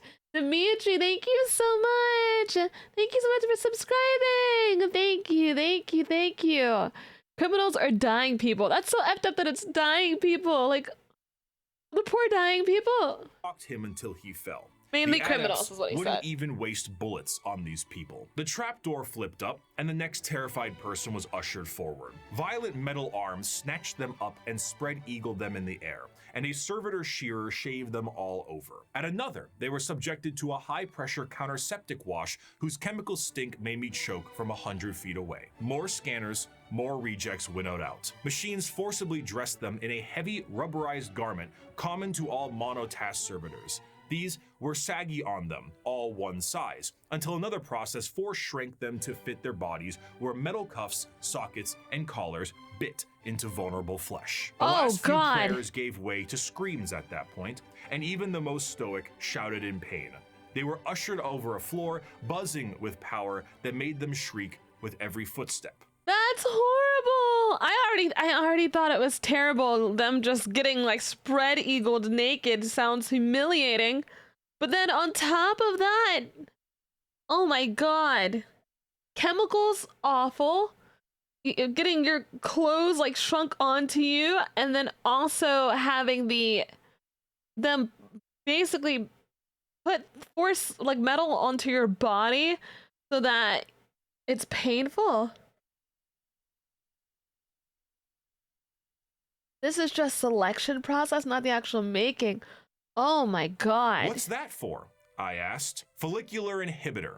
To stop their hair from growing, he said. Freaking sweet, Lois! As for their scientific hair for you. Pursuits, the Mechanicum believe in the preservation of knowledge above all and the quest to expand it. However, as opposed to just innovating and inventing on their own with their vast technological know-how, they believe that it is a form of tech heresy. You see, because of their religious viewpoints on technology itself, they believe that the instruction booklet itself is just as holy as the Lego set it builds, and to innovate on that without the proper written knowledge is to go against the divine word of the machine god itself. Demetria Felix, thank you so much for the 5 gifted. Thank you so much. Thank you, darling. So much, sweetie. The Lego set it instructing. You see, because of their religious viewpoints on technology itself, they believe that the instruction booklet itself is just as holy as the Lego set it builds, and to innovate on that without the proper written knowledge is to go against the divine word of the machine god itself. All knowledge is already in the universe. You simply need to rediscovering it, and attempting to invent something to improve upon divinity is very heretical. Prior to the Jesus. Oh my god, no, I got hiccups. Fuck. I'm one of those people that hiccup in a very hiccupy way. When I hiccup, it sounds like a hiccup. Jesus, thank you so much, Nova. Goddamn. Explain, like, some people do like little small hiccups. Mine sounds like a very... Dimitri, thank you again for the 5 gifted, baby. Mine sounds like a hiccup. Some people have like very like soft, like subtle hiccups. Mine sounds like the stereotypical hiccup. Age of strife, humanity was able to populate Cartoony, the theatrical hiccups. Is known as standard template constructs, or STCs. These devices were, as far as we know, supercomputers with the ability to pull up and detail how to create literally anything a startup colony would need. Essentially, they were devices with the entirety of human technological. Thank you so much for the 2 months. Thank you, Riz. Thank you so much. Know-how so that you could make a home away from home. The Mechanicum will not make anything without an STC. Quite literally nothing, because this is the knowledge they seek, and that knowledge is divine. One time, scouts of the Imperial Guard found a functioning STC that provided the schematics on a knife that happened to be a bit lighter and a bit sharper than most other knives. These knives were adopted by 30 Space Marine chapters and were one of the most advanced discoveries of the century. This discovery was so significant that... Oh, thank you guys so much for the hype train. I really appreciate it, guys. Thank you, Diggy Bong. Thank you so much, sweetheart. I am close to 100k subscribers on YouTube. Am I? Hold on, let me check. me check.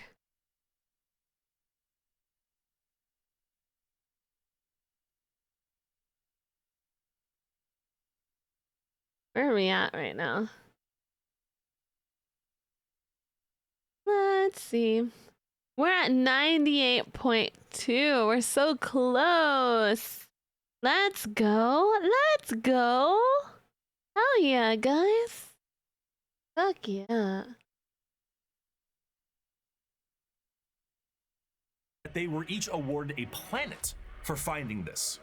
A planet for a machine that taught them how to make knives. Due to their religious organization, you can probably guess the Mechanicum are organized in a feudal structure with the highest individuals in power being a part of the priesthood. Cream of the crop being the fabricator general of Mars itself, who serves as a high lord of Terra, but also oversees the entirety of the Mechanicum below. Below them are tech priests that oversee the cult for the quest of knowledge and other more straightforward theocracy. Forge worlds tend to operate slightly more independently, what can cause some power struggles within the Mechanicum, because, you know, despite them all being weird robots, they love being given praise. And despite being the manufacturer Not the robots having praise cakes, please. They do actually have their own military forces. They What a good little robot you are. Oh, you're doing such a great job. have the Skitarii Private Army I'm and proud other of you. various 1920s Martian-style mechanisms like Doom Crawlers, Castellan robots, and of course, the Titan Legions. Because nothing is cooler than a robot that towers over buildings. Ultimately, their very True, I do like the big view on robots. Technology as a whole has resulted in any innovation becoming absent, thus causing the Imperium to stagnate as a whole. The lack of ambition to Wait, create hold on. view on technology as a whole has resulted in ultimately their very dogmatic view on technology as a whole has resulted in any innovation becoming absent, thus causing the Imperium to stagnate as a whole. But basically they haven't been able to come up with anything innovative? Right? Is that what that technology has barely been innovated in the last 10,000 years? Okay, that makes sense. Hi, Phoenix. Of ambition to create anything because it's illegal to new, invent. and the wholesale murder of anyone who even tries leads to things becoming derelict. I grow weary of this flesh I was born into, strangely disgusted by its nature. I crave only the cold, clean certainty of steel and silicon, that I might become one with the blessed machine. I do not expect you to understand, you who cling to your flesh as if it were immortal, seeking only to preserve it, to protect it. One day you will see the folly of your ways, and then no doubt you will come begging to my order to preserve you. This is what I'm gonna say to flesh tubers. This is exactly what I'm gonna say. Be like, you should embrace. Nags will hate to see me coming. I love Nags so much. Imagine me saying this to him and be like, I do not expect you to understand, you who cling to your flesh. Oh. After the ground, I already love watching your streams. Thank you, Crop. They have a fave faction so far. I want to hear more about the sisters. I always kind of like gravitate, I think, towards like the women, you know. So I want to hear more about the sisters of battle. We haven't really heard a whole lot of them, but yeah, no, Nags is an honorary VTuber. I love Nags so much. They're humans who are closer to being Necrons than they are to being. Oh, okay. Yeah. I want to hear more about them. Have been set unification-wise. It was time to start getting things together for the Emperor's great crusade across the stars to bring humanity under one banner. The Thunder Warriors were a perfect fighting force for unifying Terra and Luna, but the galaxy was a whole different thing. You see, these warriors weren't soldiers in the eyes of the Emperor. They were tools, extremely blunt tools used for the fast conquest of Terra. As the Emperor was concerned, the tools you use at home aren't the same ones you take on a road trip. So the Emperor rid himself of his tools in the exact manner you think he did. And he went forward to crafting a brand new tool. One more mobile, more efficient, so and he ready was for in his so next he was era of conquest. So the Emperor was innovative. But he wasn't supposed to do that. They shall be my finest warriors, these men who give of themselves to me. Like clay, I shall mold them, and in the furnace of war forge them. They will be of iron will and steely Wait, what? muscle. In great armor shall I clad them, and with the mighty... The emperor's god. The emperor made the warp gate. The emperor doesn't care about Mechanicus religion. He is the empire. Yeah, he's the emperor, so he can do anything he wants, pretty much. Guns will they be armed. Yeah. They will be untouched by plague or disease. No sickness will blight them. They will have tactics, strategies, or disease. And with the mightiest guns will they muscle in war. This is where the Space Marines come in. Ooh, I think this is it. I think it is. Those are the big blue guys. Yes, I think this is the moment. This is the moment. And ready for his next era of conquest. They shall be my finest warriors, these men who give of themselves to me. Like clay, I shall mold them, and in the furnace of war forge them. For the Emperor, my brothers of steel. They will be of iron will and steely muscle. In great armor shall I clad them, and with the mightiest guns will they be armed. They will be untouched by plague or disease. No sickness will blight them. They also can't birth. Have tactics, strategies, and machines so that no foe can best them in battle. They will be my bulwark against the terror. They are the defenders of humanity. They are my Space Marines! Yay! We got here! Let's go! Let's go! No fear. The vastness of the Milky Way galaxy meant that the Emperor needed assistance bringing everyone back to the fold. And who better to do this than himself? But since the technology to be in many places at once does not exist anymore, the Emperor decided that it was time to become a dad, the same way Geppetto did, and with far less care. It is Daddy. Not my son, Arkin. None of them are. They are warlords, generals, tools bred to serve a purpose, just as legions were bred to serve a purpose. What a dad. You're still daddy. You're still dad, dude. That's one way of saying that's dad. You're dad. You're still gonna pay child support. Was started to create charismatic and unique leaders in the Imperial military. The diversity of these eventual leaders meant that each one could be specialized for certain circumstances across the galaxy. Depending on the type of conflict, one leader might be— that's a really cool look. Oh, look at these two. Guys, this might be some of my favorite looks that I've seen so far. Dad, I'm a real boy. Look at the wings and look at the fire right next to it. Oh my god, it's very like heaven hell type thing. It's gorgeous. Oh, I love.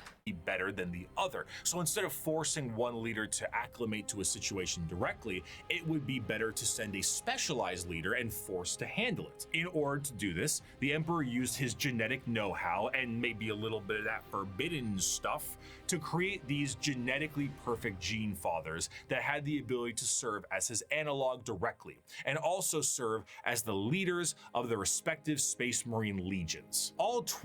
All 18, that's right, all 19 of his sons were meant to be directly molded by the Emperor himself, despite their genetic differences. Guys, look at the one right behind him. Wait, on the left, do you see him? He is so slay. He is so slay. Look at it. Fabulous, fabulous, darling. Spam your slay emotes. He is gorgeous. He's so pretty. His name is Fulgrim? Dude, I love him. You're gonna hate him? Never mind. I hate him, but he's pretty. And they go as follows in order: Lionel Johnson, Fulgrim, Percherabo, Jagatai Khan, Lehman Russ, Rogel Dorn, Conrad Kurz, Sanguinius, Ferris Manus. I love Sanguinius. That's Kratos. Angron, Robute Dorn, Conrad Kurz, Sanguinius, Ferris Manus, Angron, Robute Gilliman, Mortarion, Magnus the Red, Horus Lupercal, Lorgar Aurelian, Vulcan, Corvus Corax, and Alfarius and Omegon. His sons. Sanguinius is my favorite so far. Pretty Angel Man is my favorite. Sand dicks are, oh my god, I'm so sorry. Every time I try to say your name, because this is not the not the first time. I'm so sorry. Sand dicks art. I can't. Thank you so much, the 3 months. Thank you so much. Oh, I can't. I struggle a little bit. I struggle just a little bit, guys. Oh, I can't get it. Oh my god. Sand dicks art. Their name is Sand Dicks. They did them to themselves. I think I just like English a little bit. You could say Sandy. I'll say Sandy. I think I English a little bit poorly. Finalized and crafted to be the Tim, warriors. thank you so much for subscribing. He needed them to be were complete, but he may have decided to do a bit of dabbling with things he shouldn't have and paid a price. Before the Primarchs were ready to go, an intervention by the gods of chaos prevented his plan from being completed as intended. Is that Slannis behind him right here? So right now, okay, oh my god, I'm cooking. So Corn's right here where my cursor is. That's Nurgle. That's Slanish. And that's Zeech. Oh! Let's go! I want to poll to see what you guys' favorites are on this. I'm gonna hold on here. I gotta get a poll. Hold on. Zeech. I'm sorry if I spelled their names wrong. Zen shit. There's like Zen. I just call them Zen shit. Yeah.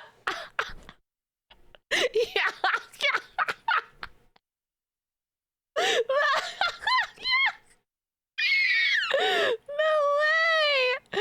No. You guys are gonna see how badly I butcher this. Wait. Can you see the spelling?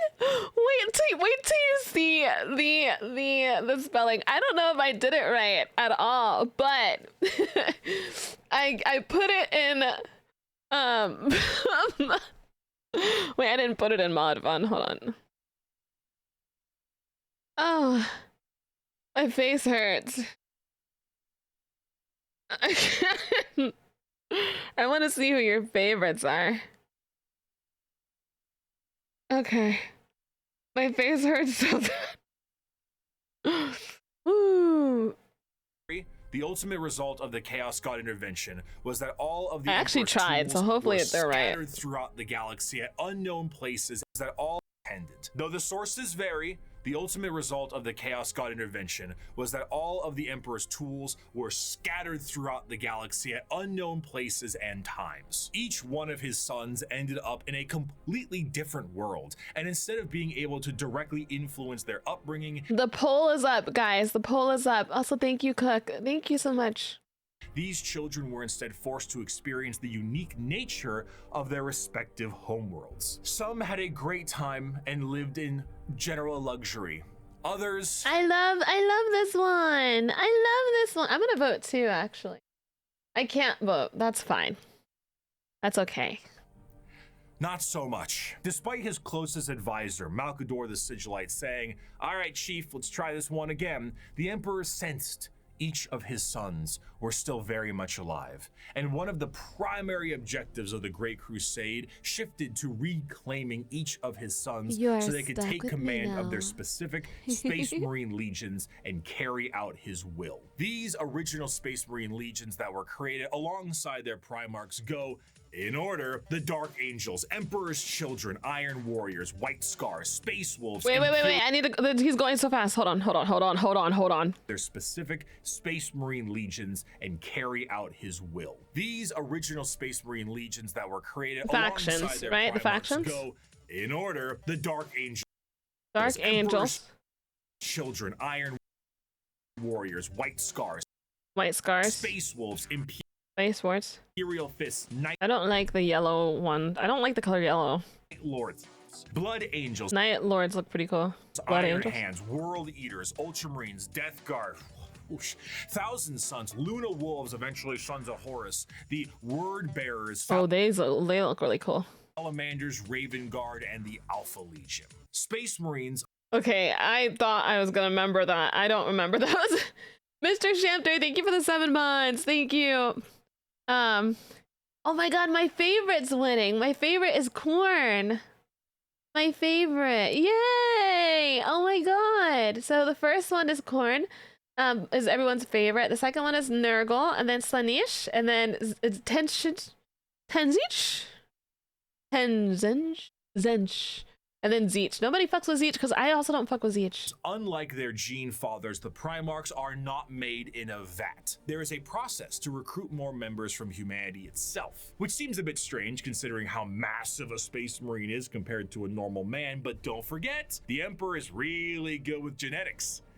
Less good with anesthetic, however. These prospects are recruited across humanity from various reasons and methods, and are generally killed during that process. But sometimes they aren't, and they are able to go through more and more of the actual training to assess certain traits that are important and relevant to being a Space Marine. Most of the time, the common factor is a pure, unrelenting willingness to kill the enemies of the Imperium. After going through psychological screening, the prospect, now called a neophyte, goes under the knife to become a Space Marine.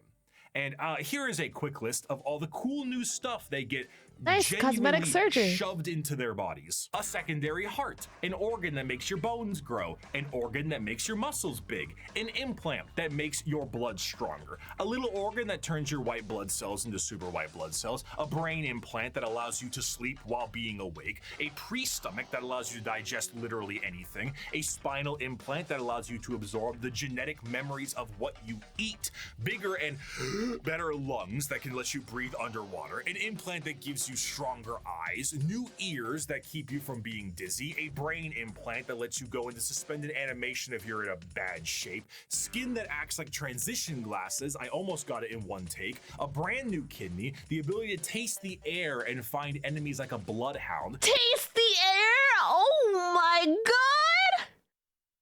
Nice kidneys, bruh. A special coating on your skin that allows you to be protected in space, the ability acid spit, bro, I want that. To spit acid, a gland that allows you to absorb the unique genetic makeup from the gene seed in the first place, and a straight up carapace that allows the Space Marine to interface. Sniffer on the tongue. Michael Phelps lungs. Michael Phelps. Oh. Wow. Big bones. Big muscles. Wow. Wow. I'm gonna remember the tongue sniffing. I'm gonna remember that. I already feel, I say this, but I already feel like I can taste smells. And I don't know if that's a normal thing, because we talked about this before, where somebody was like, would you rather be able to taste smells or not do that? And I'm like, I thought you could already taste it. Like, I feel like that's how some of the, like, oh, I'm always like, oh, this tastes like chalk. But I've never tasted chalk. I just know what it smells like. But I feel like I've tasted chalk. A special coating on your skin that allows you to be protected in space, the ability to spit acid, a gland that allows you to absorb the unique genetic makeup from the gene seed in the first place, and a straight up carapace. In the same region, they're closely related in the brain. Oh. Directly. Quite often, the carapace makeup from the gene seed in the first place, and a straight up carapace that allows the Space Marine to interface with their power armor directly. Quite often, these are put inside of you at dubious levels of mental alertness and dubious levels of anesthetic. After a more generalized indoctrination into the faith of the Imperium and a bit more training and other important manners, they can finally be welcomed as a fully fledged Space Marine. A Space Marine is quite literally a walking tank that is armed to the teeth. Two of the more iconic weapons held by a Space Marine are their bolt gun, which fires explosive shells the size of soda cans, and a chain sword, which is... The Space Marine is clad in a colorful carapace known as power armor, crafted from extremely heavy and durable ceramite. The power armor of a Space Marine. These buff men are getting the Kardashian treatment. They are getting the Kardashian treatment. I think I personally feel like I would hate that much, like, weight on me, personally. I don't know. I don't like being in tight spaces. And I don't like there was I was a mascot in high school, like the little, like, you know what I mean, the mascot is in like whatever costume you're wearing, and just the feeling of it being really big on me, I didn't like it. It felt really uncomfortable, and I walk really slow, and I was like, I don't like that. I don't like being in tight spaces. You were a mascot? I was a mascot for one day and quit. For literally one day. So I don't know if I should call myself like a mascot in high school. I was a mascot for one day. And I was like, that's enough. Protects him from any terrors he may face, be it the void of space itself to an inhospitable atmosphere. This armor, combined almost biologically with an already massive physique, makes the Space Marine an almost unstoppable fighting force. And hell, if the armor doesn't protect them enough, they can always become a walking coffin like the dreadnoughts of the chapters are. What truly adds to it all, however, is the sheer difference in some of them. While a Space Marine in its own right is an indoctrinated freight train on legs, how they act can be quite different from chapter to chapter. The gene seed of a Primarch is not just helping them become big and strong, but allows them to gain certain traits from their forefathers. Everything from how they think to even slightly adjusting their physical appearance once it's been implanted, the gene seed can be the personality of an entire Space Marine. Take the Salamanders, for example. Salamanders have a predisposition to fire as a whole, and tend to be extremely large due to the size of their Primarch, Vulcan, and his enormous stature. Whereas someone like That man is blue. the size of their Primarch, Vulcan, and his enormous he's like gray. stature. Whereas someone like Sanguinius, Primarch of the Blood Angels, share more vampiric features and more angel-like qualities. I love Sanguinius. I don't even know him that well, but I think he's beautiful. I think he's beautiful. You guys are saying that like because of their bodies, they don't feel the weight pretty much because they're so muscular. That makes sense, but they still can't scratch their own back. And that would stress me out too. And like, do they get sweaty in there? They can't scratch their own back. Like, I hope that they would fix all of that stuff. Like I hope they don't get like, you know, a itchy back, or they don't get itchy. They get sweaty, like they don't feel these kind of things. A gene seed is not just aspects of the Primarchs, but they are also flaws too. Magnus the Red and his 1,000 Sons underwent something known as the Flesh Change, a horrifying mutation that, while it made them strong psychers, would affect their bodies so terribly that they would mutate away from humanity. Where other factions have inspiration for their culture from our real world, like the feudal Japanese of the Eldar or Egyptian style the Necrons, each Space Marine Is that Obama, dude? chapter themselves carry an inspiration. Multiple the White Obamas. Scars are motorcycle riding Mongolian fighters. The Space Wolves are Norse Vikings. The Dark Angels are Knights of the Round Table, and so on. This moves into their So the fighting. wolves are Vikings? Are motorcycle riding Space Mongolian Wolves. fighters. These Space Wolves are Norse Vikings. Ah, the Dark nice. Angels are Knights of the Round Table. Oh, And that's so cool. on. This moves into their fighting style, and truthfully, there is no end to the characters and options when it comes to the Space Marines. Space Marines are the main symbol you see, and while many of them can be simply indoctrinated warriors who only care about Like, we have an ad break coming again. Oy. Oh, I'm gonna pee again. I'm going to pee again. I've been drinking a lot of caffeine because unfortunately I've had insomnia really bad all throughout subathon. I've been drinking a lot of caffeine just to because I have 2 sleep disorders. Yeah, but I've been having a lot of fun though, regardless of my sleep disorders being the way they are. I'll be back.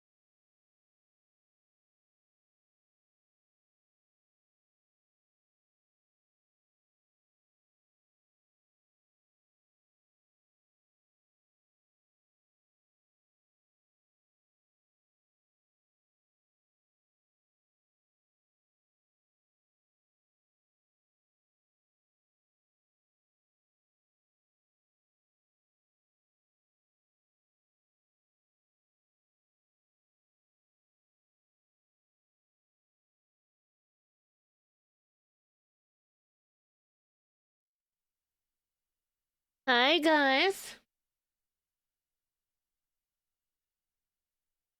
Hello, sweethearts. Hi, hi, hi. I'm back.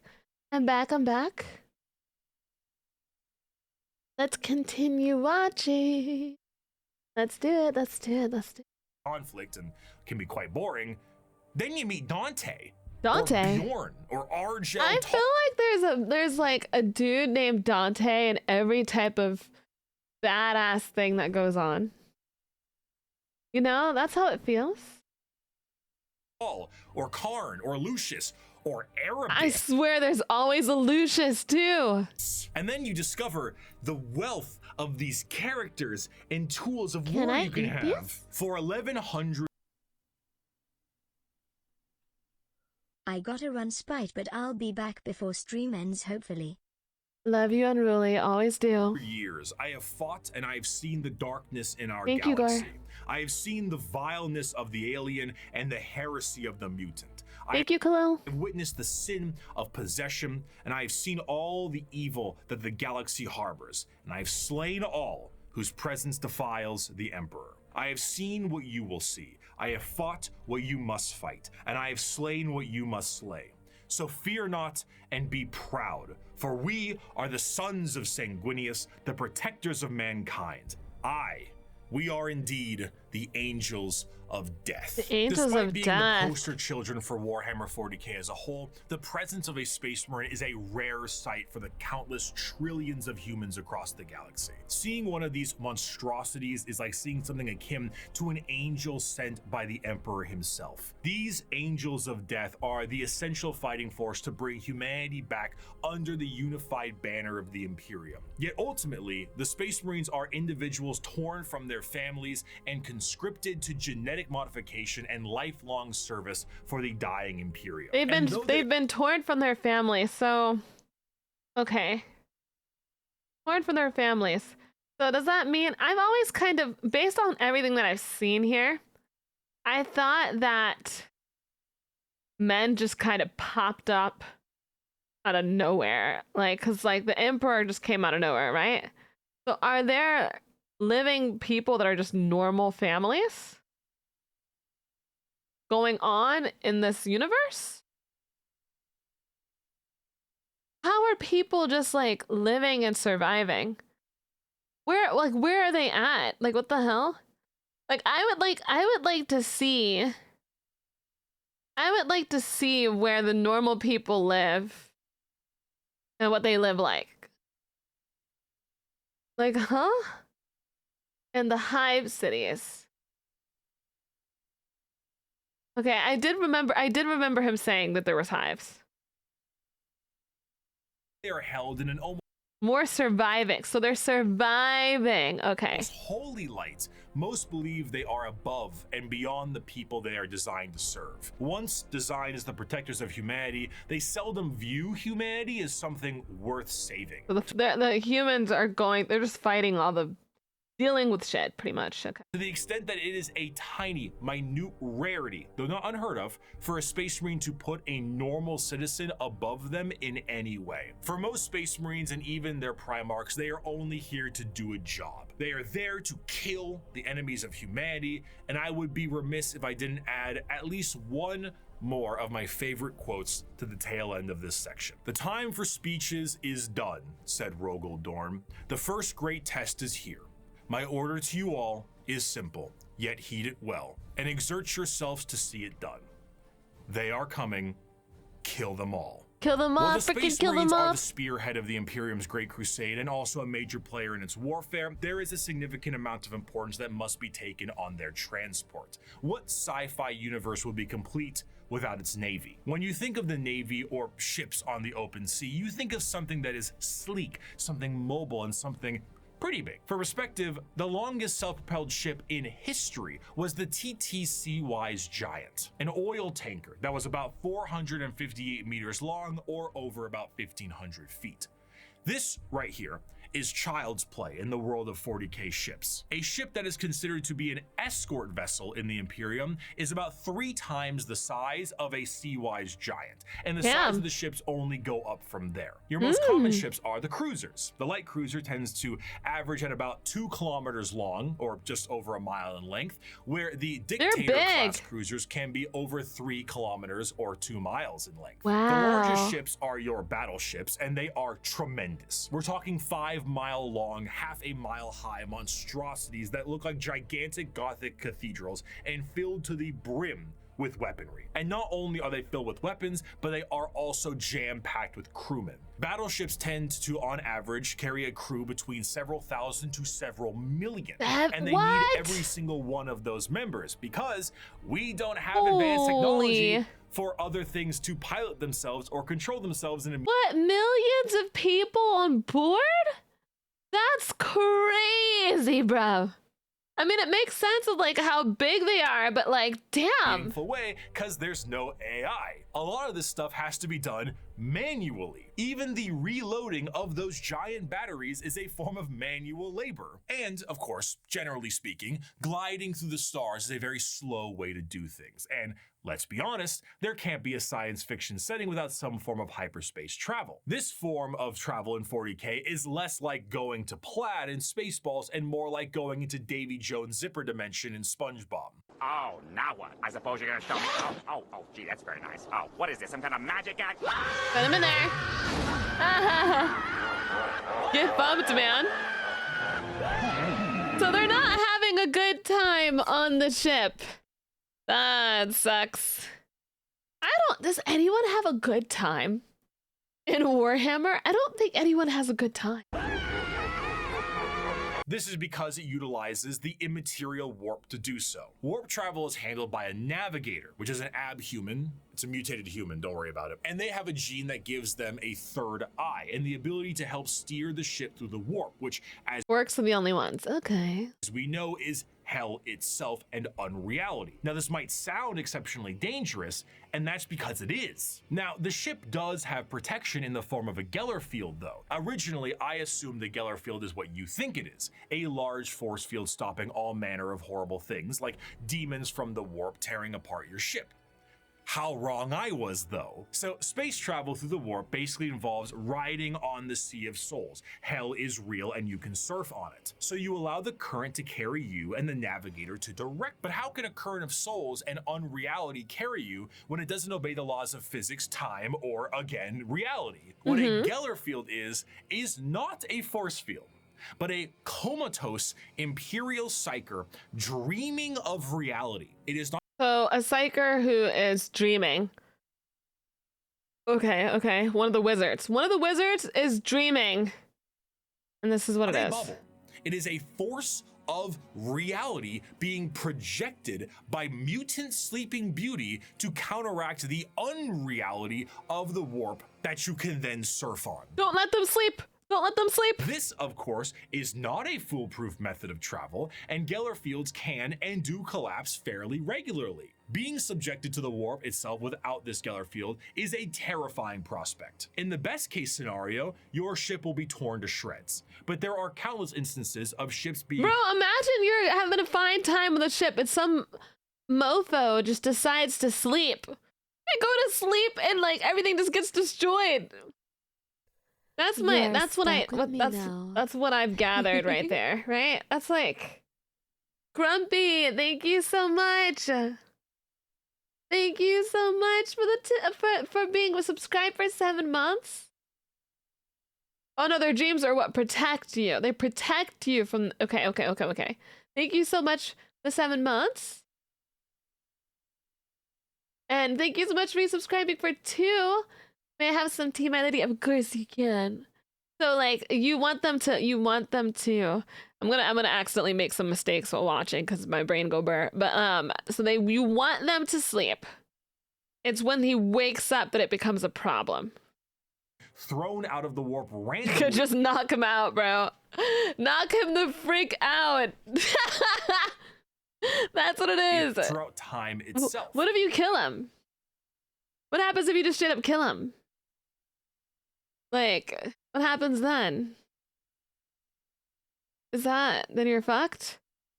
So you just have to keep this guy asleep? You die. Oh, give him melatonin. Oh, man.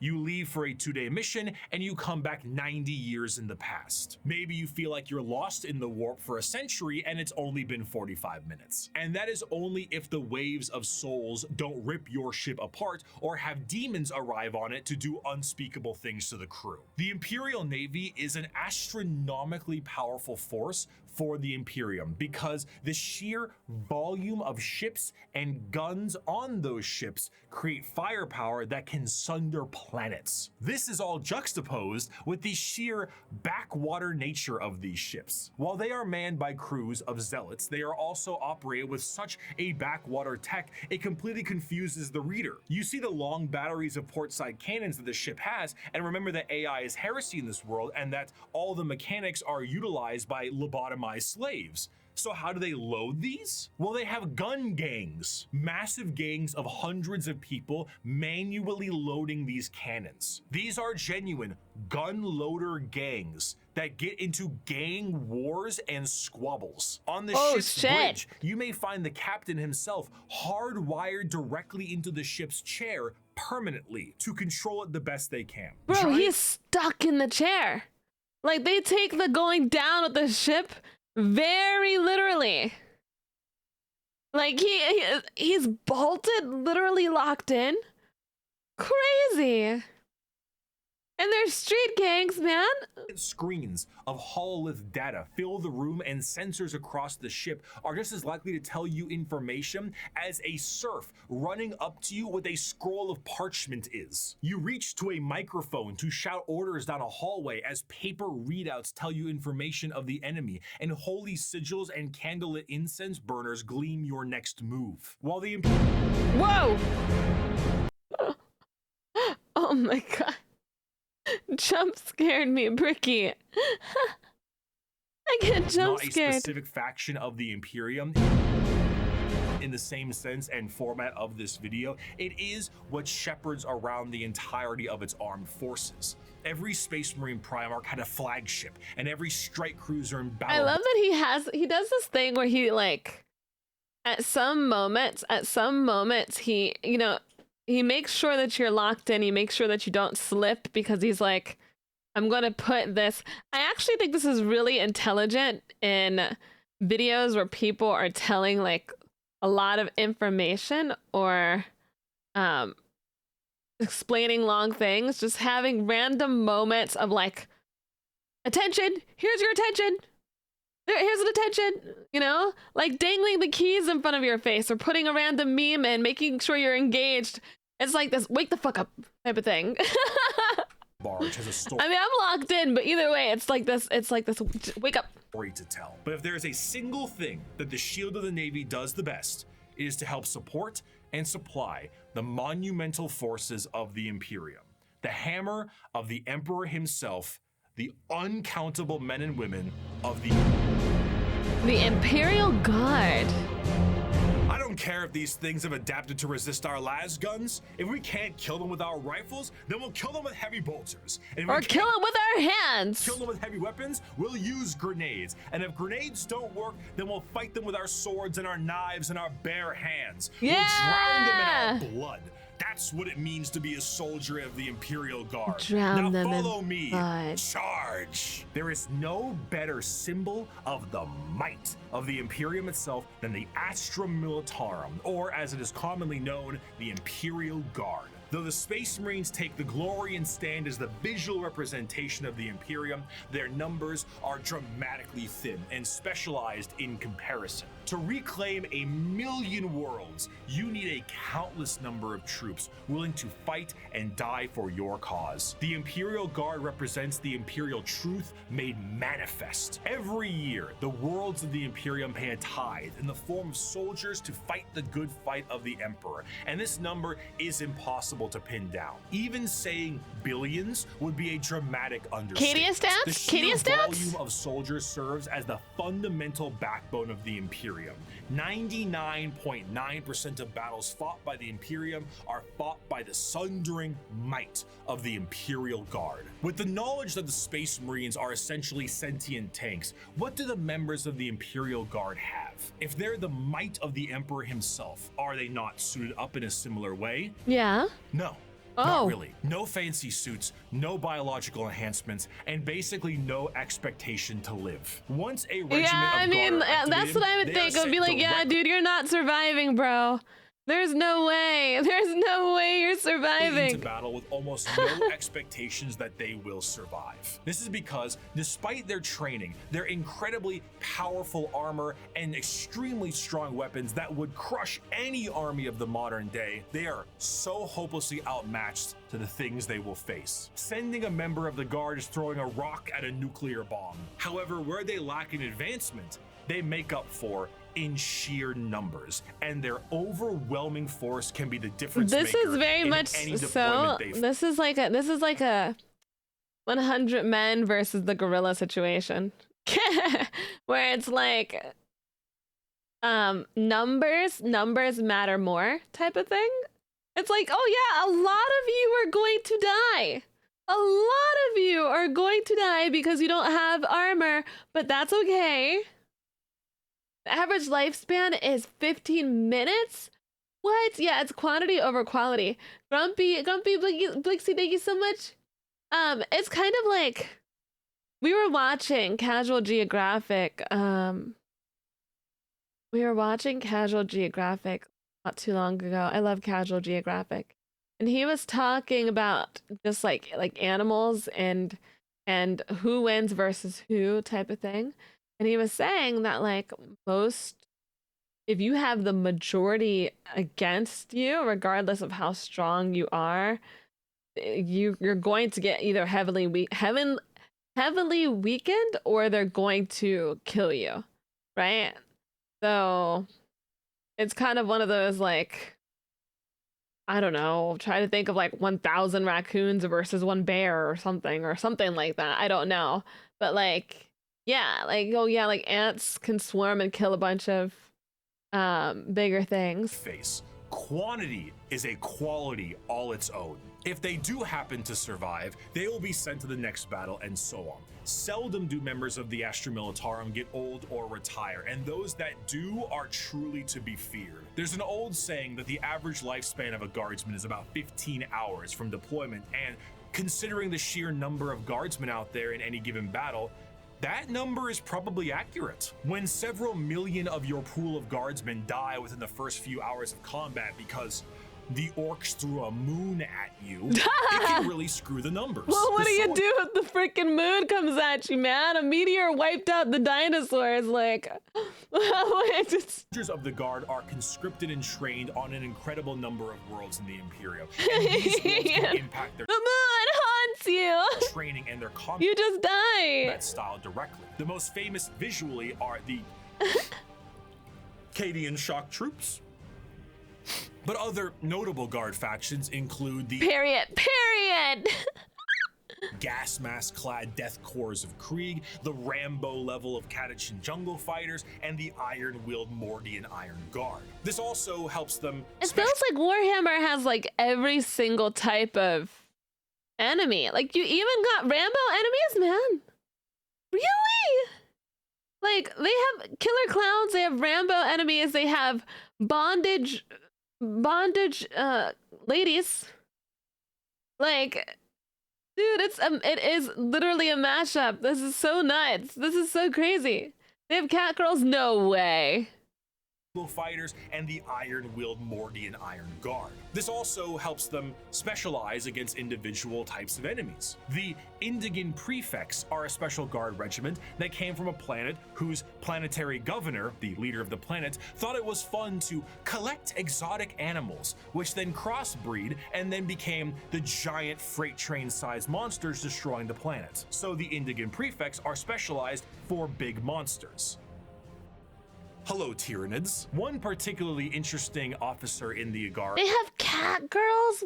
Wow. Is the enforcement officer known as the commissar, and they are one of the more visually striking members of a regiment. These are specialized imperial officers and act as morale officers. But instead of singing songs to the troops and providing hot meals, the commissars are there to make sure that the members of the regiment continue to fight to the bitter end. If a soldier does not meet the standards of the commissar, the solution is simple.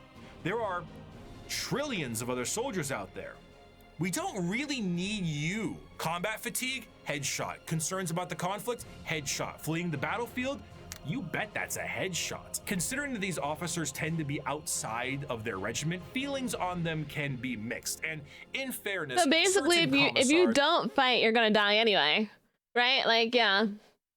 Like the esteemed Ibram Gaunt or Caiaphas Cain tend to do a bit better with the whole people talking part, because if, say, you were trying to tell a beefed up Catachan jungle fighter what to do, you might take a mysterious leave of absence inside a carnivorous plant. But no matter what I say, I don't think I can truly convey the sheer might of the Imperial Guard, so I'm gonna get a visual aid. Let's take a look at this image right here, right? Yeah? This is the cover of the 9th edition Codex for the Astra Militarum, the official cover art. Your eyes may be drawn to the dark and brutal looks of some of the main members on the front and the gigantic orc they are attacking, but zoom out a little bit. There is no floor. There is only people, and behind those people are tanks. And they're getting stampeded. They're getting stampeded. The tanks are literally running them over. Behind those tanks are flying artillery shells. There are 2 enormous transport ships in the sky, and their ramps are down, and on their ramps are more people. The Imperium is described as having 1,000,000 worlds. 1,000,000. Man, I'd rather get a headshot than have to deal with all that. I'm not gonna lie to you.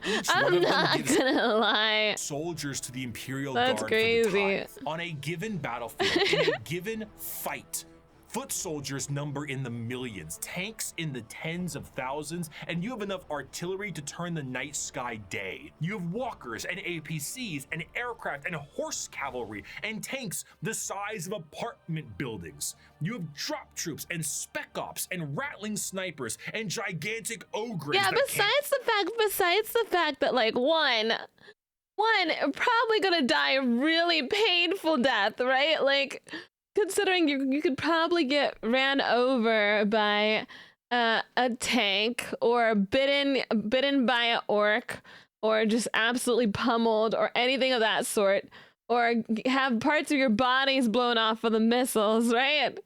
On top of that, I would be overstimulated. I would be very overstimulated. I would be like, this is too much. Like, this is crazy. Yeah, have your soul eaten? Or even shot by your allies. Like, this is on top of all the like very terrible violent stuff. I would just be like, bro, I don't even know. I wouldn't even know what's going on. Very cute main outfit. Thank you. You would totally be a psyker. I would need to be a psyker, because I think I would die really fast. You know, you could get ran over by a space marine. Yeah, I get stepped on by a space marine. I'd literally earlier in the video, I saw a space marine step on, I think, a monster's head. I don't even know if he meant to do it or not. I don't know if he meant to, but I'm like, yeah, if I fall over and I see like a space marine coming, like that sucks. That so sucks. Yeah, right. At 40k, you may become a cloud of mist at any moment. Like, fortunately, the Imperium found a solution to be overstimulated. Right this way to be turned into a servitor. But they said they would shoot you in the head. Do you get shot in the head or do you get turned into a servitor?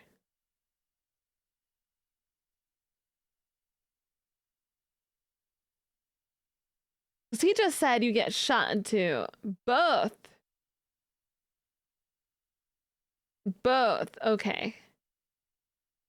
Count to 4, but they can turn you into 4 pieces, and it just doesn't end. Humanity is a horde army, but instead of a horde of bugs or rampaging orcs, it's a living wall of guns. At the end of the day, though he's been ferried through hell on a ship that's 10,000 years old to some godforsaken war-torn rock, though he deployed from high orbit with nothing but a grav chute, though he is one of 10 million men and women snatched from his homeworld to fight a war he barely understands, though he has been given a weapon that fires small suns and may annihilate him as he fires because the knowledge of how it functions has been lost, though his company is supported by tractor tanks that run on anything you can burn, though he wages war against the devouring hive mind, ravenous demons and hordes of hyper-advanced aliens with strange technologies and sorceries he never dreamed existed.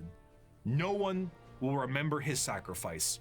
There will be no records of his deeds, no glorious parades in his honor, and no remembrance of his name.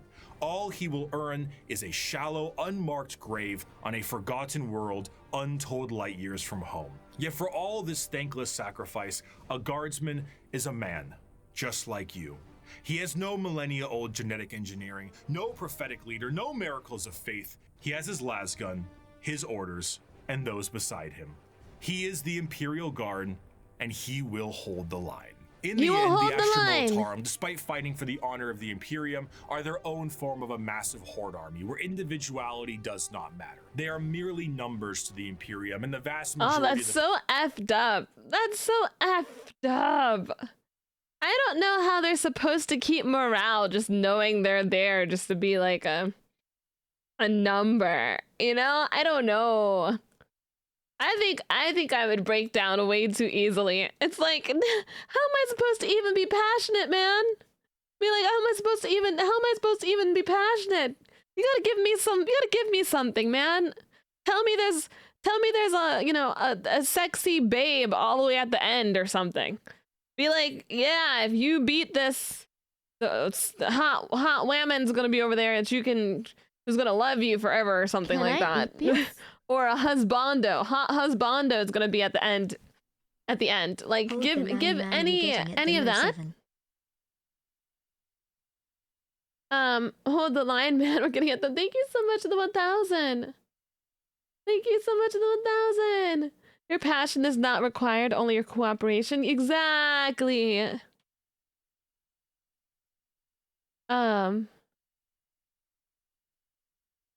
Well, there's a lot of propaganda.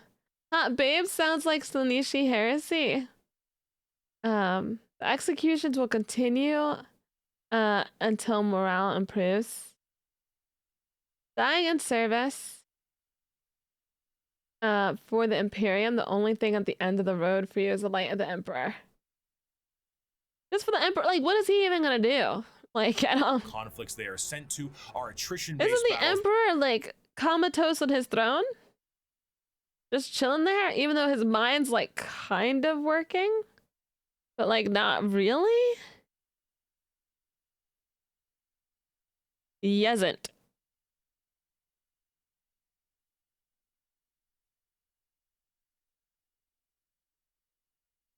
Okay. That gain virtually no ground while countless millions die. Yet this makes them the most human. For the Imperial Guard contains normal people. People who are happy and sad. People who laugh and love. And in there are stories. Because there is strength in facing the horrors of the universe head on with nothing but a rifle in your hands and a prayer on your lips. Armed with an innumerable amount of Imperial soldiers and Space Marines, the Navy begins its great crusade into the stars to rescue the stranded Primarchs and reunite them to their legions. But the biggest question needed to be asked was, what would they find?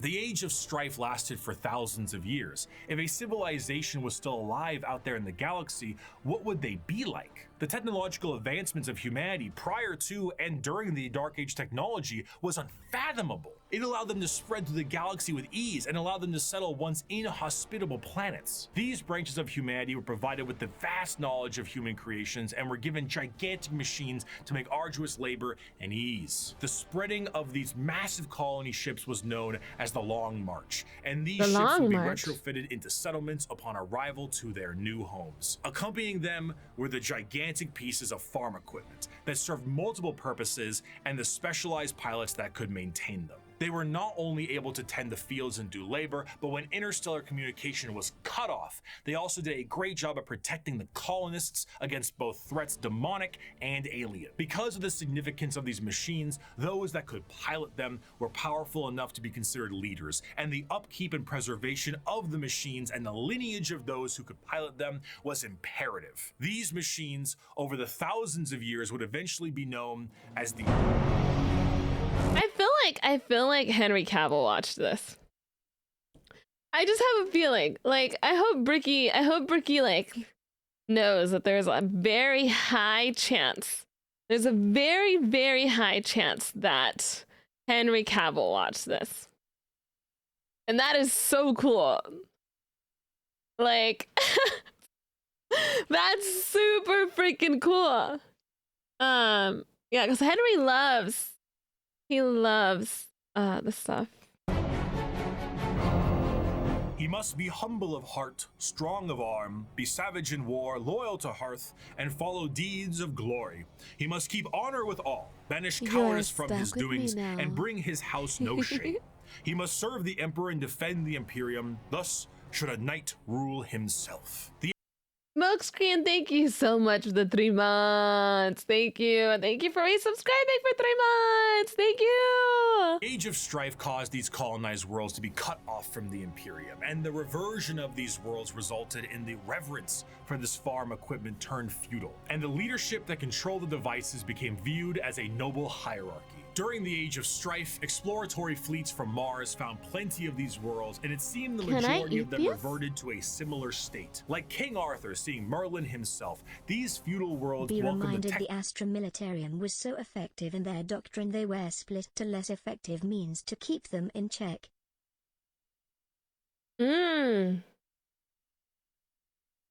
Oh. You said Henry missed his phone call for Superman because he was playing Warhammer. I did know that. I probably won't be watching the new Superman just because I know the Superman already. I don't know. I want to support. At the same time, I feel awkward about it. I feel really, really awkward because I know, and I'm friends with Superman. So it just feels really weird. I don't know if I'm going to. I don't know. There is a cute puppy, yeah. Yeah, I don't know. Of Mars with open arms. The mutual relationship between the Admech and the nobility was beneficial. The Admech were able to secure more worlds for mining resources and potentially long-lost STC information, and the noble houses were provided with technological know-how and modifications from the Admech themselves. The suits became more and more specialized, and their history as mere pieces of equipment were lost to time. What was once a tractor became a killdozer, and the Imperial Knights were born. Unlike other military aspects in the Imperium, the nobility of the Knight houses remains just that, a nobility-focused feudal hierarchy that swears fealty to either the Mechanicum or to Terra. Like the Knights in our history, once they swear fealty, they can be called to aid their respective allegiance in the heat of battle. The ones that swear fealty to Terra are led by the High Monarch, while the ones with the Mechanicum are led by the Princeps. The ones with Terra might be sent directly to the front line of war, while the ones with the Mechanicum tend to be sent to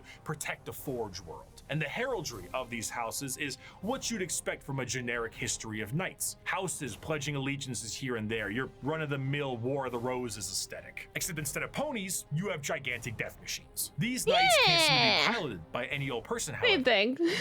A member of the nobility of any given knight house must go through the ritual of becoming. This ritual involves them sitting on the device used to control the knight, known as the Throne Mechanicum, for a full night. What's wrong with that? I mean, sitting in a chair for a full evening sounds pretty great right about now. So, a pilot cannot drive a knight. They can, but it moves about as effective as Ripley from Aliens 2, big, lifter thing. It is, in a sense, a beast that must be controlled.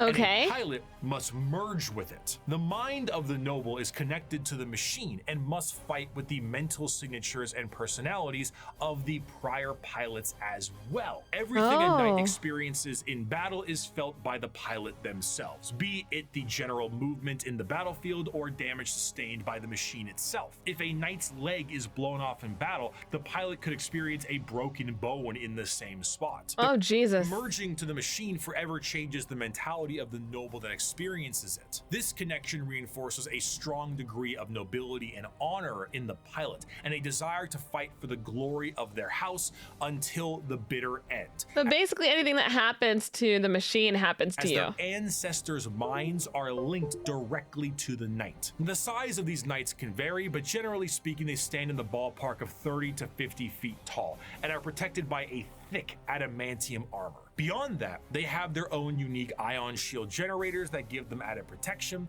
and when it comes to their looks, the most common pattern across the Imperium is the Questoris pattern, and is honestly the one you're probably thinking about right now. But there are also smaller versions like Armigers and bigger ones known as the Dominus. As for a loadout, these guys— the Mr. Potato Head! Basically, you want to pilot the Gundam, you gotta beat up the ghost of every pilot before you. Oh, wow. Oh, wow. Hello, Mr. Potato Head. Anyone used to have Mr. Potato Head, like, dolls when they were younger? Guys, it's not like I won't, like, I don't support my friend David. No, it's not that. It's not that. I have supported him by watching some of his shows already. I watched a movie that he was in, another TV show, but I like had to quit because it felt awkward. I don't know what it is. Mentally, it just felt awkward. It was just like, I don't know. Sometimes when you see your friend in like a TV show, it's just like, it literally feels weird. I don't know what, I can't explain it to you. It just feels fucking weird. It's just like, I don't know. Mr. Potato Head with 1911 peak. I guess, I mean, it may be I guessed for you, but you know, I'm a different person than you. I'm a different person than you. We're not the same, so we're not gonna have the same experience. Do you ban minors in your stream on the spot? If you say you're a minor, then yeah, you're gonna get banned. Yeah, exactly. If you say you're a minor, you're gonna get banned. So,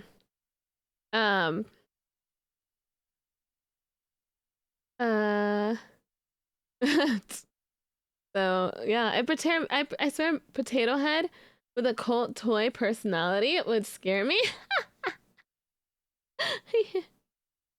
No, you become merged with the previous pilots. Okay. Yeah. Wait, you know David Cornslet? Mm-hmm. I do.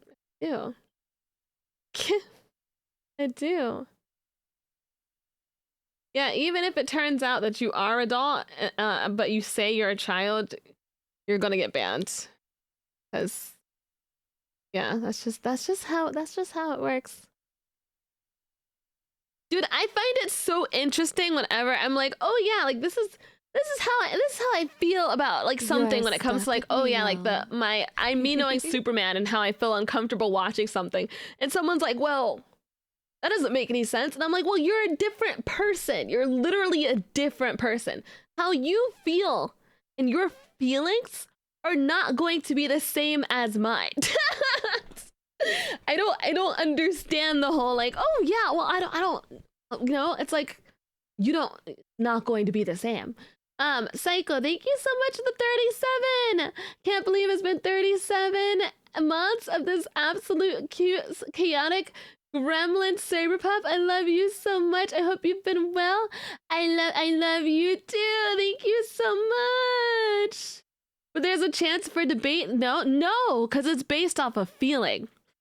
There's no chance for debate, right? So if someone says like, hey, I feel sad about someone, and someone says, oh, I feel sad about something, and someone says, I guess like this or something. It's like, well, that's how you feel. That's your feeling. It's your feeling. You can't debate someone else's feeling. Well, I don't feel that way. It's like, okay, well, it's like, okay, whatever. And you expect us to have the same exact thing? Like, damn, dude. Damn. Speaking of Superman, did you know VTuber somehow snuck into the official? Wait, really? Wait, really? Yeah. Like, you can't tell someone else how they feel. It's like, okay, I guess. Man, I don't know. Guys are essentially a violent Mr. Potato Head. Battle cannons, Gatling cannons, heavy flamers, thermal cannons, up close and personal. How about a gigantic Are you doing chainsaw? Hi, Dobby. Can I get a shout out for Dobby, please? Hello.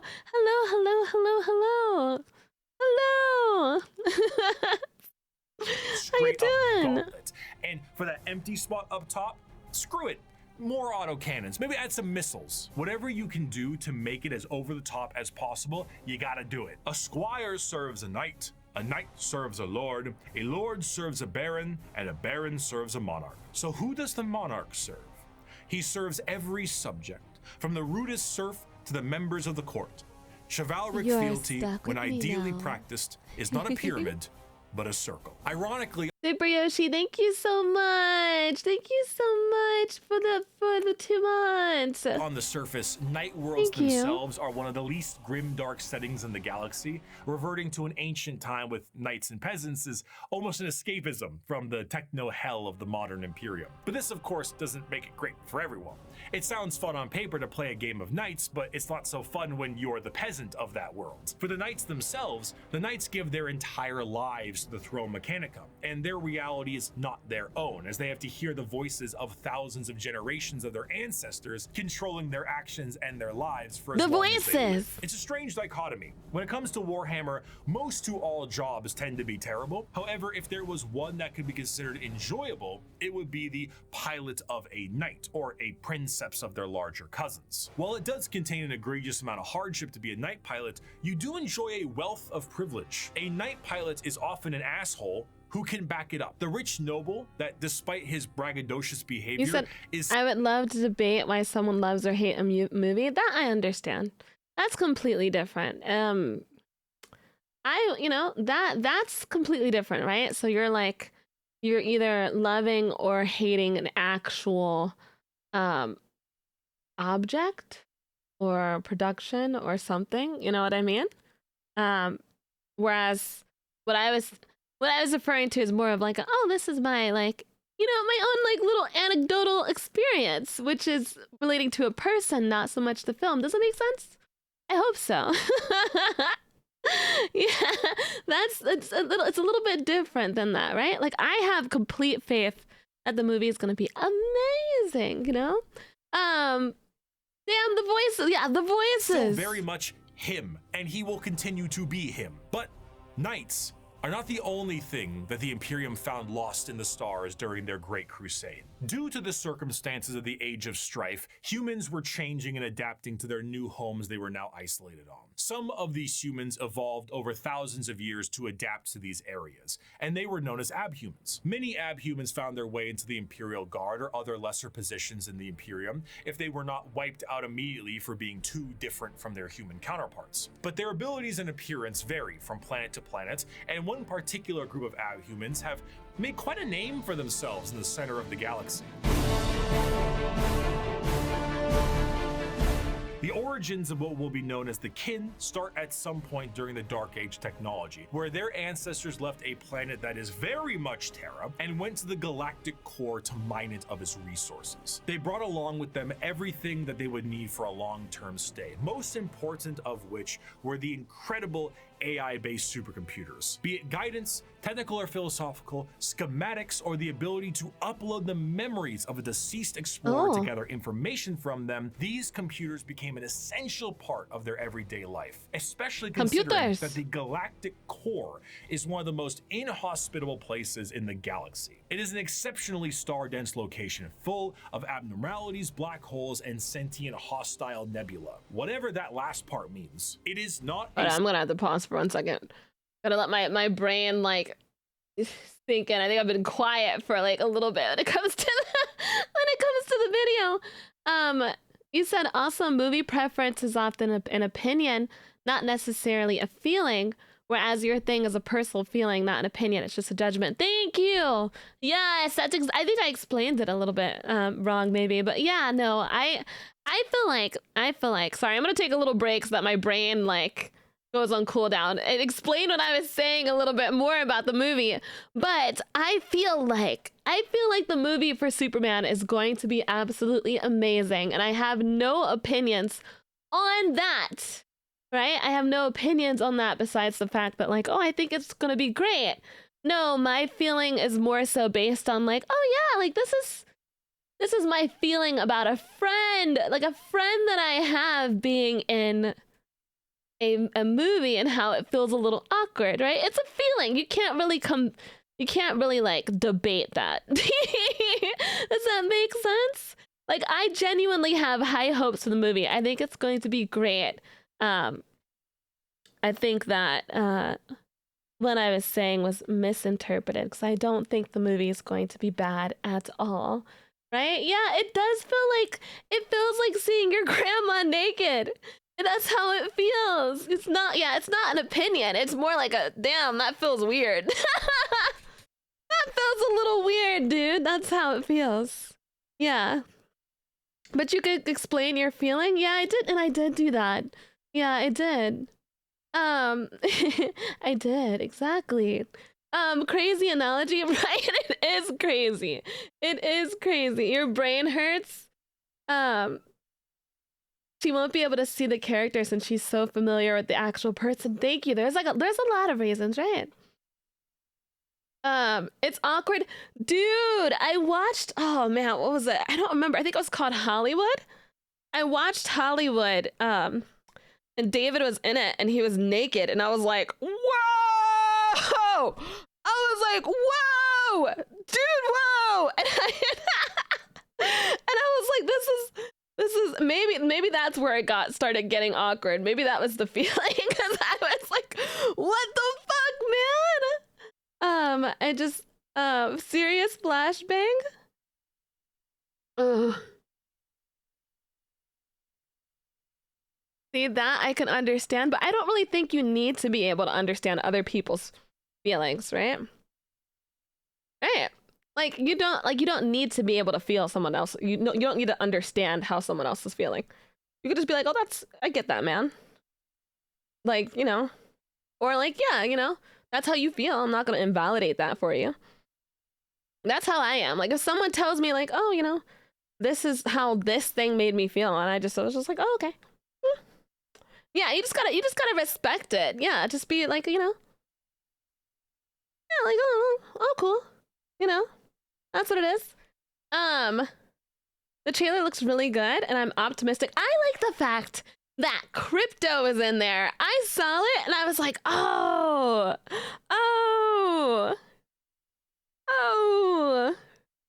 you know,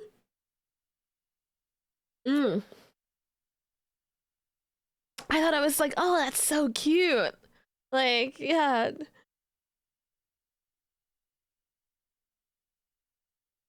I saw a lot of dissections for the Superman trailers. Yeah, like I feel like if someone's beating you up in that circumstance, it's fair to be like, yeah, but why? Yeah, exactly. And I feel like I explained. The super dog, yeah, crypto, yeah. Dude, oh my god. He looks so adorable in that damn trailer. I saw the clip of Superman confronting Lex Luthor. Lex Luthor is just such a freaking hater. He's such a hater. In the trailer, he's just standing there looking out the window, just like, oh, I hate you so much. Like, I hate you so much, man. When is Lex not a hater? Exactly. And it's so funny. It's so funny in the trailer because you can see him doing that. Jelly boy, yeah. You're okay, JJ. Yeah, you're okay. You're okay, BB. No one takes the super puppy. Yeah. I'm giving my mind a little break for a second. Oh.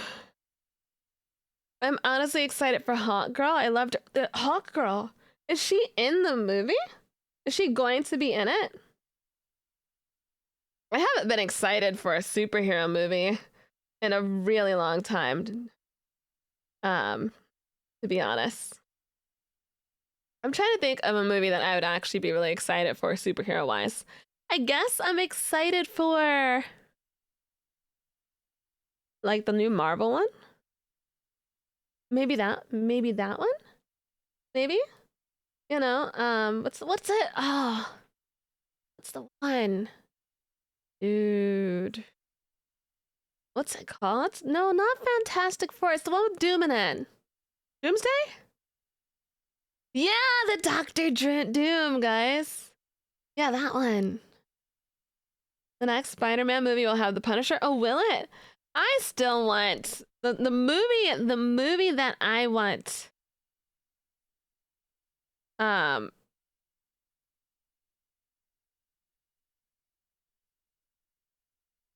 on, guys.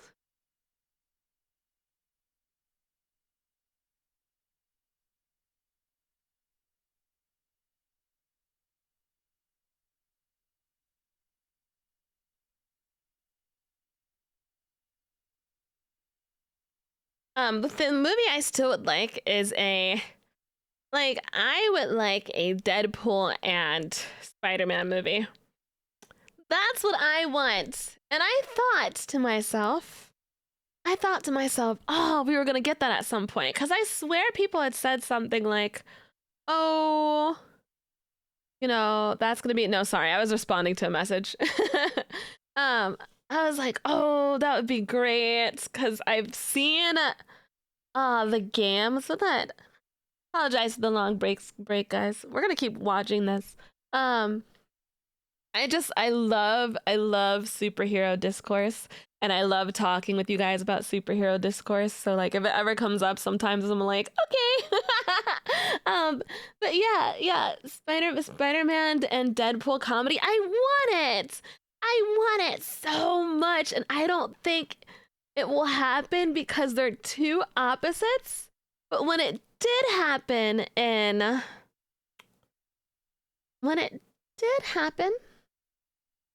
the video games, I thought it was hilarious. I thought it was so funny. Oh man, I think it would have been really good. So much good vibes. I really love superhero talk and Warhammer 40. I'm glad. I like chat, like streamer. We're all just nerds, and even if you aren't a superhero fan, you know, listen, I feel like most of us are still just very like nerdy regardless. It doesn't matter. It doesn't matter. It could happen if people call for it. The outfit got me like, hi Kay. Can I get a shout out for Kay, please? I thought they teamed up in the cartoons and in the game, right? Not me, you're not a nerd. You played Marvel Rivals with me for 5 hours and we broke the game, Dobby. You are a nerd.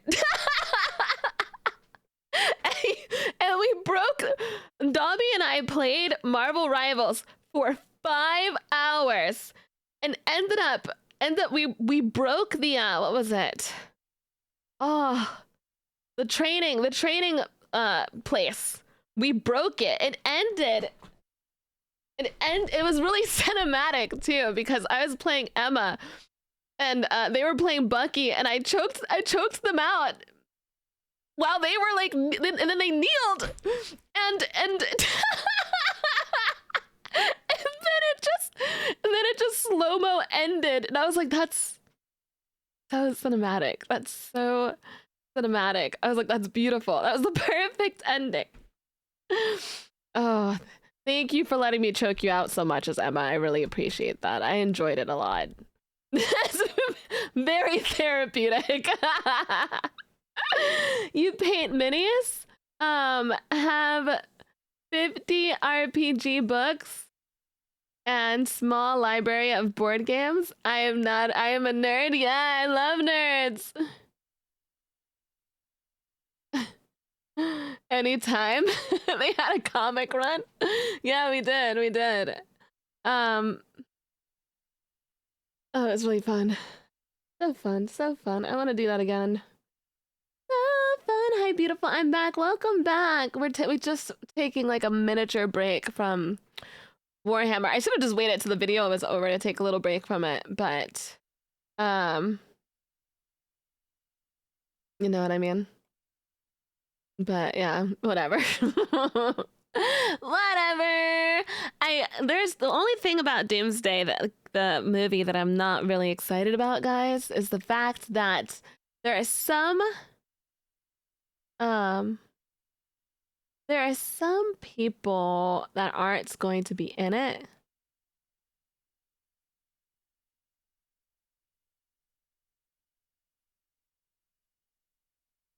There are some people that were not going to be in it that I wanted to be in it, and I was like, fuck. Damn. That sucks. Less than 10 minutes of video to go. Yeah, we're gonna finish it. Don't you worry. Don't you worry. Like Black Panther, right? Yeah, who else is... Oh, I don't remember who else is gonna be in there. Who else is not gonna be in there? At least Loki's gonna be in there. I love Loki. It's cool to take a break. These videos are very detail dense, right? Yeah, it gives your brain a moment to reset for a second. It's okay, Bucky's gonna be there. I love Bucky! I love Bucky.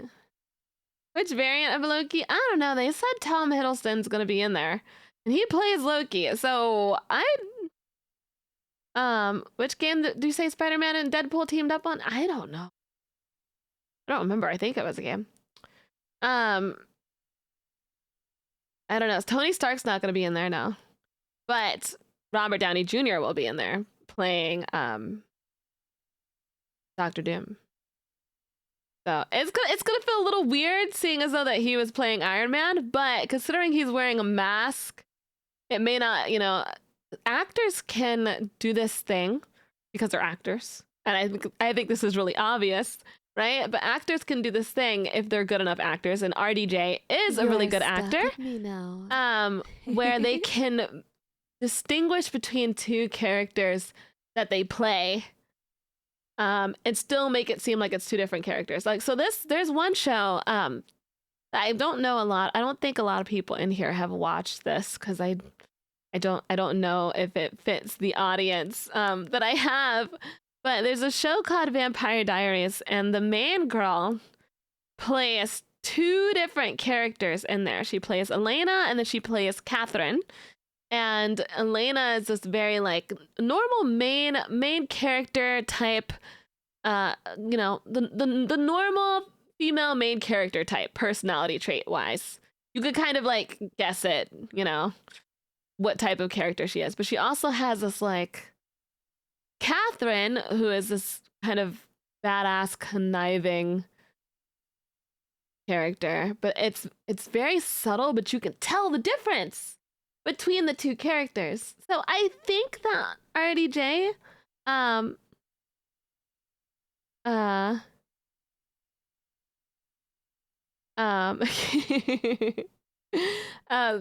RDJ, I think he's gonna do well. I have a feeling. Like Robert Pattinson in Mickey 17, he plays two different clones at the same time, but you can tell them apart. Exactly.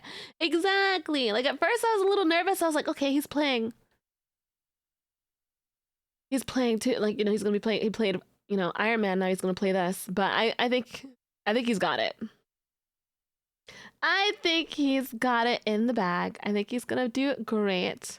Or Michael B. Jordan in Sinners. Ooh, yes. If you guys have not seen Sinners, I would recommend watching that movie. That is one of my favorite movies that I've seen in a long time. B-Dog, thank you so much for the 3 months. Sexy girl and maid outfit. Yes, yeah, thank you. If you haven't seen that, I would watch it. Great movie. I kind of wish that movie was a series. Like, that would have been awesome. It was awesome as just a movie, but like, dude, if it was a series, I would have loved that. I would have loved to see more of that. What Sinner is about? It is about vampires. Specifically,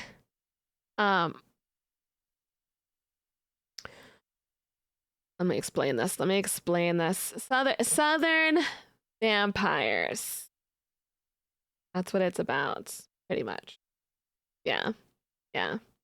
So that's all I'm really gonna say. I'm not going to spoil anything for you, but that's what it's about. And I would recommend,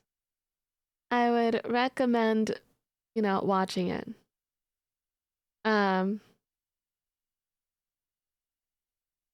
Hardy played both the Cray brothers in Legend. Yeah. Yeah. Like vampires in the South. Yeah. Yeah. Trust me, I wasn't gonna tell you exactly what happened in the movie anyway. I want you to see it. Like I actually want you to see it. So, so yeah. Like raised on the farm, southern. Yeah. It's pretty good.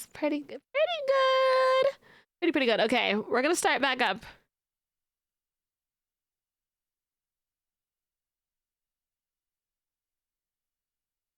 It is my favorite movie that I have.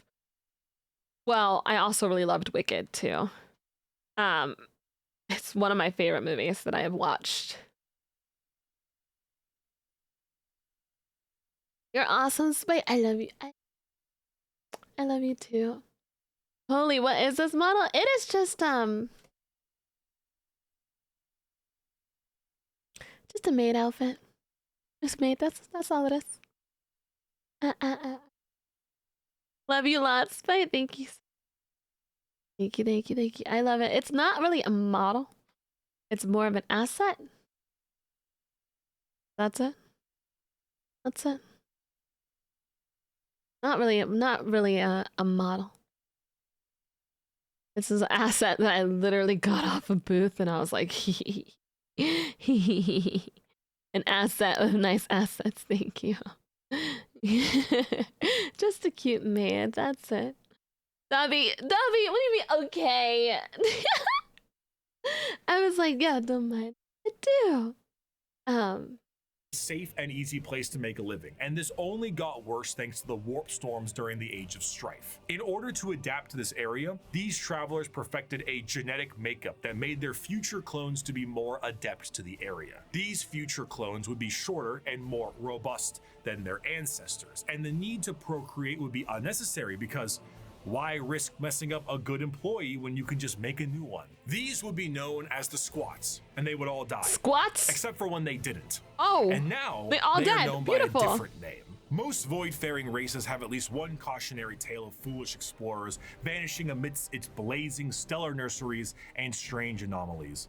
Yet for the leagues of Voton, the galactic core has been home now for millennia. These squat humanoids would begin to establish themselves in the core, and their goals would be the same as their ancestors. Rock and stone! But like, actually kinda, yeah. Whenever one of them would die, they would know that that sucker would need to be uploaded to the machines like their forefathers did. But the original purpose of these machines was lost to time. What was once a technical resource for them turned into a ritual known as joining the ancestors. And the fact that they were clones at this point meant that the same copy of the same individual would be uploaded countlessly. I think I might start back from here. One particular group of abhumans have made and appearance vary from planet to planet, and one particular group of abhumans have made quite a name for themselves in the center of the galaxy.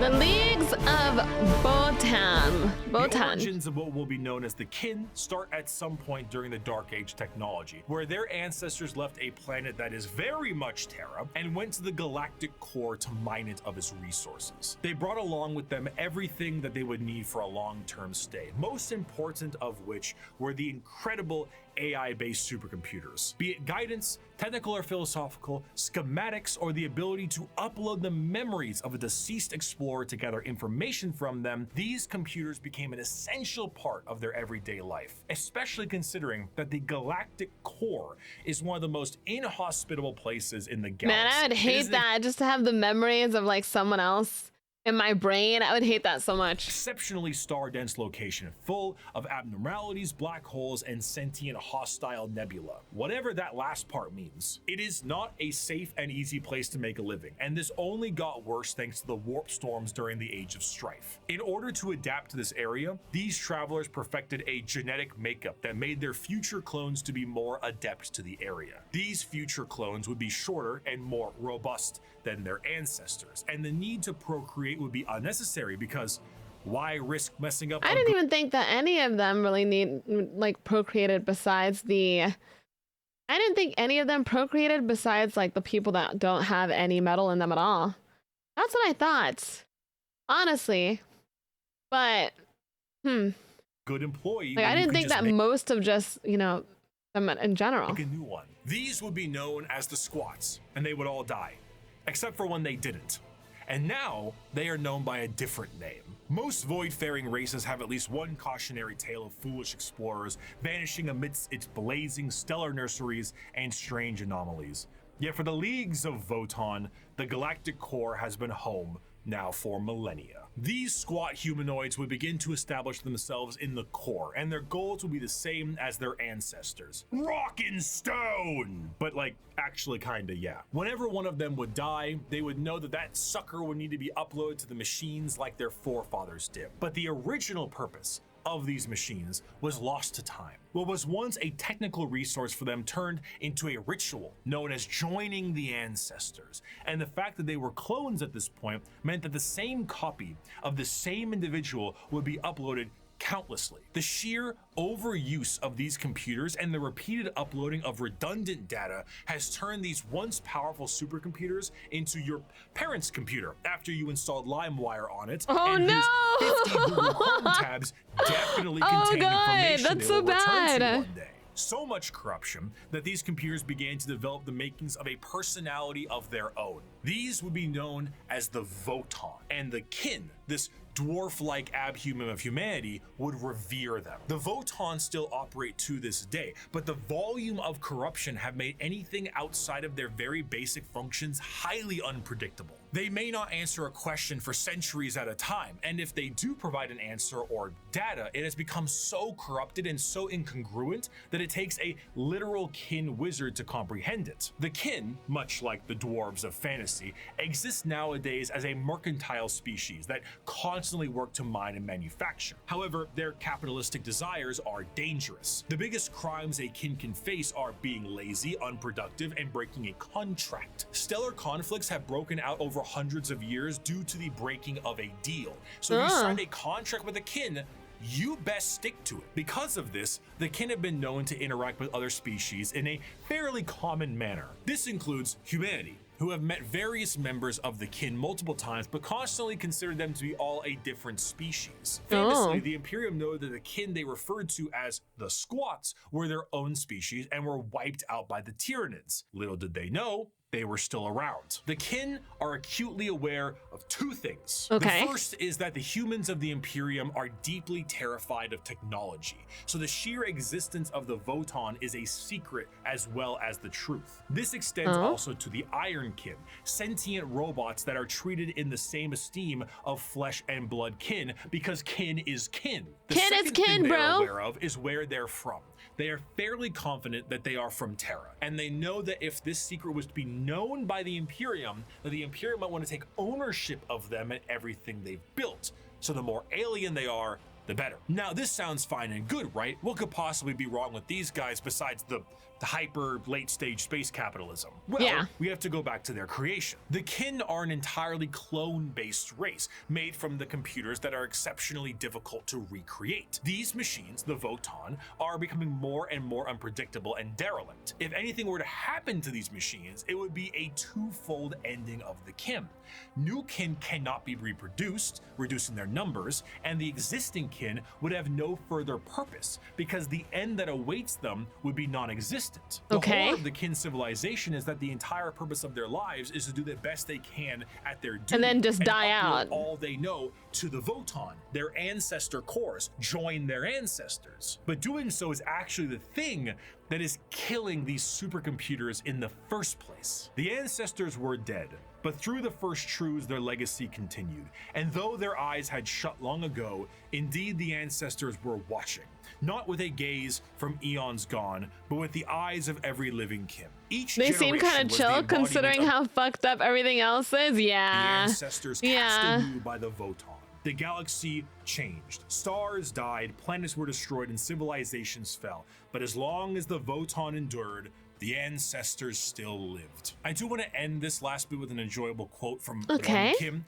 As you may have assumed, the Leagues of Voton are space dwarves with a corporate sci-fi motif, but they are still very much dwarves. They're squat, they're strong as hell, and they hold serious grudges. This time it's just more about your contracts than anything else. And so because of this, they might treat most things about how you would expect a capitalistic dwarf would treat things. You Capitalistic misunderstand, dwarf? human. I am not here to debate. I am not here to compromise. What you see as yours, I am taking for my kindred. You want to bargain? Torek, unholster our means of negotiation.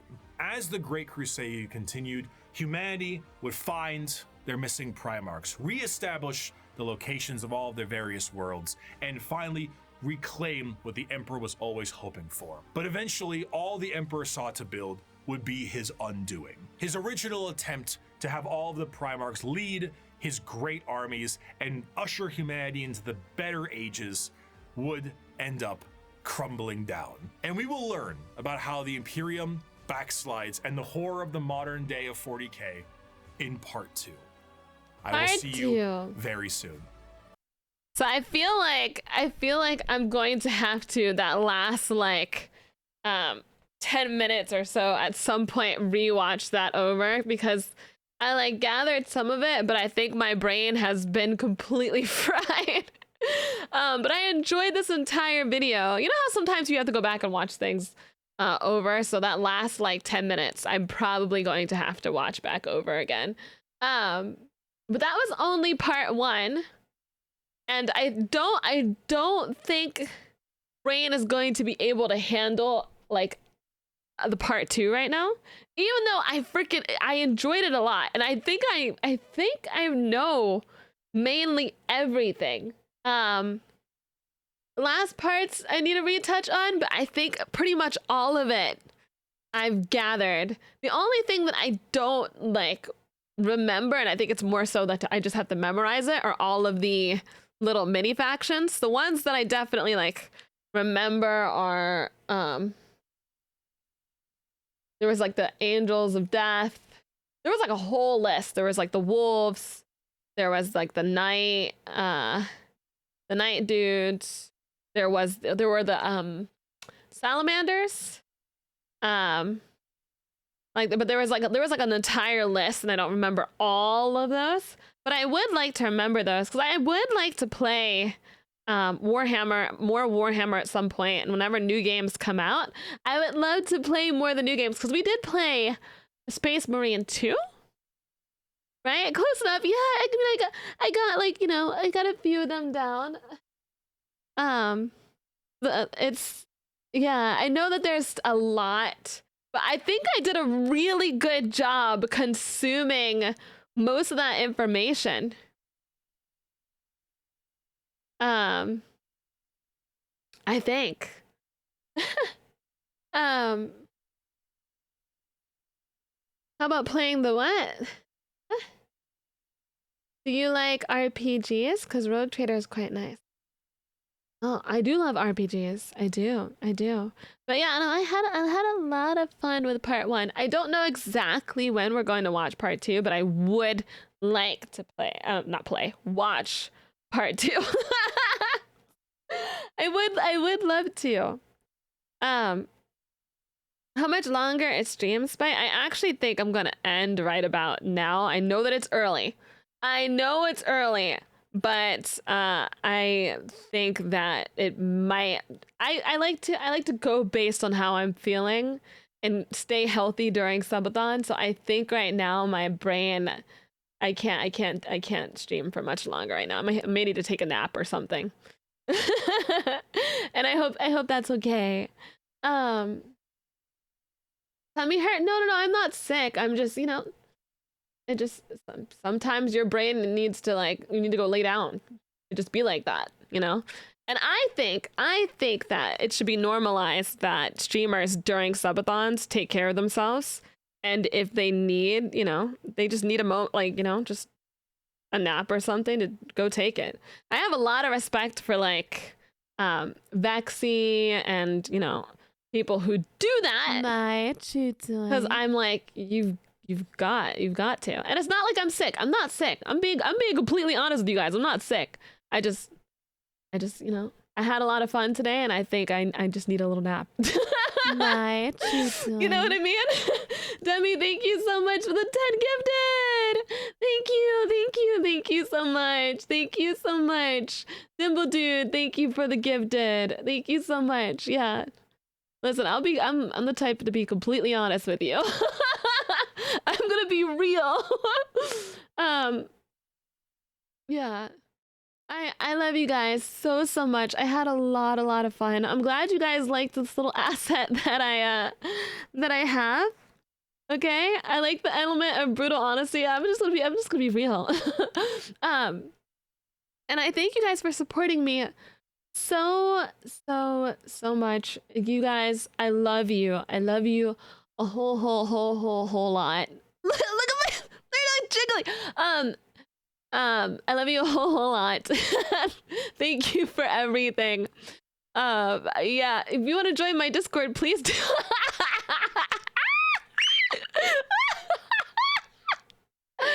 Sorry, I'm just wiggling my ears around. Okay, I'm getting distracted. I'm getting distracted by myself. Thank you guys. Woo. Thank you guys for the follows. Thank you for the subs. Thank you for being sweethearts. We will continue Subathon tomorrow. And guys, I have the community talent show server, I think, is up. Hold on, let me ask Cap really quick. I think it's up. Hi Cap, is it up? The community talent show channel? Oh, I don't have that yet. I just wanted to put the things in there.